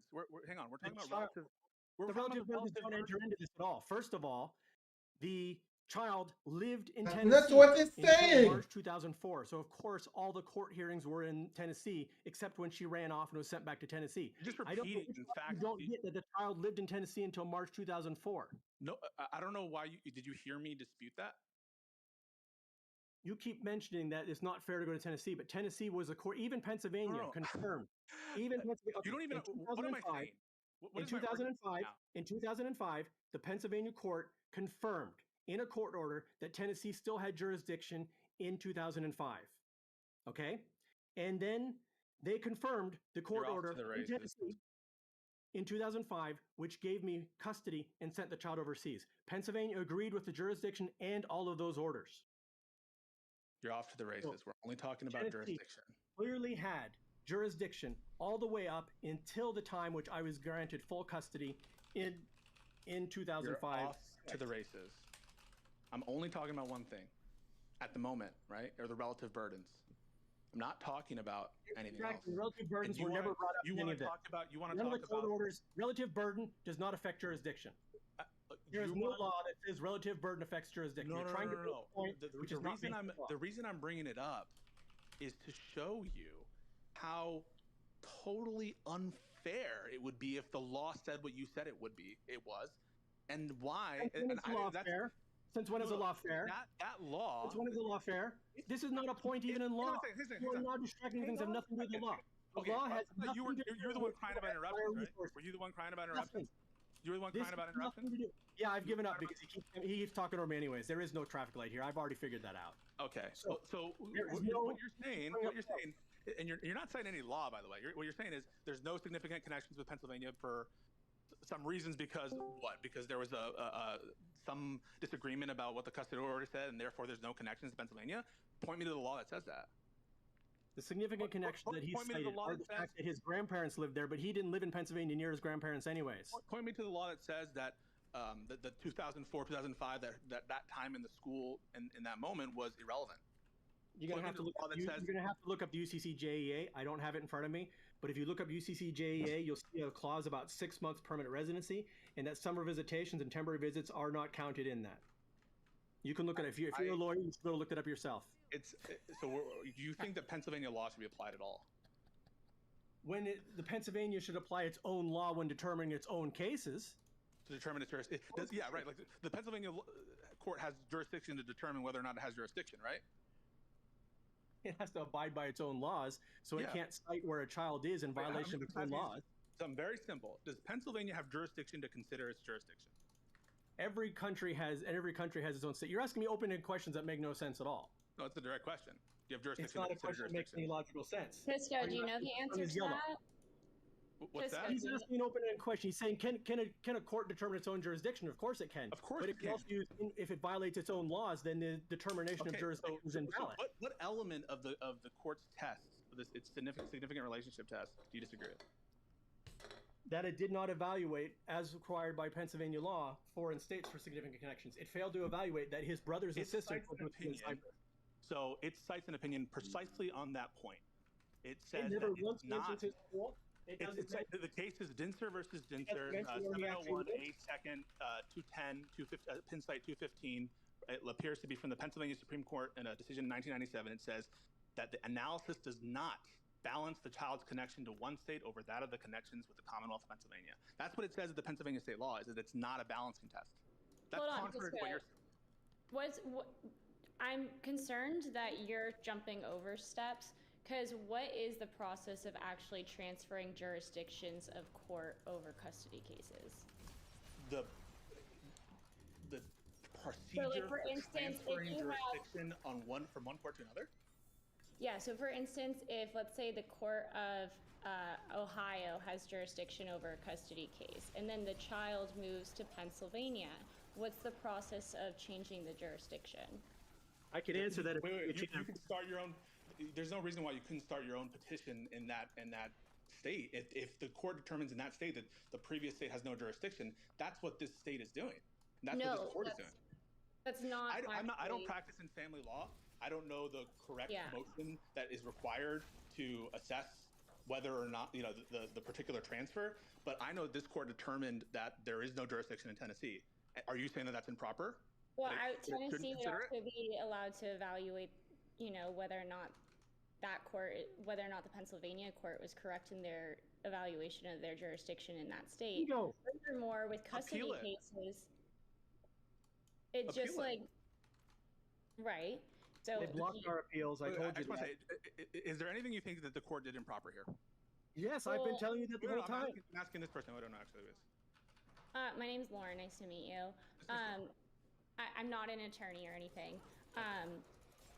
But I was just... Did the court do anything improper from what you've heard? Yeah, well, from what I heard, yes. Based off what he is saying, you would need 6 months, as he is, from just reviewing my notes, you would need, so you have a home court, and in order to change your home court with significant connections, you would need to have at least 6 months in the new state, and then... Did you hear the part where the Pennsylvania court analyzed that component and said that was one test, that the home test was but one test to determine whether or not Pennsylvania had jurisdiction, and that didn't stop the inquiry? Did you notice when we read that part? I did hear that, but so like I was, okay, let me go back to my notes, because I was reviewing my notes. So, a court has jurisdiction to initially enter... Do you recall when the court said that the 6-month test was not met by the petitioner?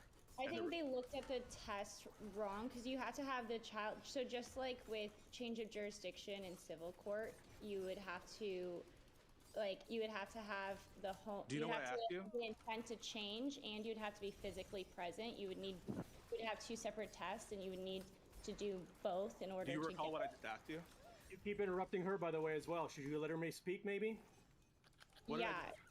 You just asked me if that court had analyzed that test, and I think it's possible that the court analyzed it improperly. What conclusion did they come to the test? Do you know? Well, you're saying that they came to the conclusion that they did, in fact, have the right jurisdiction. No, well then they came to the correct conclusion. No, they determined under that test that they did not have jurisdiction under that test. Okay. Right, I would agree. So do you still agree that they misapplied the 6-month test? So let me just read what I'm seeing for change of jurisdiction. A court has jurisdiction to initially enter or modify custody change or visitation order if a state is a child's home state. As we talk right now, are you aware whether they misapplied the test? Can you let her speak, please? Please, for God's sakes, please let her speak. Was the child's home state within the past? She's doing the same shit he's doing. Not answering the fucking question he asked. 6 months, and the child is absent from the state, but the parent or person acting as the parent guardian continues to live in the state.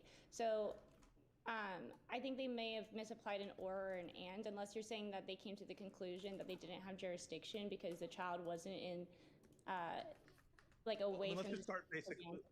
Imagine this is a moot court, right, or whatever. It's an oral argument you're practicing for, right? And I'm a judge. We're analyzing the order below, the lower court, and the lower court said, the judge asks you, did the lower court consider whether or not that the child met the at-home test? So you are coming at an advantage by looking at the papers in front of you. So like if I were in moot court, I would ask for the papers that you have. I'm currently. Well, then I don't understand the basis of criticism. You're saying that you're unable to substantiate any criticism. I don't understand why there is criticism of the court's opinion. If what you're saying is you think that it's something wrong, how could you say that if you can't even read the opinion? Because just by listening to this argument for a really long time, because it has been going on for a very, very long time, this father is saying that he had custody over his child. He allowed his child to visit for the summer. The mom kept the child against both the court's will and his will beyond the 6 months, which was allowable. And then under that, she was able to change jurisdiction of the court. That just based off the basic facts at hand, that doesn't seem correct. Okay.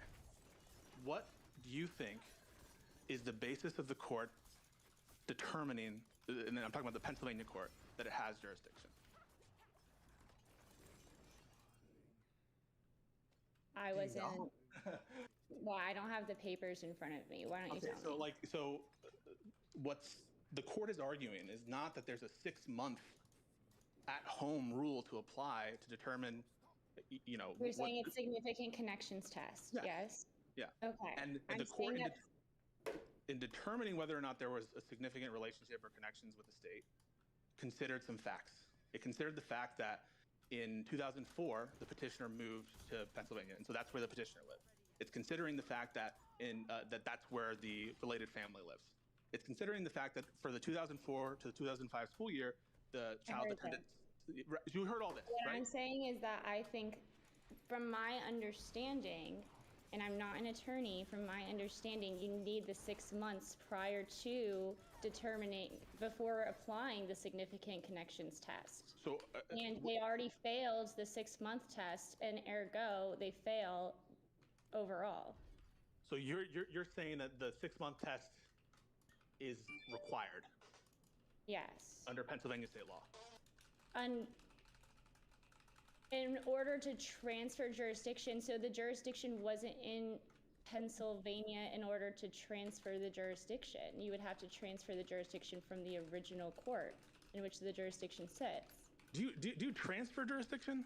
Yes, Is yes, that how you, yes. is that how you understand jurisdiction in the true?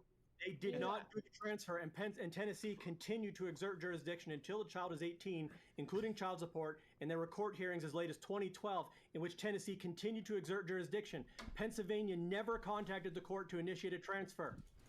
So I'm gonna read from the opinion for you, and this is where it starts. Can I have that? Yeah, I don't know Where your thing. Ask Quarantos for the link, but I can read it to you. I'll send you whatever you want. To determine whether this court has jurisdiction to make an initial conclusion on custody, the court must find that the Commonwealth of Pennsylvania is the home state of the child on the date of commencement of the proceeding, or that the Commonwealth has been the home state of the child at least 6 months before the proceeding. They quote the statute, that's section 5421 sub A sub 1 of some part of the compiled statutes of Pennsylvania. And then they say that clearly we find that at the commencement of the current controversy, the child has not resided in the Commonwealth of Pennsylvania for 6 months. So do you think that they have misapplied the 6-month test from what I've just told you? No. Okay.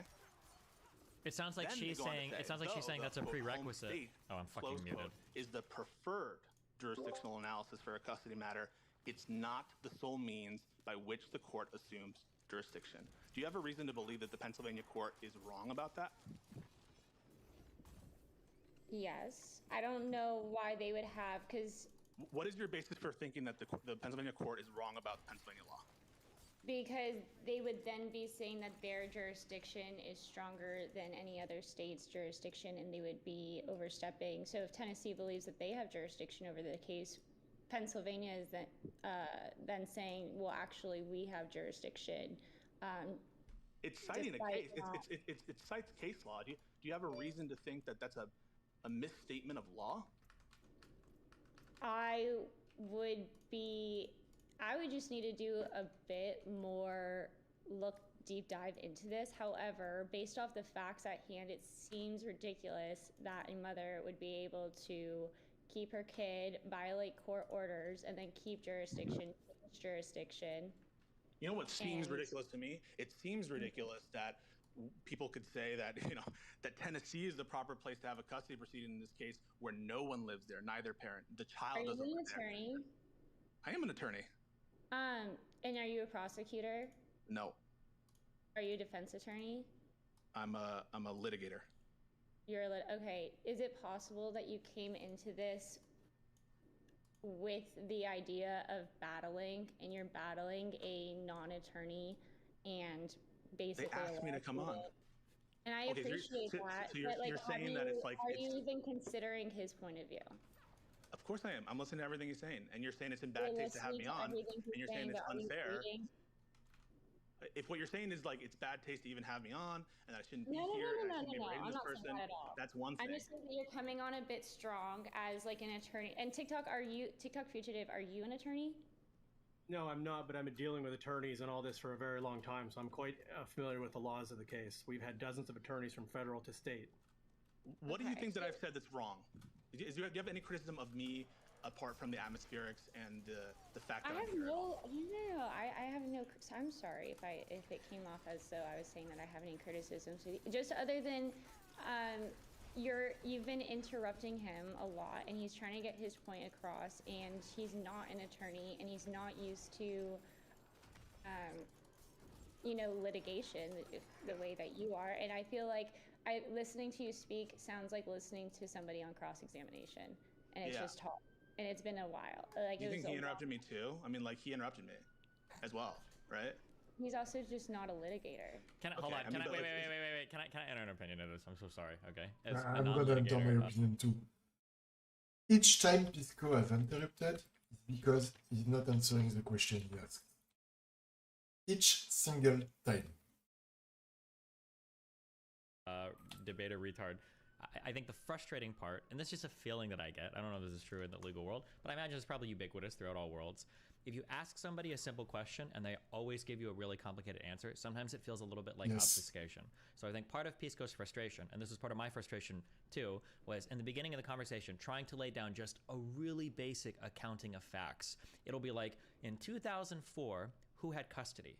And the answer will be, okay, well, in 2004 was this, but in 2009 he was in Cyprus, and then the quarter turner happened in 2007, and it's like, whoa. Like, just to try to figure out a really basic kind of facts, there always seemed to be like 10 steps ahead, and it was really difficult to just like iron out like a clear case of what was happening. In the beginning, I don't think it was like a litigator brain versus like a non-litigator, or like some hardcore cross from like some guy like on the stand fighting for his life. It was more just like, what's the basic facts? And then when people tend to like ramble and over-explain, it feels like something is being hidden. Yeah, okay.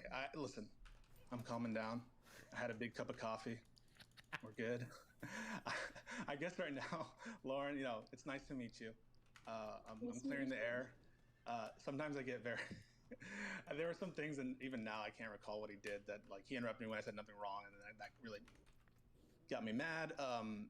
But I can understand why you're like a little bit maybe uncomfortable about the style of the questioning. I'm frustrated with the fact that that you're coming on here. I assume you have some legal knowledge. Is there anything that you know that I've said that's like wrong, or that you can, as you sit there, like that you think that I'm incorrect about, or that I have like misled people about? I just recall from family law, from basic family law. So I just remember with civil jurisdiction, in order to, change your home state, right, for like where you're domiciled, you would have to have where you're. It's not domicile analysis the court is engaged in, like. I remember from family law, it was very similar to domicile analysis, where you had, like, the child had to be away, and there was also the 6-month test. And so looking at my Barbary notes, I'm seeing something similar to what TikTok Fugitive is saying, and I didn't have the full analysis in front of me the way that you did. So I'm just going based off my Barbary and what TikTok is saying, and I was thinking it sounded ridiculous to have a mother withhold a child within a state and have that be significant enough to change jurisdiction, other than maybe if he didn't hire an attorney and he answered right away and therefore waived jurisdiction. But I don't have any of the documents in front of me until just now. It seems like I understand that, and listen, I remember the Barbary days, and good luck if you're studying for the did you study for the bar exam? Did you pass? Oh, congratulations. That's awesome. But I'm still waiting on CNF. It took her like 10 times. Okay, not that. Congratulations. I had to disclose like a ticket that didn't appear on my driver's. It was like insane. But yeah, so it can be a while and it can be annoying. So I'm sorry about that. But yeah, like what the court is reporting. I don't have any special knowledge about Pennsylvania law. I'm just saying what the court's jurisdictional analysis, and it seems to not be a mandatory test, the at-home test. There's other ways to determine jurisdiction, and that to me makes sense, right? Because like, what if it's the case that there's no 6-month place that the child has been in, and there is no home state? In that case, are we saying that there's no court in the country that could hear a petition? Like, no, of course not. And well, it would be the original court, right? Where the jurisdiction was originally. Assume that there is no like quote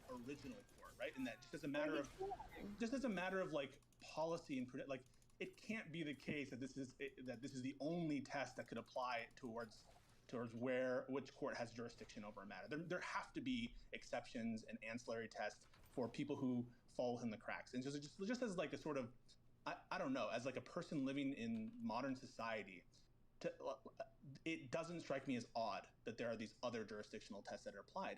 And I think what you mentioned, like it's weird to me that a mom can unilaterally move and change the jurisdiction of wherever, right? You know what's weird to me? It's weird to me that we would continue litigating in fucking Tennessee when there is no facts or people there, and we're forcing people to drive to family court in bumfuck Tennessee when it has no connection or relevance to the child's life anymore. That seems ridiculous to me. Not like a court taking jurisdiction over the well-being of one of its residents. No, I absolutely disagree, because I would want the court to remain exactly where it is until it gets ironed out. In that you have two disputing, you have a mother and a father disputing, and so you have to pick one in order, like you'd have to just pick one. And I feel like, and this is just an emotional thing, I don't have any data to support this, but I feel like the women would be preferred over the men, and I just feel like it would be, in the end, unconstitutionally biased against men. What? Is it like an equal protection claim against men? On what basis? There's nothing gendered about my analysis here. It could be the same thing for genders. You're saying that it's ridiculous that Tennessee kept jurisdiction considering nobody is there. Now it's Pennsylvania and a completely different country. So therefore, Tennessee should have no jurisdiction. However, Tennessee is where everything had been previously established. And as, you know, a parent, I wouldn't want the jurisdiction to simply move to a new state wherever the mother's going, because then what if she does like a choice of forum type thing? So for instance, if she moved to California where the laws are, like for instance, if he's, I mean, this gets into the whole, because I'm conservative, this gets into the whole like trans thing, but it's a trans harbor state for people. So if the mother moved to California and wanted to do, you know, physical procedures on her child, you're saying like there could be unfairness in California, and I wouldn't want that as the father. So I would not want the jurisdiction to just change to one parent because nobody is left in this previous I understand state. your concerns. So In that previous state.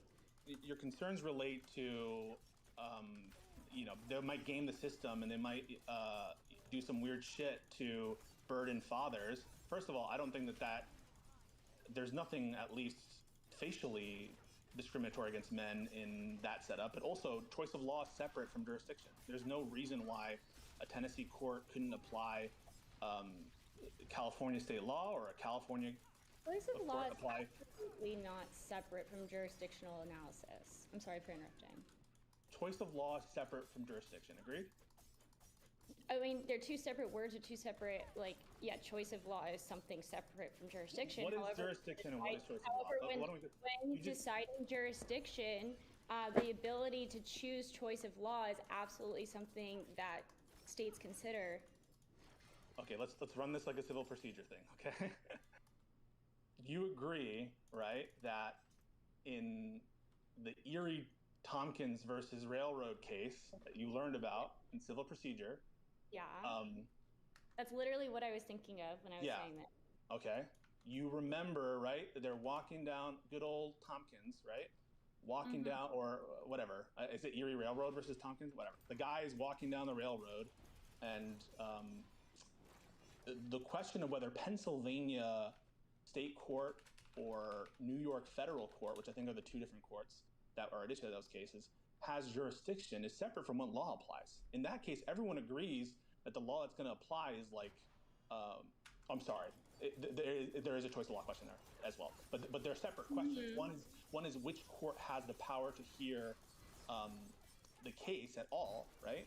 And the second question is the Erie question related to is there federal common law or state law, right? And so those are separate questions. And so the and that's also true of imagine in federal diversity cases where you're trying to establish. I understand what you're saying. Yeah, There's they're jurisdictional totally separate. question, and then there's choice of law question. And for instance, you could use the choice of law of New York in Ohio court. I get that. That being said, jurisdiction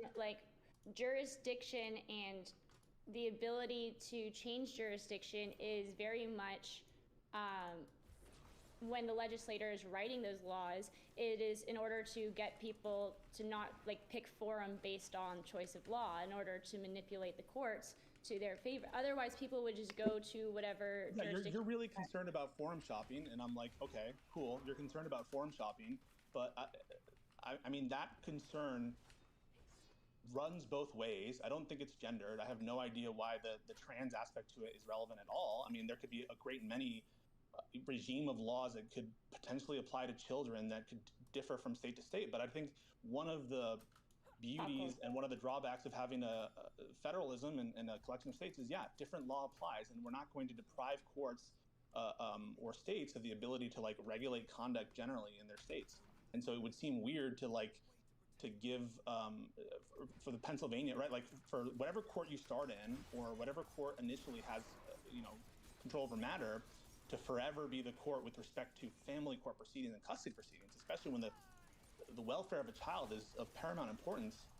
It can lead to some horrible situations where, like, okay, to have a guardianship proceeding for one of the children, I have to like travel all the way to New York where the initial custody proceeding was filed, even though no one lives in New York, no one talks about New York.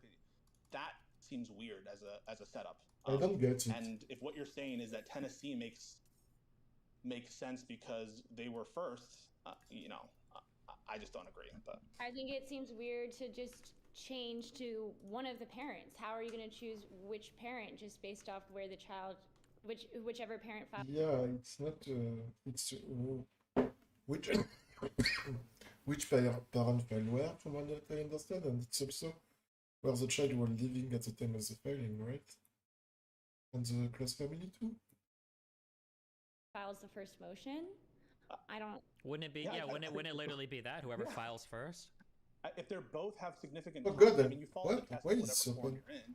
But if they both have jurisdiction, you file in the place where you file, and yeah, filing first gives you advantages. That is true. That's true in civil litigation. Does that encourage litigation between parents? It has. You're correct in saying that it has encourage litigation in the sense that like it's a rush to the courthouse, right? Is that what you're saying? Yeah, whereas sometimes it is a rush to the courthouse. Parents I mean, I don't know what percentage of the time, but I would imagine parents frequently split from each other and avoid the courts and just have amicable relationships. This would absolutely encourage people to rush to the courts and have the state get involved. I'm not going to lie to you. That happens. Yes, that happens in civil litigation. That happens in, choice of forum is strategy, and it is sometimes can result in unfair situations. But in this case, like, what is the quote unquote fair situation? Is it the fair situation that everyone goes to Tennessee, even though like, yes. Think about the kind of, okay, so now what you're proposing in what's quote fair is that all the witnesses, right? Supposedly this is like an evidentiary trial or proceeding. Custody determinations can work like that, right? There's burdens, there's evidence presented, you talk about stuff. Okay, so like if you're talking about evidentiary, I would imagine like some crime happened at that point. No, even just into determining who's the guardian in custody things. I had a guardianship proceeding. Okay, if you want to change your, That's from what I understand, the that crime has happened because the father is guilty for kidnapping, so.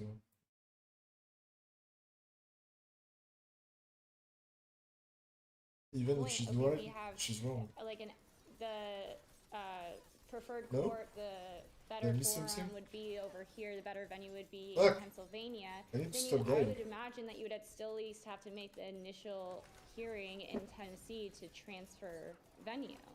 Not if they don't have jurisdiction. They have original jurisdiction. Well, they would have jurisdiction. That's the whole reason why the petition is being made in Pennsylvania, is to change jurisdiction, right? Or to change. No. Guys, jurisdiction is the power of a court to have a power over the proceedings and to come to a determination. If you're talking about like subject matter jurisdiction, okay? In the traditional sense that we're talking about subject matter jurisdiction. Mhm. Different flavors of jurisdiction as well, but we're talking here more about like power over the proceedings, power over the litigants in this case. Generally, can we hear this proceeding Yeah, at all? but if it like, let's say something were to violate, let's say you go from Tennessee to California and somebody violates like a court order related to the custody stuff, wouldn't Pennsylvania still have, wouldn't Tennessee still have jurisdiction over that claim?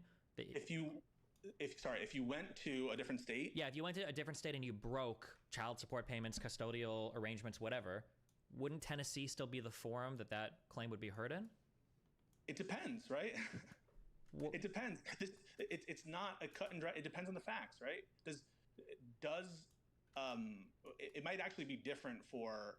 Well, sure. Hold on. Wait, real quick. When we say it depends, there might be some exotic reason or some reason why you change it. But like, we would assume by default that the state that has the custody arrangement where it was originally made is probably going to have some.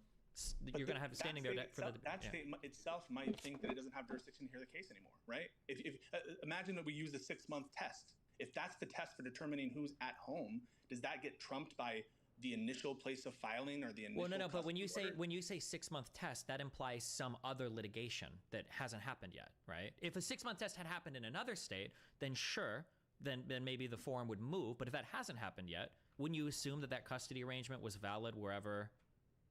I would think that it would be given full faith and credit, but we're talking that order might be given full faith and credit everywhere, but pursuant to the Constitution. Hold on, let's say the same. That it just here's what doesn't make sense to me. I'm sorry. I'm personalizing this. I'm trying to think of it this way. Let's say that Rachel moves to Oklahoma. Okay. Let's say that Oklahoma has a law that says if a father hasn't seen his child for 2 months, the father loses all rights or access to that child. Okay. So let's say that she goes to move to Oklahoma, but she never files any paperwork. My assumption, I make my child support payments to the state of Nebraska. My assumption is if we had an arrangement set up in Nebraska, it would be in Nebraska. She couldn't all of a sudden like petition the court one day in Oklahoma to say, hey, by the way, father has been here for 2 months. I get full custody of this child, and all of a sudden I'm fighting in, I don't even know what forum I'm supposed to be in. Wouldn't it make sense that you have to petition some court to change, to give me an opportunity to respond to that change of forum? If you're worried about that, you could decide like on a choice of law basis to, I don't know. I actually don't know the answer to that. To give you the question, if you're asking like what makes, I can tell you the answer. Yes, UCC JEA. Okay. When you're transferring custody cases between jurisdictions, requires one state to contact the other state and agree to transfer it over. And if there's disputes, there's mechanisms for that. Pennsylvania never did any of this. It was a temporary order which Tennessee never recognized. Pennsylvania never contacted the court after that date, but did several times prior. Uniform codes like the UCC, right? The UCC and other kinds of uniform codes and the model penal code and all these things. Those are enacted by states. Okay, they don't have separate force of law apart from where they are enacted. If they're enacted in, New York, for example, has enacted parts of the UCC, and they haven't enacted other parts. And so you can cite to a uniform code, whatever. What you need to be doing is citing to law. Yes, and I am, and I'm telling you that there are resolutions for these. You cannot have multiple states exerting jurisdiction at the same time, and you can resolve that at the federal level. And Pennsylvania has not followed its own law regarding the transfer of custody. Pennsylvania. Isco, you mentioned full faith and credit earlier, right? Wouldn't what you're saying violate full faith and credit in terms of other states recognizing their jurisdiction over the custodial case? No. Why would acknowledging a jurisdiction over a case violate the full faith and credit clause? Because the other state says that they have jurisdiction and they would acknowledge jurisdiction until it's changed. And well, hold on, wait. Acknowledging jurisdiction is different than like where like custody, right? Because multiple states could have jurisdiction over the same issue simultaneously, right? That's correct. Always not multiple states for the custody proceeding of the child for custodial sake. Should there be okay? I'm just going to ask this way: should there be a mechanism for states to deprive other states, or not deprive, just assume jurisdiction over a case that another state purports to have jurisdiction over? From my understanding, you would have to transfer from the original court. I just remember learning that in family law. We're talking about laws in places, and if there's a rule that says this court is explicitly saying that they have an entire case law about when to take or not take jurisdiction from a court that's claiming it in child proceedings. They have an Okay, entire case law and history about what the test is on whether to assume jurisdiction, notwithstanding the fact that another court is claiming jurisdiction. How does that not bring up the major points that Stephen made about people choosing laws specifically to harm one parent? Well, wait, Like, hold on, wait. To be choosing- clear, choosing laws to harm somebody, I don't think there's necessarily anything right or wrong for that, right? Forum choice is an important part of litigation, whether we like it or not, right? We all agree on that, right? Sure, Correct. but And also, maliciously choosing without the parent's knowledge. So that's the issue. So then the question that I had earlier, and this has kind of gotten talked past a lot, is it sounded like I saw in at least one of those court papers, or at least in the affidavit, that there was a hearing, but the guy in here, Chad, he claims that he missed that hearing. So if there was a hearing for this and you missed it, That's not correct. That's not correct. okay, explain then. Yeah, go ahead. There were several hearings that they've accused me of missing, including some of which they never notified me of or were allowed to attend. The one you're probably referencing is the November 6th one, which initially he ordered me to attend, but then said I didn't have to attend and my lawyers could attend. And then when my lawyers got there, he changed his mind again. Is there like clear documentation of all of that? Yeah, I have it. I have blocked it. whatever. Wait, hold on, wait. Why do you say whatever? Isn't that really important? Because the order envisions, the custody order that he doesn't dispute envisions that she's going to be in Pennsylvania. There's no sandbagging here, right? There's no... No, wait, hold on. There could absolutely be reasons why he wants Tennessee to remain the original forum, no? You don't, sorry, you're not understanding what I just said. I'm not, tell me. What did I just say? It sounds to me like you're saying he has no reason to sandbag, to just delay these particular proceedings for no reason. You didn't understand me, so I'm going to repeat it again. Okay. Well, don't repeat it. Explain it anyway, because clearly I don't understand. You go ahead.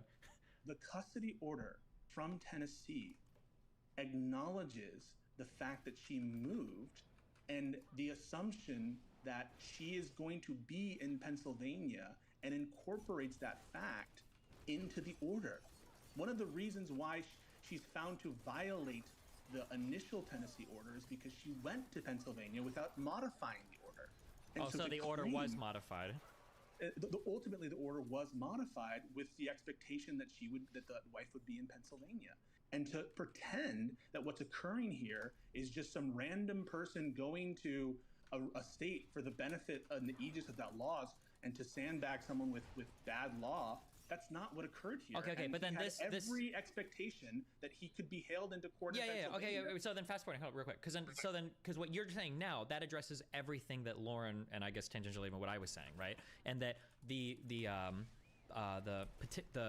petitioner, would he be the petitioner here? No, she's in this case that we're talking about, he's the respondent. Okay, he's the respondent. So the respondent here was put on notice then that Pennsylvania might be a forum for new custody stuff. Absolutely. Okay. Then in that case, that should answer Lauren, correct? Right? That answers your question. This didn't just happen randomly. He was. Hold on.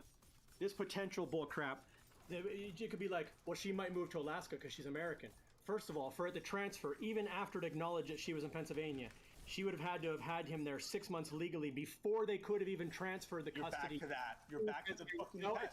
You're back to the whole test. You're interrupting me. You're interrupting me. You're interrupting me. You're interrupting me. Okay, I'm talking about March, which Destiny was just talking about now. He's referencing when March was there that I had the expectation. But if that's the case, I could have had the expectation she moved anywhere in the world. What I'm telling you is, according to Pennsylvania law, which has been adopted, the UCCJ thing. Wait, can I ask a quick question on that? Wait, can I just ask a quick question? Wait. Let me just ask a quick question, and then you can keep going. Okay. But did the original petition, did it put you on notice that she could have only moved to Pennsylvania, or was it that she could have literally moved to any state in the United States? She had already moved by that point because she was in violation of the court order and found in contempt. She got up and moved and didn't tell the court where she moved at all. Now we're referencing the March when she got in trouble for it. And by that time, she was already in Pennsylvania.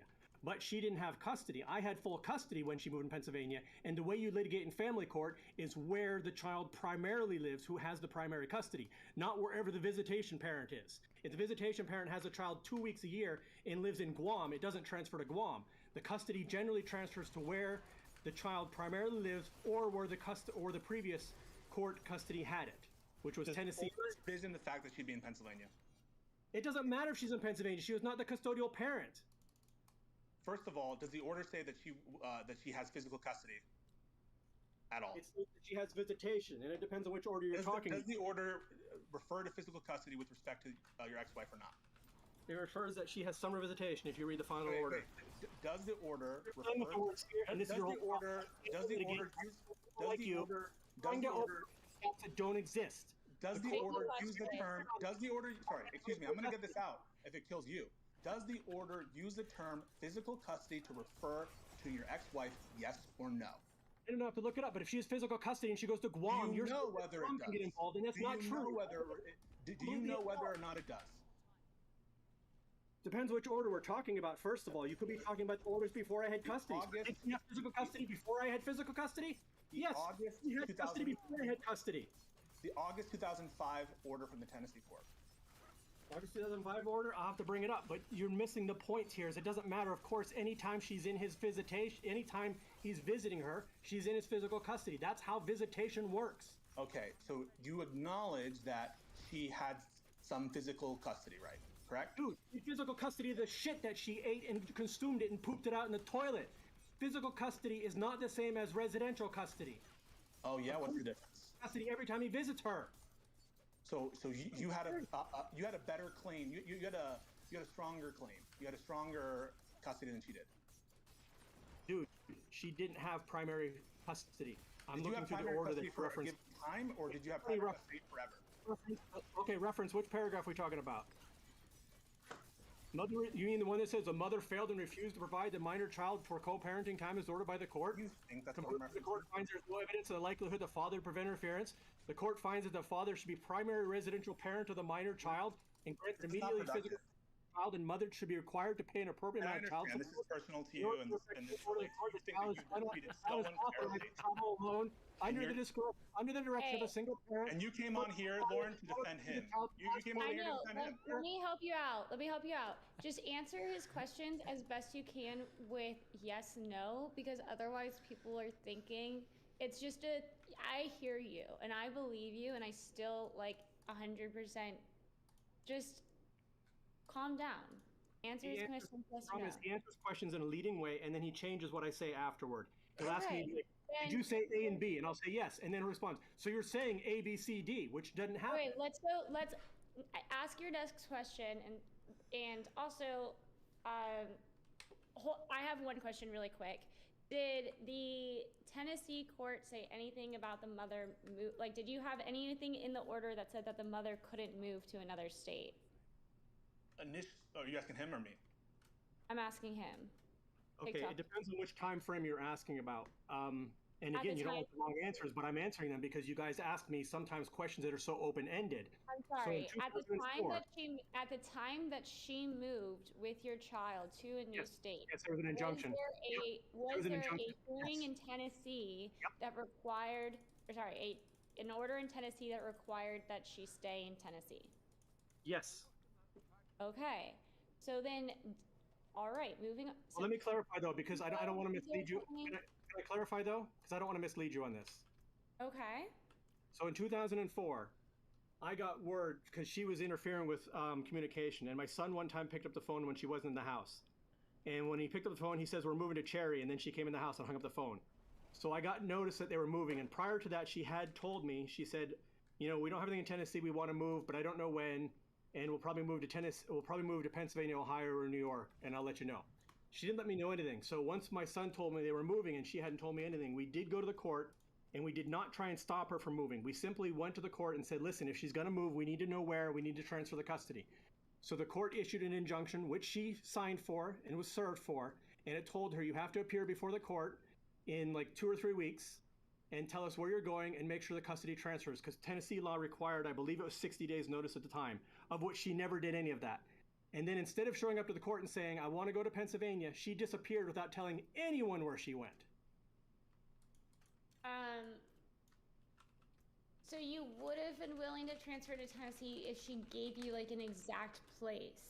However, to Pennsylvania if she gave you an exact place, but she never showed up to court to give you an exact place, and therefore the custody should have never transferred to Tennessee. Well, you have it backwards. Tennessee is where it was. To Pennsylvania. Had she gone to the court and said, I'm moving to Pennsylvania, here's my address, and I'm going to follow the proper procedures for transferring the jurisdiction, yes, that would have been fine. That's all the court asked. And she said, no, I'm not even going to do that. And she wouldn't even tell me where she lived or the court. And that is how I was full custody. What was the court here? So what came out of that here? So when you showed up to court and she Taking didn't a show up break. to court, what happened from that? They issued another court notice, but she was already in Pennsylvania. So then we had, well, first of all, we had to find her because we couldn't serve her. So we had to get some private investigation involved and all these sorts of things. We found the school records, got her involved. The Pennsylvania court said you're in violation of the Tennessee orders. You have to go back to Tennessee. She said no. So the Pennsylvania court transferred custody to me. I flew back to the United States and we went back to Tennessee. We lived in Tennessee again and he was enrolled in Tennessee schools. And finally, 6 months later, they had a court hearing and they found her in contempt of court. I sent you the transcripts. You should really read these. These are the March 2004 transcripts. Sorry, March 2005 transcripts. Definitely don't just read the orders. Don't just read the orders. Read the transcripts.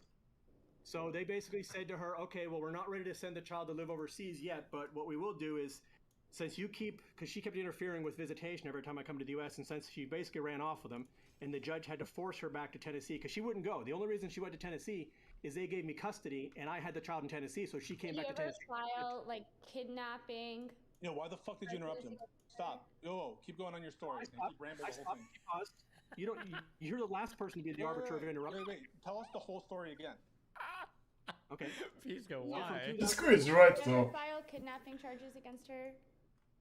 I never filed kidnapping charges because when I talked to the FBI, they said they will never get involved in these cases. But then when she calls and says I came into the house and kidnapped him, which I did not do, the FBI got all over my ass and has tried to extradite me 3 times. So no, I never filed kidnapping charges, but I did go against her in court, and they found her in contempt of court, which led to me ultimately having the custody and the child being sent overseas. Okay. Cool, now we're nowhere. That's why we don't let him lead where we're going, because we just get nowhere and he just, like, doesn't answer anything. Okay, go ahead, ask a question. Okay, so we were having a conversation about whether or not it's possible for a court to claim jurisdiction over a case that another court has claimed exclusive jurisdiction over. And I believe the answer to that is yes, of course, especially in matters of family court and in custody proceedings where there can obviously be an immediate need. Like imagine an emergency petition. To say that a court wouldn't have jurisdiction to consider an emergency petition without writing to like some other sister court and waiting 2 weeks for them to respond and like hoping that the clerk gives it to the judge and the first thing on like it can't. Okay, I understand your hypothetical. I understand your hypothetical as why a Pennsylvania court would come to a decision as it did. But with the facts at hand, where this woman was found in contempt of court, has violated a bunch of Tennessee court orders, and didn't have primary custody, and ran off with a kid, and yada yada, with all of that at hand, don't you think the court in Pennsylvania came to the wrong decision? Not unless any of that stuff is relevant to the jurisdictional test in Pennsylvania. And let's talk about that, right?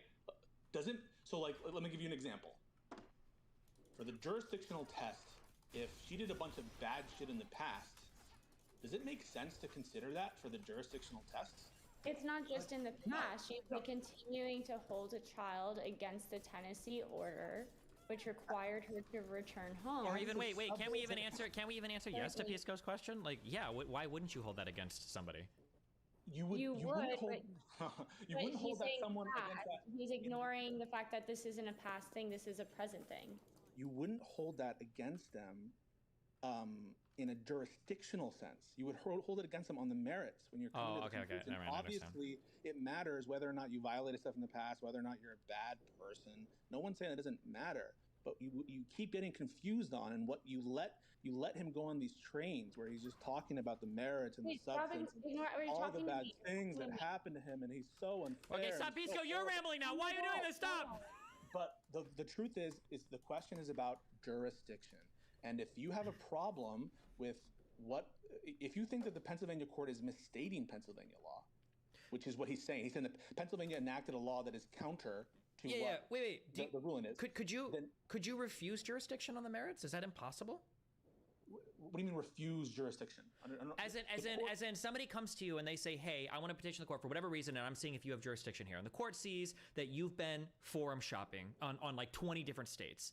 Do you think that even if the court sees, even if so even if the court, you're asking like the deepest Civ Pro questions ever, and Civ Pro flipping Wait, you can't stop. Okay, wait, let me shut up. I'm just gonna finish my fucking questions. Okay. Yeah, so like the question is, Pisco, is like, could they, even though they see you pass all the tests for us to have jurisdiction here, however, on the merits of things that have happened in prior places, we're not gonna be the forum in which we hold this, even though you do pass it. Is that possible or no? As a matter of, so there is such thing called like forum non-convenience. There's ways to dismiss it where it's not like mandatory, where we're just not gonna hear the case as a matter of prudential things. There are procedural mechanisms by which a court that, notwithstanding having jurisdiction, will not hear the case. So I think, wouldn't that be Lauren's point, that like even if they had jurisdiction, the fact that she was held in contempt for stuff related to custodial... No, affect it. I mean, what you're talking about in questions of like forum non-convenience, or if you're talking about these procedural mechanisms to dismiss cases even though you have jurisdiction, sometimes on like statutory grounds, because the court, so an example of this is for the court's supplementary jurisdiction in federal court system. For those of you familiar with the statutes of federal court jurisdiction, supplemental jurisdiction is discretionary, and the courts can decide to not grant. Why would it not be relevant here, though? So first of all, we're not dealing with what I just referenced, and second of all, that's a merits conversation about whether or not she's a good parent, whether or not an order was or was not complied with, whether or not they should like listen to an order. Like, those are all questions related to substance. To the extent that those violations have a bearing on the jurisdictional test, obviously it's relevant. But then you need to point to what aspect of the jurisdictional test is implicated by these violations. No. That was the whole point of my initial question, was that like, irrespective of jurisdictional texts, could it be that somebody passes all of those, but because of forum shopping or other contempt violations or whatever in other states, they're like, listen, you passed the test, but we're not going to be the forum that we hold this in anyway? Yes, that is possible, though it would be weird, right? It'd be weird in this case where there is no other... Wait, hold on, I don't like you loading things like that. I don't agree that it would be weird, right? If a mom was trying to flee a state and go to any other state to get custody of a child where it was contested, and if she was missing things, I don't think it's weird at all to say, like, no, I'm sorry, you need to figure this out in your state where your original custody agreement is. In this case, it would be weird to do that, to defer the jurisdiction to another court in this particular case. There's no like issue related to because there's no active petition, as I understand it, in Tennessee. The same kind of issues related to like collateral challenges and those kinds of... Well, in terms of active petition, like, why would he actively petition anything when apparently she violated a court order like so hard that he was awarded custody? Wait, who's assuming that this is only a question about whether or not the Pennsylvania court has jurisdiction? And so... Wait, hold on, hold on, macro. Okay, either I'm getting lost in legal arguments because I'm just too stupid to follow the legal arguments, or you're obfuscating hardcore with like legal arguments that don't make sense or don't matter, okay? This is in the broadest, most macro sense, this is my question, okay?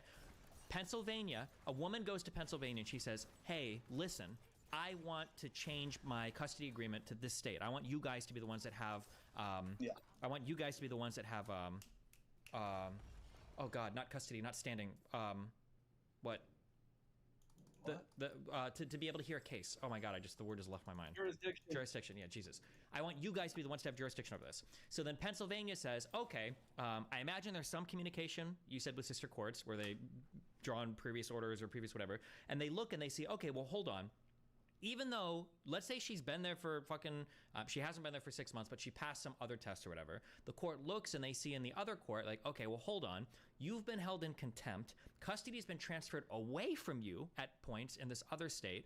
We are not going to be the forum by which you hold this. If you want to move or whatever, you need to go file shit with the other state first. Okay, but that's a question. Okay, to the extent that influences that court's decision to, as a matter of prudence and policy and comity, to defer jurisdiction to another forum, that's fine. But the jurisdictional question comes first. And one of the findings of this court order is not just that Pennsylvania does have jurisdiction, but that Tennessee doesn't have jurisdiction. And so that's a finding on the record. But that's what Lauren is disagreeing with. She's saying that finding was wrong. That's what we're arguing about, right? All right. So So the first finding that the court makes, right, is that they're not going to defer to Tennessee court jurisdiction because they determine that Tennessee does not have jurisdiction. Yeah, but isn't that kind of weird for them to determine? Not weird. Why would it be weird?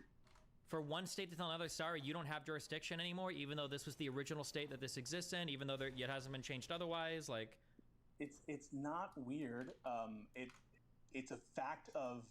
Because it violates full faith and credit. No, it doesn't. How does it violate full faith and credit? Well, let's say that I have an agreement in Nebraska. This is where my custody agreement is. Everything is here. Let's say that Rachel goes to Oklahoma and she files something in that court like 3 days later, and they're like, you know what, Nebraska, you don't have jurisdiction of this kid because she lives here now for 3 days.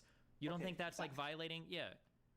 In those instances, right? In those instances, there have been cases where there have been parallel proceedings, or where people have gone seeking, writs of mandamus to stay proceedings, and there are problems when that occurs in civil litigation. No question, but there is no problem in principle with a court doing that, and with a court taking jurisdiction of a custody matter, and determining that another court doesn't have jurisdiction in the matter.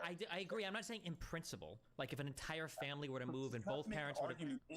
in the moment to say, does Tennessee have jurisdiction or not? Because you both agreed, right? If Tennessee doesn't have jurisdiction, then they shouldn't defer to Tennessee court, because the Tennessee court doesn't have the authority to hear the case. Yeah, we agree. It's just hard that... Sorry, go ahead. Is on page 4 of 17 of the Pennsylvania Court Opinion PDF. Yeah, that's the one I was pointing you to. Okay. Yeah, like all I'm saying is, as a first step, when you're determining whether to give jurisdiction to one state versus another, you're going to have to determine whether that court has jurisdiction, right? If you determine that court doesn't have jurisdiction, why would you dismiss a case on that basis? Doesn't make any sense. Well, I think that the big problem for me, and maybe you're about to give me some legalese reason why this doesn't matter, but the fact that it's contested seems to be a really big deal to me. Does that not matter at all legally? The fact that the jurisdiction's contested? Yes. Of course he's going to contest jurisdiction. He wants it to be in... that shouldn't surprise you. Like, people no, I'm not saying it surprised people, but it surprised me then as the other courts say, like, okay, well, we see that it's contested here, but we don't care. They don't have any jurisdiction. You can't agree to... subject matter jurisdiction has to do with the inherent authority of the court. And it's yeah, but they've already passed like some inherent... like, they already did make some inherent authority. They didn't pass the 6-month test, right? So what other thing, I guess, are they using to say that, like, we're going to overrule the jurisdiction of the other state for the case?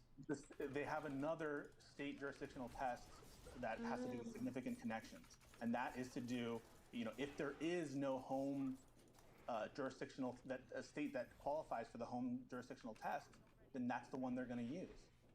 Maybe I'm reading this wrong. Can you tell me if I'm reading this wrong? Is it because he moved out of the state? Because the last line, the child's parents and any any person acting as a parent do not presently reside in the other state. So because he moved completely out of every state in the country, is that... Well, to be clear, why... Chad earlier said that as a matter of law, I don't know if he's still here or not, Chad, I believe, said that even if he moves out of country, those other forms should still be considered. I think he said in relation to this. By law, other countries are considered as states, so they would have to evaluate Cyprus as the home state, which it clearly was. Okay. Can we just find a source for that? That seems to be a fact of the matter is really important to settle. Yeah? So just because you treat other countries as states for the purposes of your... There's a site. Can I just give the site really quick? Yeah. It's 23 PACSA section 5423. Fuck, I didn't type this in at all. Parentheses 2. I'm going to put that. Sorry. Go ahead. I don't know. I'm being worn out. You made me tired. He runs. President Sunday right here. Here he is, boys. Dude, President Run Day. I feel like I'm taking crazy pills, guys. It doesn't make sense to have this proceeding in Tennessee at all. It doesn't make sense to allow just another state to Yeah, to be clear, unilaterally nobody's take- saying that it doesn't make sense to have it in Tennessee. I think the issue is like, why was it so easily moved to Pennsylvania and not say Cyprus? Because that's what Chad was arguing earlier. Because you were saying No one's denying that Cyprus might have concurrent jurisdiction on the initial, for any filing that you might have. No one's denying that. But you need to have a reason why Pennsylvania does not have jurisdiction. Well, wait. Can you have concurrent jurisdiction on custodial matters? You're gonna defer, right? I mean, like for the wait. Well, you're gonna hold on. Wait. You're gonna defer. Wait. What is the? I need a yes or no on that. Can you have? In my understanding, or I'm sorry, I don't even have an understanding. My question would be, if you could have concurrent jurisdiction, how would you ever reconcile different custodial arrangements given by different states? Yeah. So the truth is, this is a problem, right? And there's no mandatory system, as I understand it, especially between different countries, to like knock out the United States jurisdiction, or to say that states have to abide by determinations of foreign courts. But as a matter of comity and as a matter of like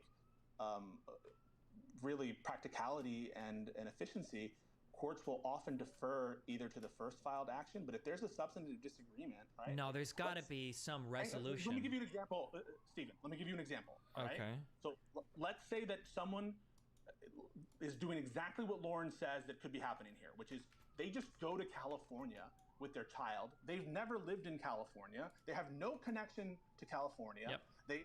Everything's horrible in California. Under California law, there's no jurisdiction for the California court to have over custody proceeding. But some activist judge in California decides that he's just going to take it because whatever. Sure. And it's totally baseless in California law and all that stuff.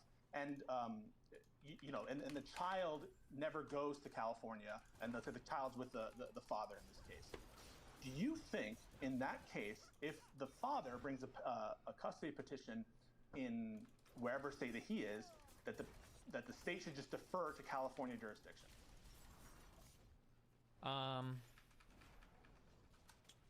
Fuck, I don't know. This would be my. Of course not. Wait, start the fuck up. I understand you're saying this, okay? This is why it feels to me like there must be some preordained system, some way that these disputes get settled.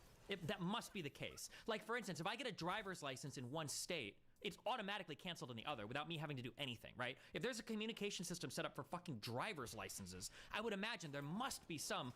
Otherwise, it would be a nightmare every time you move states. Are you telling me that every single time people move states, there's like multiple custodial arrangements that are active at any given point in time for every single split family? That sounds impossible. No, but that's why most of the states require that you stay in the state. Like, you can't just move with your kid and change custody. Like, you usually have to have permission. So I find it odd that Pennsylvania is saying that as long as you're within their jurisdiction for some period of time, with or without the other parent's consent, or even without some period of time, just so long as you're significantly connected. Yeah, I would imagine though, with what you're saying, if that's true, right, that you get permission, you move or whatever, that then the jurisdiction would like transfer. It just seems crazy to me that as a matter of norms or whatever, for split families with custodial arrangements, there's just multiple theaters or forums at any given time having multiple custodies of all of these. That just seems like a nightmare to me. I feel like there must be some formal system worked out. That would be my guess. I could be totally wrong, but that just sounds insane to me. States have their own rules. States have their own rules. Under Pennsylvania law, when you create these interlocutory orders, they have to have an expiration date, which they never added to that one, and then they have to contact the court of previous record, which was Tennessee, and arrange for a transfer or negotiate it. And Pennsylvania neither did that. They didn't put an expiration date in the order, and they didn't contact the court of previous jurisdiction. So Pennsylvania did not even follow through on its own laws. Are you talking about jurisdiction? Regarding the custody orders, the ability to modify the custody order. Are you talking about jurisdiction or not? You're so focused on this one point, you can't see the story. It's like being in the Titanic and you're focusing on the issue, and I'm not. Seriously, you're in the Titanic, we're all screaming, the boat's going down. And he's just like, they're out of toilet paper, it's the end of the world. We haven't resolved the question about whether the court even should be allowed to make this order. They're irrelevant, dude. Okay, hold on, chat. I want to ask one question. No, stop. You're asking the question is not helping. Hold on, Chad. The issue that Pisco is bringing up is, as a matter of law, okay, procedure is everything. We can feel however we want about a particular thing or feel something is right or wrong, blah, blah, blah. But at the end of the day, the only thing that matters is like the court filings and the procedures and that things have actually been followed. Yeah, I got that's you. why Pisco is, that's why he's getting really anal on like is this the case? Is there jurisdiction? Because these procedural questions are the only thing that matter in the eye of the law, right? He's throwing out a hypothetical that if for some reason, let's say that my son said that I beat him and he had bruise marks, would they have the ability to issue emergency jurisdiction in that case? Yes. However, why? Hey, I'm still talking there, toilet paper man. Toilet paper man, let me talk.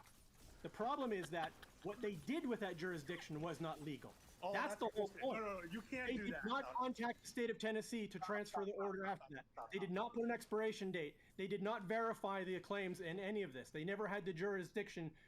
They had jurisdiction to do an emergency order, but that's an open-ended thing. They didn't have jurisdiction to do what they did in the emergency order. So do you did the Pennsylvania court have jurisdiction to issue an emergency order if they wanted to? That he's saying yes. Yes. Yes? Yes. Can you say yes or no? No, wait, shut up, Chad, shut up, stop. Let me argue your case. Okay, I understand what Chad is saying now. Okay, so Pisco, Chad is saying that you keep bringing up these hypotheticals of like, what if the kid is being abused, blah, blah, blah. Chad is saying, absolutely, you should be able to do these orders, these injunctions, but one, they have to be temporary. There needs to be a limiting date on it. And two, they have to be communicated with the place that originally had custody. And he's saying that both of those parts weren't met. Now, I don't know if those claims are true, but that's what he's saying, Ignoring the fact that there's absolutely no citation that the courts need to inform another court about the fact in that the law. there's My brother is a Pennsylvania lawyer. You're a litigator. Are you a civil litigator or a criminal litigator? My brother's a Pennsylvania attorney. I'm sorry, I was talking. Yes, you're right. Notwithstanding the fact that he cites no law, notwithstanding the fact that he cites no law, that what the court here did was improper. I'm not saying that there couldn't be some procedure for transferring active cases, right? But this is a new case. This is a different case. This is a new petition filed in Pennsylvania. And you just told me that he concedes that the Pennsylvania court would have jurisdiction, but only for emergency petitions related to custody. Is that correct or incorrect? Destiny standing for that's what my understanding is. Yes. Okay. But when you say But like how, I'm I'm going to ask you a question, Chad. Destiny. Yeah. I'm really asking Destiny because I don't really. Yeah. Go ahead. Why? The Tennessee court has exclusive jurisdiction. It said so in its order that we have jurisdiction until 18. How can the Pennsylvania? But they didn't make a carve out for emergency petitions. How can it be the case that Pennsylvania court issues an emergency order that's in conflict with an order from the Tennessee court that claimed total supreme executive? Well, my guess would be is there is some sort of legal carve out for some sort of emergency injunction or whatever. That'd be my guess. That like if you were to read the legal, I don't fucking know. I'm not a civil litigator. I'm just a DG. But my guess is crazy. Or what? Well, just by reading it, it's saying that that Pennsylvania gets to unilaterally dissolve Tennessee as the home state because the child is no longer connected to Tennessee and because the father moved away. And I think that's unbelievably ridiculous, and I would argue that that would be unconstitutional to unilaterally. To what? Wait. Hold on, wait. They're saying that you have to determine the home state of the child and that the home state was Tennessee. However, there's further analysis and the home state dissolves when the petitioner is no longer in Pennsylvania. I mean, let's run that analysis, Lauren. Let's run that analysis. So you agree the home test is 6 months, right? That 6 month residency test? Right, Correct. so they're saying because the child is not in, so Tennessee is no longer the home state for 6 months. You agree with that, right? You agree that Tennessee no longer fulfills the home test? No, I think the 6 months is for changing. So just like what's your source for that? Just like for civil procedure, you can't just change domicile until your initial one. So like for instance, even if you have physical presence in another state, that doesn't change your domicile. Even if you have the intent to stay in another state, if you don't have physical presence, that doesn't change your domicile. You can't change your the child's home residence until the other one is absolved. And who is Pennsylvania to unilaterally resolve Tennessee's So many jurisdiction? mistakes there. Don't know where to stop. First, I don't understand why you are saying that the test for domicile is a test for home.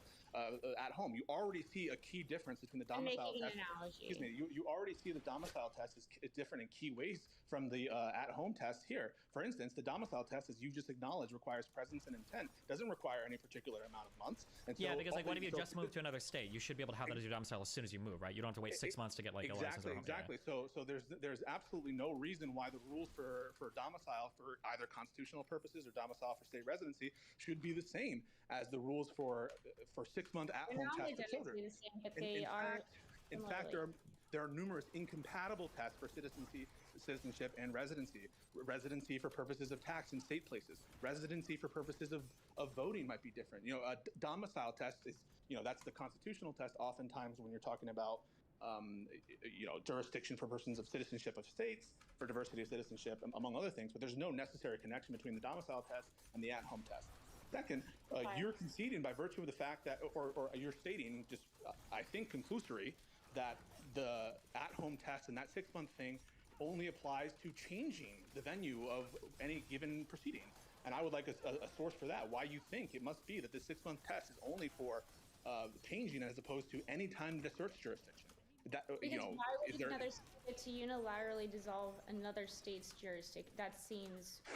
Well, I think the issue with like this, you keep saying like unilaterally dissolve. It sounds like all they have to do is make both parents aware of what's happening, and if nobody's contesting it, then it does seem like it would make sense to allow it to be dissolved at that point. No. All you have to do to make it make sense, and why it would be the case that states consider other states' jurisdiction when determining their own jurisdiction for purposes of the custody proceedings, is just expand the time horizons on these things, and then think back to yourself. Right? Does it make sense? You know, you could have a custody order from a state that's super far away, and both parties agree to move to some other state. But guess what? That custody order, until there's something different, is still in effect.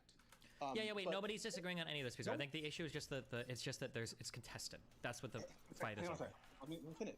Okay. So just because you have a custody order in a previous petition, a previous proceeding, it doesn't mean we're not giving full faith and credit to that custody order. What we're talking about here is jurisdiction. Which court has jurisdiction over the matter?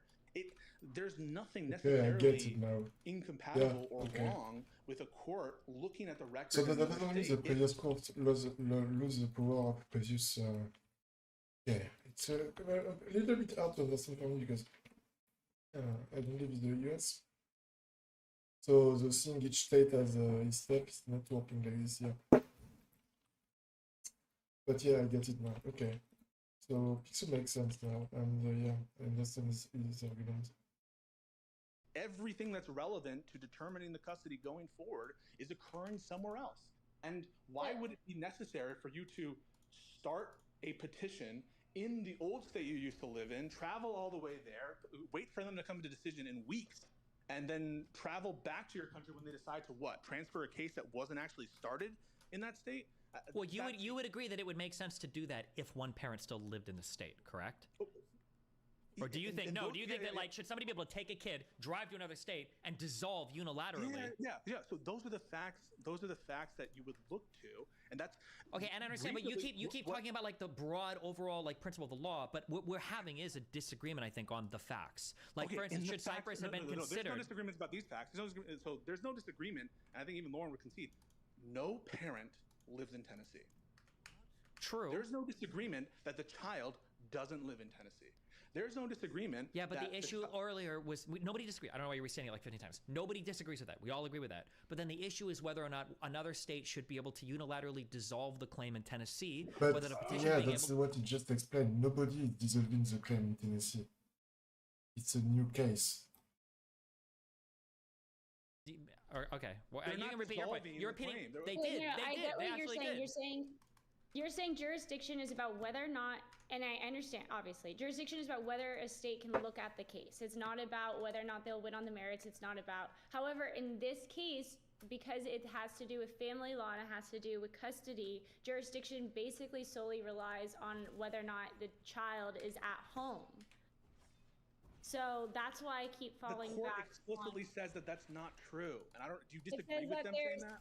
Right, and it's saying that it's only not true if the father is not in that state, and that's where I'm wondering if that's. No. They say that it's the at-home Well, test. the home state is preferred jurisdictional analysis for the custodial matter. It's not the sole means by which a court Correct. assumes jurisdiction. The court is required to continue the analysis to determine whether Do child you has. disagree with that as a legal matter? Are they saying something that's wrong legally?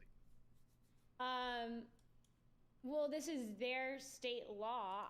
Do you have any reason to think that they're misstating the law? Do you have any reason to think that they're misstating the law? I don't have reason to believe that the court is misstating the law. No. So in that sense, you might have policy disagreements with that, and you might think that that's stupid. But not that it's stupid, but that it's potentially. And it might create bad incentives. Let me tell you, there's going to be, no matter what system you make, there's going to be ways to have bad incentives. There's no system that you're going to make that will eliminate the possibility for people to forum shop, to do the kinds of things that you're talking about. Because Pisco is kind of very smart sometimes, sometimes very dumb, like stating the obvious like he's doing now. Like, I don't think it serves him well. But at the same time, I understand it because he's saying the same shit since 1 hour, and nobody understands what he's saying, and nobody is arguing.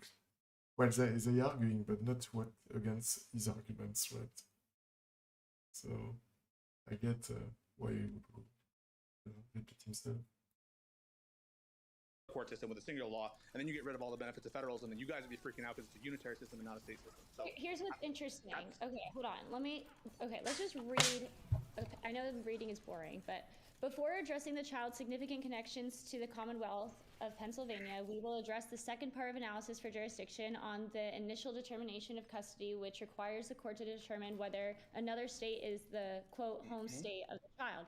Okay, so simply because he moves out of, okay, I'm going to continue reading. We conclude that no other state in the United States is the home state of the child. So simply because he moves out of the United States, then Tennessee dissolves as home state. And then it goes on to say, the state of Tennessee has been you agree that it's not the home state of the child since March 2005.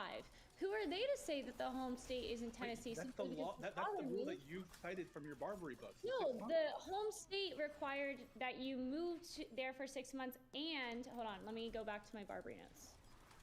Yeah, whatever the rule is from the Barbary notes, that and from the Barbary notes don't matter, by the way. That's just repeating the common law, and what matters is the Pennsylvania state law, which probably tracks the common law pretty well. But what all they're saying is that it fails that test. It fails whatever test. It probably fails the Barbary test. At the time that the petition is filed, it doesn't. It's not the case that the child has been at home for 6 months in Tennessee, and you must agree with that, because that's just I mean, not even this guy disagrees with that. I don't agree. Yeah, no, I don't. You don't agree that he wasn't there for 6 months? For more than 6 months? I agree that the child was not there for 6 months, but I don't agree that the child was allowed to. You actually think it's possible at the time the petition was filed? You think it's plausible? It's possible that his actual at home was Tennessee? You think that's possible? I mean, technically, the court required that the child stay in Tennessee, correct? No. The order from the court even acknowledges that the mother was held in contempt. The order that is being referenced in the Tennessee, one of the Tennessee courts, one of the reasons they sanction her is for going to Pennsylvania, and they modify that custody order to accommodate the fact that she's in Pennsylvania. And so it's not the case that she said that she must stay in in Tennessee at the time that this petition is filed. Yep, he's right. That's why the timeline to all this stuff is important. And those of you watching who haven't been listening to the facts here, I'm just going to say it. When you're dealing with I'm just going to say it. When you're dealing with like a Rob Noir conspiracy, for instance, the Hunter Biden shit related to Ukraine, the scandal, and Burisma, always get the timeline, because it's in the timeline that you get the true sense of what's going on, and you're not able to fudge, and you're not able to lie and be like, well, she was supposed to stay in Tennessee. When was she supposed to stay in Tennessee? Was that order ever modified? That's going to reveal everything, and I guess in that sense, it's extremely relevant to whether or not you have a claim that the jurisdiction here was wrongfully acquired. Yeah. Okay, so I have a quick question, TikTok. Did you have an attorney throughout all of this? Many. Yep. Yeah, okay. Did your attorney respond in Pennsylvania right away? Yep. Okay, now Pico, I want to go back to you. Would it have been smarter for him not to respond to Pennsylvania at all and just assume that Pennsylvania never had jurisdiction and respond only in Tennessee and therefore not even acknowledging Pennsylvania? That's fucking stupid. What do you mean? There's no petition in Tennessee. There's nothing to respond there. There's no one thinks that there's anything. There's no judge who's waiting for stuff to happen in Tennessee. Okay, to file in Tennessee then and say that in Pennsylvania. You want him to ignore the Pennsylvania proceeding and just like pretend that it's not happening and just hope like. If he does isn't that acknowledging that Pennsylvania has jurisdiction? Let me just short circuit this. We went through this debate. We did go through this debate. Both of you were kind of right. And what we decided to do is we sent our lawyers, but the whole time we objected to jurisdiction while we were there to kind of correct some of the misstatements they made. Because if we hadn't challenged them at all, then people would say we didn't challenge them. So we did challenge all the things, including like when they said my son was born in Pennsylvania, which he was not, among the other things. So we did contest those, and we did send lawyers, but we made it clear that we were not accepting jurisdiction by filing anything. Okay. And what was the final analysis there? What was the final conclusion? He says, I don't care. I'll do whatever I want. This is a small county, which the two judges rule the whole county. And this guy's quite a cowboy. He's got quite a record. What was his legal rationale? There's got to be a legal rationale. I didn't really come up with one. He's just like write in the paperwork, I'm gonna do whatever the fuck I want. Suck a dick. Yeah, pretty much. He's like, I'm gonna do whatever I want. It's my county. Okay, Chad, real quick, just as a piece of life advice, I don't care if you give a fuck what I say, but like, you have to be able to summarize at least what the arguments are on the other side, or else it makes it look like you're lying or concealing something, right? Well, I have all the argument. I've told you. We did object. And the judge just basically rejected all of our objections, and he's like, I'll do whatever I want. Yeah, but he probably didn't write that in a motion, or he didn't write that in a rejection. I'm going to do whatever I want because I own this bitch. Yeah, no, he didn't write that in a motion. So what did he write? What did he write down? What he's written down. Sure. And what he wrote down? What he wrote down in the... We've been talking about this whole time. He just ignored everything. Yeah, what did ignore? What did he write down? He wrote... Are you talking about the jurisdiction, right? We're still talking about that? Just make sure. Jurisdiction doesn't matter to you. The point is, listen. No, wait. This super matters. It's like the most important. But the thing is, there's dozens of pages, so I'm trying to look for which. What are we talking about? Does that matter? What order? So, for example, here in August 30th, he said this court is assuming exclusive jurisdiction of the case. It's hereby ordered that evidentiary hearing be held. And then he turns around. It is also ordered that the Tennessee court order of October 11, 2005 be given full faith and credit. Pursuant to the order, the petitioner is to give the custody of the child and transport to the child to the respondent on August 31st, 2006, which she failed to do, and he had to send the police to remove him. So you see where he goes off to the racist destiny. We're not talking about her. I'm reading the judge's statement from his own order. You are talking about her compliance or non-compliance with an order. I read the judge's own statement right there. It's not relevant to what our discussion is it? Do you want to stop talking about jurisdiction? It's irrelevant, dude. This is the point you're missing. It's not about whether or not he had emergency jurisdiction in any possible. Wait. This is my question. Wait. Hold on. Wait. This is my question. Okay, I'm getting away from all the legalese. Okay, just super basic questions. Okay, when they were starting to file for jurisdiction, when the kid's mom was filing for jurisdiction in Pennsylvania, you said that you guys were filing motions to strike things or correct facts of the matter. Okay, but then you also said that you guys were contesting that jurisdiction should even be there. So assuming you can do both those things at the same time, I'll assume that. I don't know, right? What was the judge's response to you guys contesting jurisdiction? That's my question. About it. That's what we've been talking about. He held me in civil contempt. He held me in civil contempt. I'm reading it right here. Well, okay, so, what did he say? Yeah. Why are you asking him questions? Why should not be held in contempt for failure? Basically, he charged me for a failure to appear, although he said I didn't have to appear because I was overseas. Okay, do you have... Wait. He wanted me to send the child. He asked about the jurisdictional arguments. What did he ask you about? Okay, so Lauren, this is why I sided with Pisco. I don't agree with this guy's arguments. I'm pretty sure there's stuff that he's either obscuring or hiding. But I mean, I don't know for sure, but like, yeah. I can't. All the documents, dude, but it's going to take you forever to go through them. There are thousands of pages of court documents. No. You keep saying there are thousands of pages. I don't want thousands of pages. If assuming you've been wait, hold on. This matter that you've been litigating for some 15 years now, I would imagine you would be pretty familiar with. You don't have to go through thousands. That's exactly what I said like 5 hours ago. Yeah, like I said, I had only one legal case in my life. It was when I was 70. I'm now 37, right? I act a big French music website called Deezer. It was like Spotify before Spotify in France. And the case took 2 years. I was in police custody, etc., etc. And I must have at least 100 pages of documents, and I can tell you everything that's in it without having to look to the documents. Because I spent 2 years with lawyer during the trial, etc. So, and I was young, so I was kind of dramatic, like my life was on the line, right? So, and him, it's like 17 years. So he should know the case. Like, this is crazy. So, yeah, unless one is considering something, two, most of this shit is made up. Or it's not his case, or I don't know. Because the thing is, it's really hard to remember a lie, right? Like, it's a cliche, but if someone is telling you a lie about their day, ask them to tell the lie backward, and it's almost impossible. Right? So, but yeah. So, yeah, I don't believe the story. Not the version he's selling. Pages of documentation. It's a very simple thing. Tell me Like, the date. Okay, tell me which date. That's what I'm telling you. Even in the 2006, I don't know about the date. I'm asking. Hearing. My question was, when jurisdiction was being contested, you're saying this is one claim you've made. He said you didn't have to be there. Then he said you did have to be there. Do you have? Is there like documentation of that? For some of it, I'm looking through some of it now. Some of it was oral, some of it was written.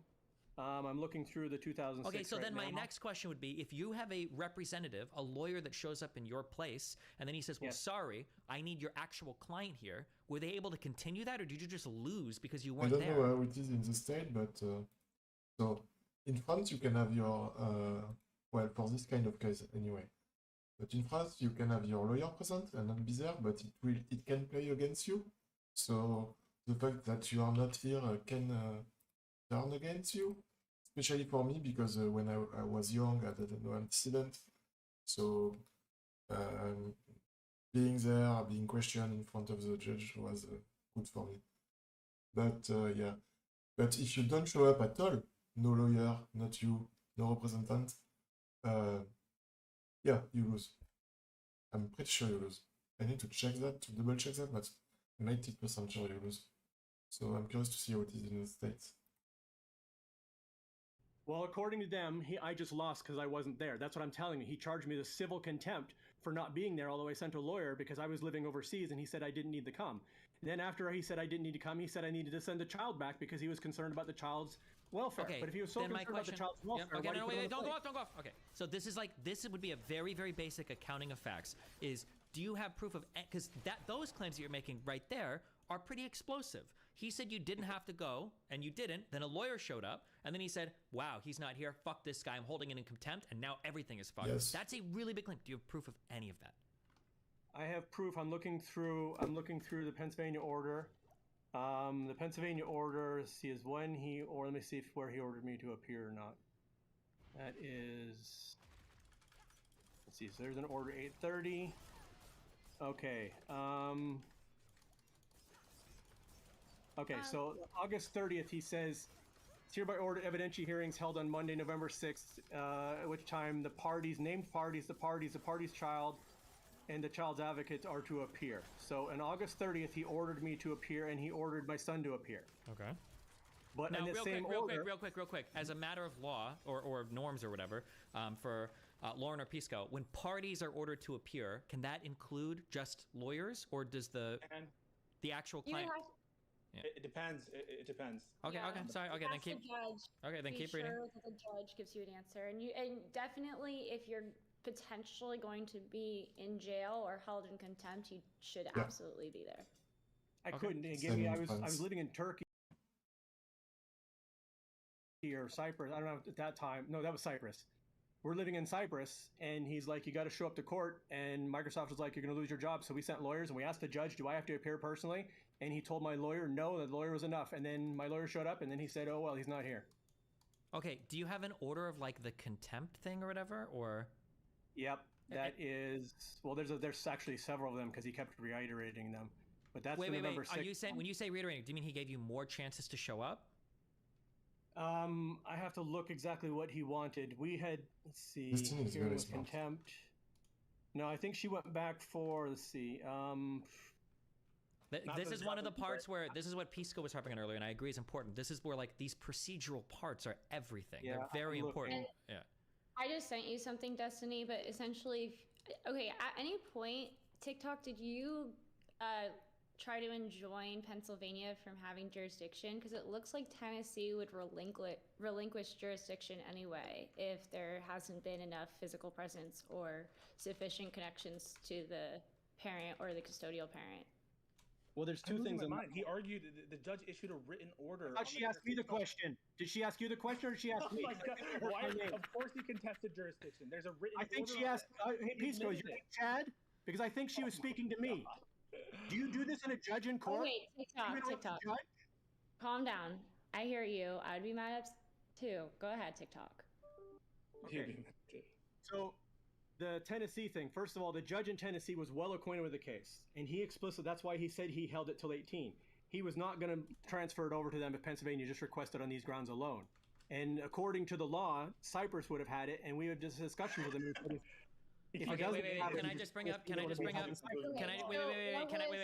quick. As a matter of law, okay, it seems to be the case, unless what Lauren is like, unless I'm misunderstanding. I'm like, he had court hearings till 2012. Wait. It seems to be the case that Tennessee actually will unilaterally relinquish any custodial or any jurisdiction relating to these custody things if certain conditions are met. One of those being that. So it says, except as otherwise provided in another subsection, a court of this state has jurisdiction to make an initial child custody determination only if, 1, the state is the home state of the child on the date of the commencement of the proceeding, or was the home state of the child within 6 months before the commencement of the proceeding, and the child is absent from the state, but a parent or person acting as a parent continues to live in this state. So it seems like that's not met, right? The child has been out of the state for at least 6 months, correct? Right. Correct. So 1, 2, a court of another state does not have jurisdiction under subdivision A1. So it seems like that no one has jurisdiction under subdivision A1. Cyprus had jurisdiction. You keep forgetting that part. Wait. Cyprus, you did not file anything formally in Cyprus for jurisdiction. File formally in Cyprus because you can't file unless you're going after somebody for a violation. The fact that you can file means you didn't file. God, this guy is dumb. Okay, that's fine. Let's say that. Wait. Anyways, sure. You're saying let's say that is the case. If Tennessee would have given it up, but Tennessee had court hearings in 2012 against her. What? That might be the case. Wait. Well, why can't we just get through this law? This is important. It has. Okay. When did your child go back to Pennsylvania after being in Cyprus in 2006? Yeah, before the filing. In 2006, he didn't go back to Pennsylvania after that because she had conflicting court orders and she disappeared. She disconnected her phone and got rid of her address, and we couldn't find her. Wait a second. When did your child was in Cyprus from when to when in the years of 2005? That's not what he said earlier. We traveled a lot, but our house was in Cyprus, so basically he was in school in Cyprus. When? It's easier to ask when he's out of the country. So October 2005, because she ignored the August order and because she ignored the March order, in October I got physical custody of him mid-October 2005, and then he went back to Europe with me. He was there until June of 2006 when I accompanied him to Boston for a summer visitation. I did not proceed on to Pennsylvania in June. I stayed in Boston for approximately 1 week and left. Then at the end of summer 2006, less than 3 months later, he was returned back to Cyprus by the Pennsylvania judge, holding up the Tennessee. At the end of June? No, at the end of, it was September 2nd. September 2nd. Okay. When was he in Pennsylvania in those periods? He was in Pennsylvania from approximately June 10th until September 2nd. Good! Okay. So you agree. 4 hours! And he managed to answer a question. I'm fucking impressed. 4 hours it took him to answer a simple question. God. That he does not fulfill the 6-month rule. For Pennsylvania, he does not agree. He is not. No. For Tennessee. For Cyprus. Oh, sorry, for Cyprus. Dude, listen. June, July, June August, minus October. September. Do you need a calendar? Because June to October is farther than 6 months. Wait. Even decide prior to that. Time of the petition is September of 2006. June, end of June, July. There's at least 3 months there. You agree? July. Dude. Wait, I don't know why. I don't know. Wait, I don't know why this necessarily matters. I think what we can establish is, at the very least, Tennessee does have the ability to relinquish, like, unilaterally their. They have the ability, but not the desire. As I told you, there were court hearings in Tennessee establishing their jurisdiction up until 2012. Okay, but for the court, they were still exerting jurisdiction. Okay. No, read the section again. A court of another state does not have jurisdiction under subdivision A1, or a court of a home state of the child has declined to exercise jurisdiction on the ground that this state. So that doesn't apply. Okay. I will also tell you the federal courts have said that Tennessee still had a valid order. The federal courts have decided that too. Wait, where are the federal courts? No one's talking about.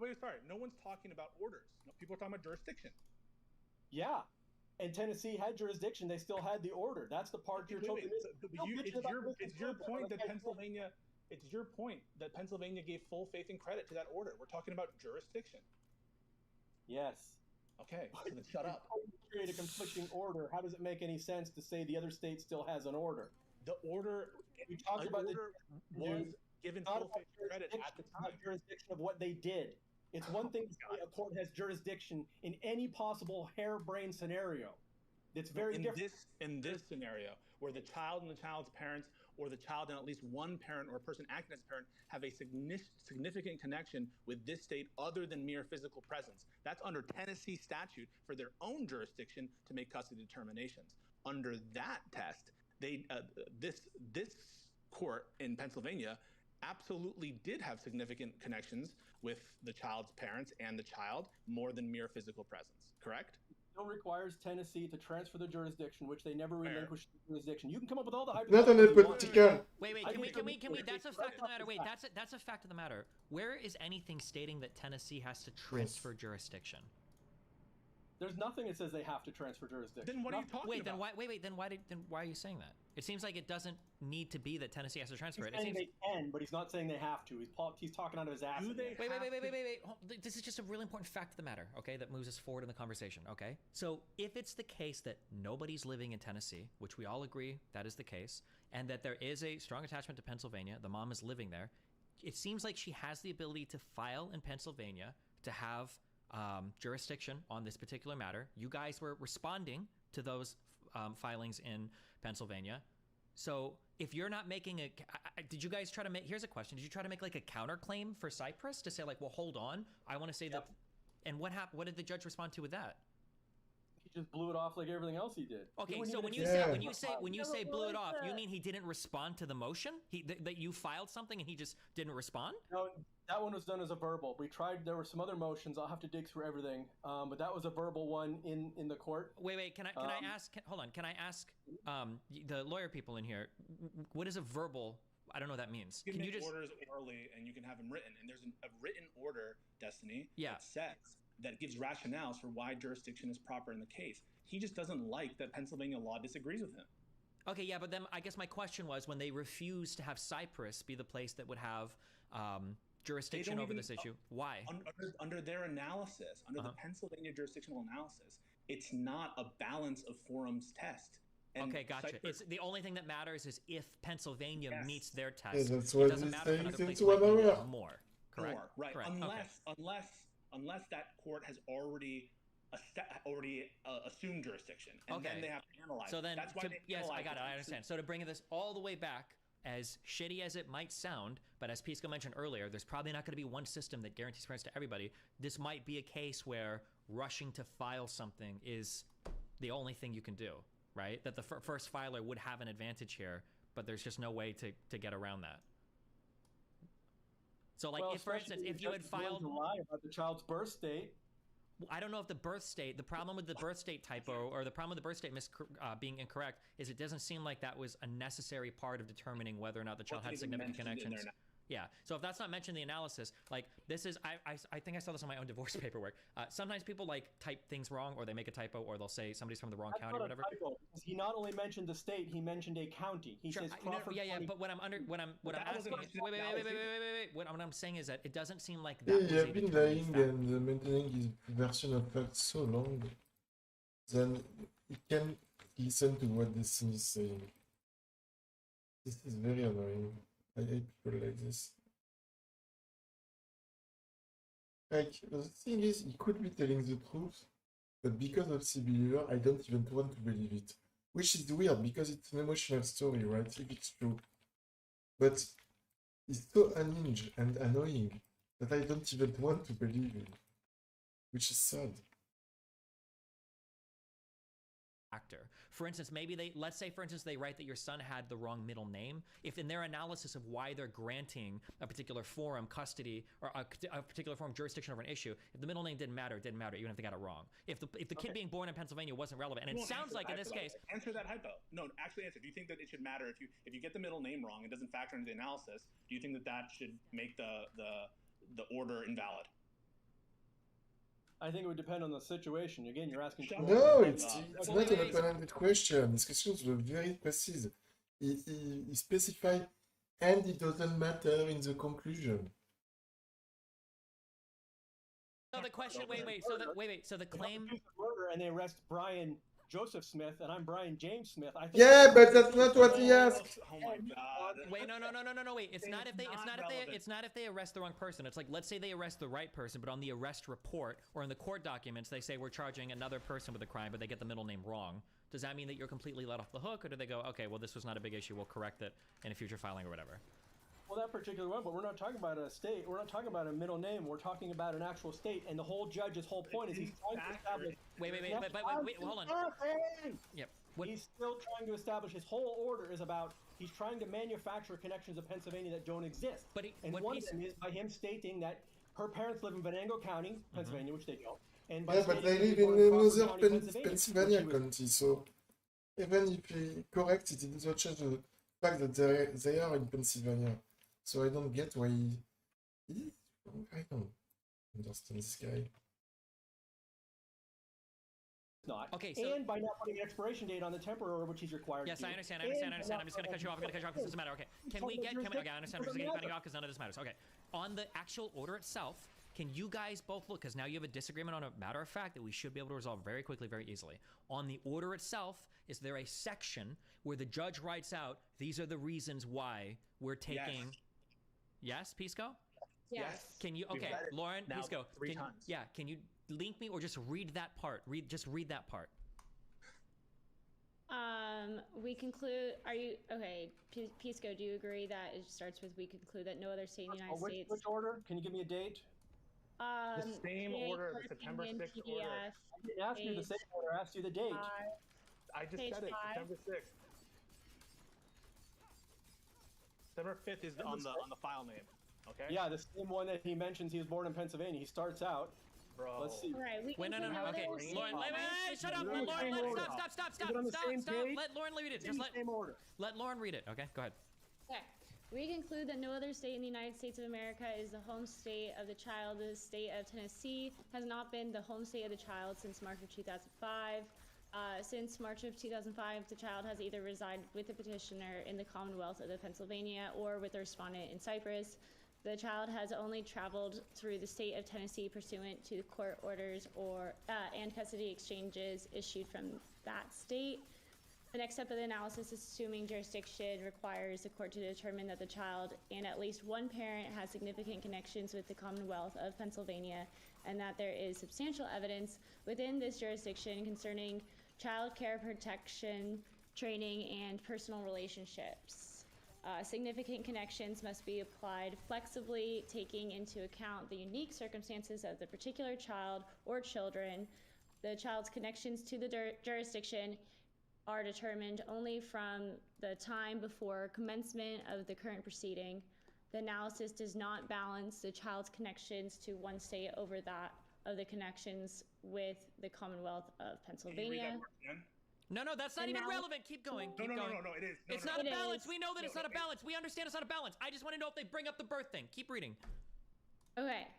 The They petition don't, for but, modification of custody was filed Well, they on don't August because 11, was 2006. read earlier. So we are only permitted to view the significant connections made by the child and the petitioner before that date. First, we find that the petitioner moved to the Commonwealth of Pennsylvania because her parents reside there. The petitioner, as of September 2003, had no reason to reside in the state of Tennessee. By that time, the respondent and she had acquired a divorce ordered, and the respondent was working overseas. We find that the petitioner removed back to be near her extended family to create a more stable financial setting for herself and her child. Finally, the petitioner has not relocated her residence outside of the Commonwealth of Pennsylvania since her move in September of 2004. Thus, we find that the petitioner is a resident and has significant connections to the Commonwealth of Pennsylvania. Okay. We okay. also Well, no, wait, the child analysis is important, so the next part's the child. Oh, go ahead. We also find that the child has significant connections to the Commonwealth of Pennsylvania. His mother and both his paternal and maternal grandparents reside in the Commonwealth of Pennsylvania. He has also attended public schools within the Commonwealth of Pennsylvania during the 2004 through 2005 school year. In the summer of 2006, he resided with the petitioner, and at the August 28, 2006 hearing, 2008, hearing, the child's court-appointed advocate asserted that the child desired to stay here in the Commonwealth of Pennsylvania with his mother. The Commonwealth of Pennsylvania is also the location that evidence can be acquired to the child's care, protection, training, and personal relationships with family, teachers, and schoolmates. The third portion of the analysis on whether the court has jurisdiction to determine the initial custody is that of the original state court must relinquish jurisdiction. The Tennessee court, who has original jurisdiction of this matter, has not relinquished jurisdiction of this court. In fact, the Tennessee court has stated to the contrary when the Tennessee judge asserted that the state of Tennessee has exclusive continuing jurisdiction in the matter until the child reached the age of 18 years Okay, old. so is that all of it? No, our analysis does not end here. If the original state court will not relinquish jurisdiction, then this court must determine whether the Tennessee court has jurisdiction of the matter pursuant to a law. We conclude that the state of Tennessee does not have jurisdiction in this matter. As stated above, child's home state, quote, is not the state of Tennessee. The child has not resided in the state of Tennessee since March 2005. In addition, neither the child nor does either parent currently reside in the state of Tennessee. And they're all of these laws that they're citing, by the way, that I'm skipping over because quotations are annoying, are Pennsylvania laws. They're not quoting any Tennessee laws. Okay, so real quick, okay, hold on, wait, because I've got to fucking start a show kind of soon, okay? Okay, so my question is, if there's anything further to that, it sounds to me like the birthplace of the child was not relevant in the legal test that Pennsylvania applied here to figure out if there are like significant Yeah, of attachments. course not. He's Okay, just wait. repeating- Okay, so Pisco, okay, now I'm chiding you. If this was the case, you should have just read this part like He did. 5 hours ago. So He that did. you I never did bring this read point. this part hours ago. Okay, then I didn't listen and I'm retarded and you should have just kept saying we read this and it's not relevant, okay? So did. I didn't He hear you read did. this. If you did, then I To just be fair, didn't he listen did. because I was too busy masturbating to your mom. Okay, so TikTok fugitive. The birth date, whether even if they said your child was born on the moon or was born to the literal king of Tennessee or Pennsylvania, it seems like that's not relevant in the legal analysis that they applied here. So it doesn't matter if they wrote that incorrectly on the legal order. Well, first of all, it's in the same document, although it's just not in the same section. Oh my god. Hey, dipshit, let me talk. So, first of all, it's in the same order, which he put in there to establish more of that type of contact. Did he quote it in the conclusion? No, he did not quote it in the conclusion. But he also Is made it a actually not a bad argument for once that he's making? I'm not sure. I'm not sure. That doesn't mean to be fair. To be clear, it doesn't mean it's legally relevant, but not a bad argument. But it doesn't counter exactly. Quick question. Can I ask you? Quick question. I don't have much time. Quick question. Just a quick question. You said he brought it up in the court document. When he brought it up in the court document, was it mentioned in passing, or was there an implication that there was a significant reason why the child had ties to Pennsylvania? Oh no, there's an implication. It's right here. Oh my god. What's Okay. the implication? Yeah. What is the implication? Read. The parenting plan parties agree on the custody arrangement since Eros Charles Oberlander, born in Crawford County, Pennsylvania. Petitioner moved to the child from the state of Tennessee. He's establishing there are ties to Pennsylvania, which there are not. No. Okay, that doesn't sound like that doesn't sound like it's part of the analysis. It sounds like they're just listing facts about the child. Yeah. Background to the analysis, however you want to put it, it's in the same order. It's not a fact that's cited. Then why is it in the order at all? Because he says Pennsylvania is more. in my order, my lawsuit when I was 17, there is my birthplace and birth date, and the one of my sister and my parents. Is it relevant to the case? No, they are not even implicated. Just how a document works. What the fuck? School relationship, but then it goes on to say he was in Cyprus school for the previous year. Okay. Sure, but you're not fighting. Wait. Hold on. Wait. This is so clear. You're not helping. Pisco, stop. Pisco, I'm holding you in contempt. Okay, listen. Whether or not he was in Cyprus or anything doesn't matter. In that court order specifically, it states that this is not a balancing test. Meaning, it might be the case that your child lived 362 days of the year in another state, went to school there, has a family there, fought and bled for that state, etc., etc. Yes, that's what the conclusion says. The only thing Pennsylvania cares about is whether or not that particular child meets the threshold, and the mother meets the threshold for them to have jurisdiction over these matters. It doesn't matter if they might have jurisdiction somewhere else. Well, it does, but you don't have it in Cyprus right now. So that was one of the things they checked for, and they said that Tennessee would relinquish it, etc. Right? But it's not a balancing test. All Pennsylvania cares about is, do you meet enough of our threshold to do it? And he does. That's what I'm telling you. We've said this from the beginning.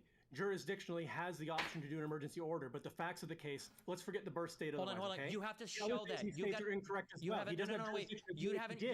Hold on. I understand what you're arguing. Yes. You're making an argument to back up a legal argument, but we don't know what law you're citing, where it says they can only do an emergency injunction. He's a sovereign citizen, and of course he's not going to admit he's wrong. No, I'm not a sovereign citizen. It would implicate he's essentially a sovereign citizen. Are you a civil litigator or a criminal litigator? He's essentially. Are you a civil litigator or a criminal litigator? Carantos, you better be corralling people up to the keeping waiting room. Carantos, corral them. Not that it matters. Not that it matters. It does matter. What state? He would never admit that he's wrong. It implicates. Why can't you answer the question? It implicates his criminal matter. Why can't you answer the question? What state do you practice in? That should be an easy question. If he admits that there is proper jurisdiction, what state do you practice criminal litigation in? This is a simple question. And those orders were valid. It could be prejudicial. You can't answer what state you practice in, can you? That's why it's impossible to get any answer. You are not a Pennsylvania attorney. My brother is a Pennsylvania attorney. I've been through all this. You are not a Pennsylvania attorney, which you said at the beginning. You said you do not know Pennsylvania law, you do not practice in Pennsylvania, and you will not even tell us what state. I actually think that, you may have a theory of the law that you think is applying. The argument of the man who has no arguments. And that you have your reasons why you are not a Pennsylvania lawyer at all, which you said by your own admission. Typos should be acts of abuses of discretion. Yes or no? Are you a Pennsylvania criminal lawyer? Yes or no? I understand that you think that if a court acts wrong, have you passed the bar in the state of Pennsylvania? Simple yes or no. Have you passed the bar? It's crazy when you think about it. This guy is doing this for if what he's saying is true, which I'm not sure at this point, right? I'm not even sure it's his case, right? Did someone check his identity? Is it just a character for TikTok? Maybe the case is real, but it's not really him. I'm not even sure because there is so many weird shit in the way he's talking about the case. But let's say it is, right? Yeah, he has been doing that for 15 years, something like that. And the guy can't talk about the case in a rational way, like answer simple questions. This is so fucking weird. Like, he's insulting Pisco, and the third he was insulting Destiny, when his goal should be, if he's innocent, right, for people to talk about his case. Yeah, like, I don't get it. Just one cloud? Yes or no? Yes or no? You have passed the bar in the state of Pennsylvania. Have you ever practiced in Pennsylvania? What's going on with the extradition order? But honestly, it's been a big waste of everyone's time. I think that you're insane and that you really should have no business being on. Wait, real quick, because we have a proud. I have to go. Yeah, I love you, buddy. We have a proud family specialized attorney here. Real quick, as I cut into the minutes of my show, the lead attorney. Do you have any opinion you would like to submit to the court of DGG No, here? I just want to be an orbiter. Oh, fuck I you! tried No, to- you're literally the most qualified person in the room. You have to give us a fucking opinion.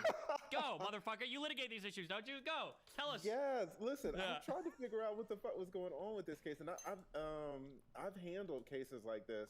It's pretty well. I don't want to say cases like this because for me to figure out the facts of what's going on, I would have had to rewind for the 4 hours, right? Mm-hmm. But for y'all who don't know me, I'm a 20-year divorce attorney down here in Atlanta, in Georgia, right below Tennessee. And what happens a lot of times is you will have parents that I move love this away, accent. and so one parent will live in, let's say, Atlanta, and then the other I need parent to will learn move to speak to like this. New York. And there'll be visitation. So the father's in Atlanta, and he'll go to the airport to pick up his kid, and his kid will be in bad shape, and he'll say, well, I don't want to return the kid. I want to file for custody of the kid. And so normally what would happen is if you want to file for custody and the child lives in New York, then you would have to file there. But you can invoke this special provision of this emergency motion where you can file for custody in Atlanta, in Georgia. And then the Georgia judge will have to speak with the New York judge to figure out if the emergency is warranted enough that the case can be heard at least temporarily in Georgia. All of this presumably is to safeguard the best interest of the child, right? But again, I'm not sure if that applies so much because I would have had to listen to the last 4 hours. But it does get very intricate when you talk about jurisdiction and where you're going to file a case when custody of a child is involved. Yeah, I think Very the true. primary disagreement here that Chad has is Chad was living overseas, abroad, and there was a custody agreement that was filed in the state of Tennessee.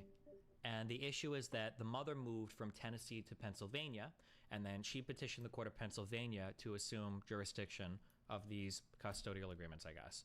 And what Chad is arguing is Pennsylvania shouldn't have been able to force Tennessee to relinquish that jurisdiction without some input from him. But it sounds like Tennessee will do that if neither parent is living there. And it sounds like the judge in Pennsylvania, for whatever reason, I haven't really gotten a good one from Chad yet, apparently didn't want to hear his contesting of the jurisdiction being moved to Pennsylvania. So then jurisdiction was moved to Pennsylvania. That seems to be, yeah.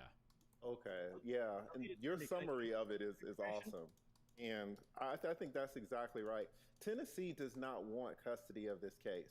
If the child doesn't live there, if the parents don't, They do. That's what I'm trying to tell you.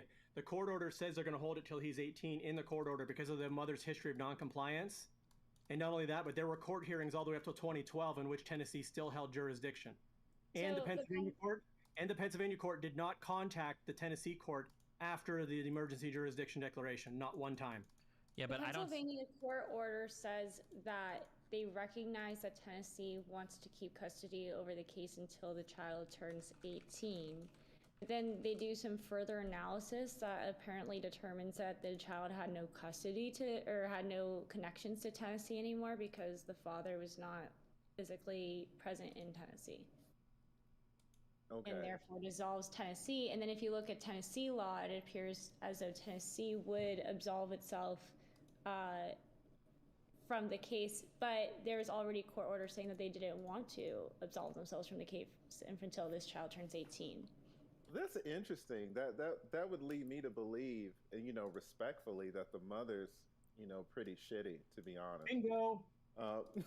Because when a judge and says, you know what, I want to keep this case until the child turns 18, it's usually because there's been a long history with this case, and the judge feels like he knows the history better than some new judge coming in, and this is a special case where there's been a lot of back and forth involved. Yes.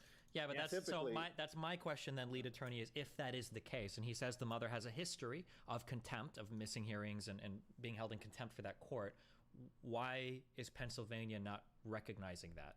And then that's where the answers become like, well, because the judges are assholes or whatever, but I'm not getting a clear answer there. And then apparently the problem then comes is that he's missed hearings that he's been called to in Pennsylvania So then it's like, well, I don't know what's going on at this point. If a lot of procedure is getting fucked up, and I don't know what the responses are to the judge in Pennsylvania for why they're assuming it from Tennessee when Tennessee apparently says they want to hold on to it, which, yeah. Stephen, I just have a quick question for the lead attorney. Lead attorney, does the preferences of a judge of wanting to have a case and have it be in front of them, does that affect any jurisdictional analysis? The desires of a judge to have a case before him? Technically, no. No, Technically, right? no. So you agree Right. that what you just said is totally irrelevant to jurisdictional analysis, right? No, I don't agree. You don't agree? You just said that the whims and desires of a judge to have a case before him doesn't affect jurisdiction, correct? That's not what I said. I said technically no. Like you said, does it affect the legal analysis? Well, it shouldn't affect the legal analysis, but we have to remember that judges are people. All right, judges are absolutely people. And in a formalistic sense, as the law is written, does it affect it? No. As the law is written, no, it should not affect it at all. Thanks. Well, I think Pisco. Wait, so what? Fuck.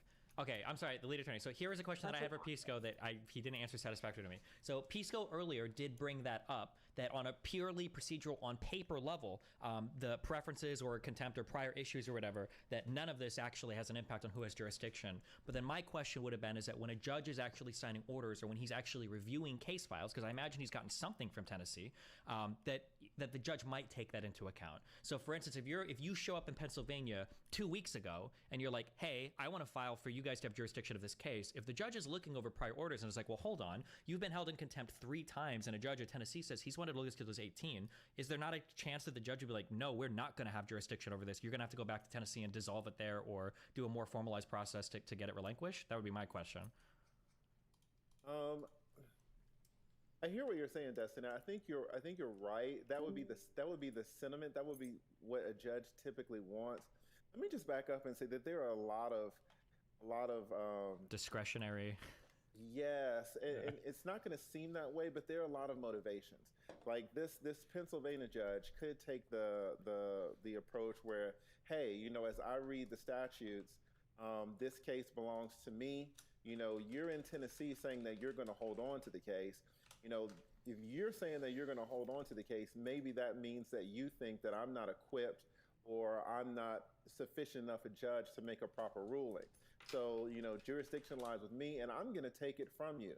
I don't care what you've seen in the past. I've been practicing as a judge. I've been on the bench for 15 years and, I can make a proper ruling in this case. It's my case. Give it to me. Whereas the Tennessee judge may say, listen, you're just coming in. You don't know the facts. You don't know the history. People have been held in contempt. We're going to hold on to this case. And so you'll see this a lot of times with the police, especially state and federal, where they'll be fighting over a fucking case, right? Mm-hmm. You can often have that it's just human nature. You have 2 people, 2 organizations, 2 groups, and they'll be fighting over power. And it does happen from time to time when people fight over cases. Now, usually you would see a Tennessee judge saying, hey, take this case, because my docket's full and I've got too many cases as it is. No one lives here. The parents don't live here. The child doesn't live here. Just take it. If people live in Tennessee, if the mom lives in Tennessee, the child, take it. In this case, though, if you have a caring judge, the judge might say, listen, man, I've been through it with these people for so long. I know the history. I can make a better ruling than the judge in Pennsylvania, so I'm going to keep the case. So the judge in Tennessee thinks he can make a better ruling, and the judge in Pennsylvania says, you can't make a better ruling because I'm a judge and I've been on the bench for 15, 30 years or whatever. So you might have a dynamic where they're fighting over a case. So if the gentleman says, well, the judge said basically this is my courtroom and he's going to keep the case, obviously in the paperwork that's not what he said, but that might be the impetus underneath what he said, right? But the analysis allowed him to just say, even though the Tennessee law or the Tennessee judge wants to keep jurisdiction, we're doing further analysis and determined that Shut up, Knut. Move up. Hello, welcome. Hey, hold on. We're just waiting for contestants to join, man. These guys are being real lazy, but we're rounding them up. Okay, guys? So kind of late here. Thanks. Kind of late where? Aren't you on the West Coast, Ja? Yeah, we're late. Like, it's supposed to start at 5. It's all good, man.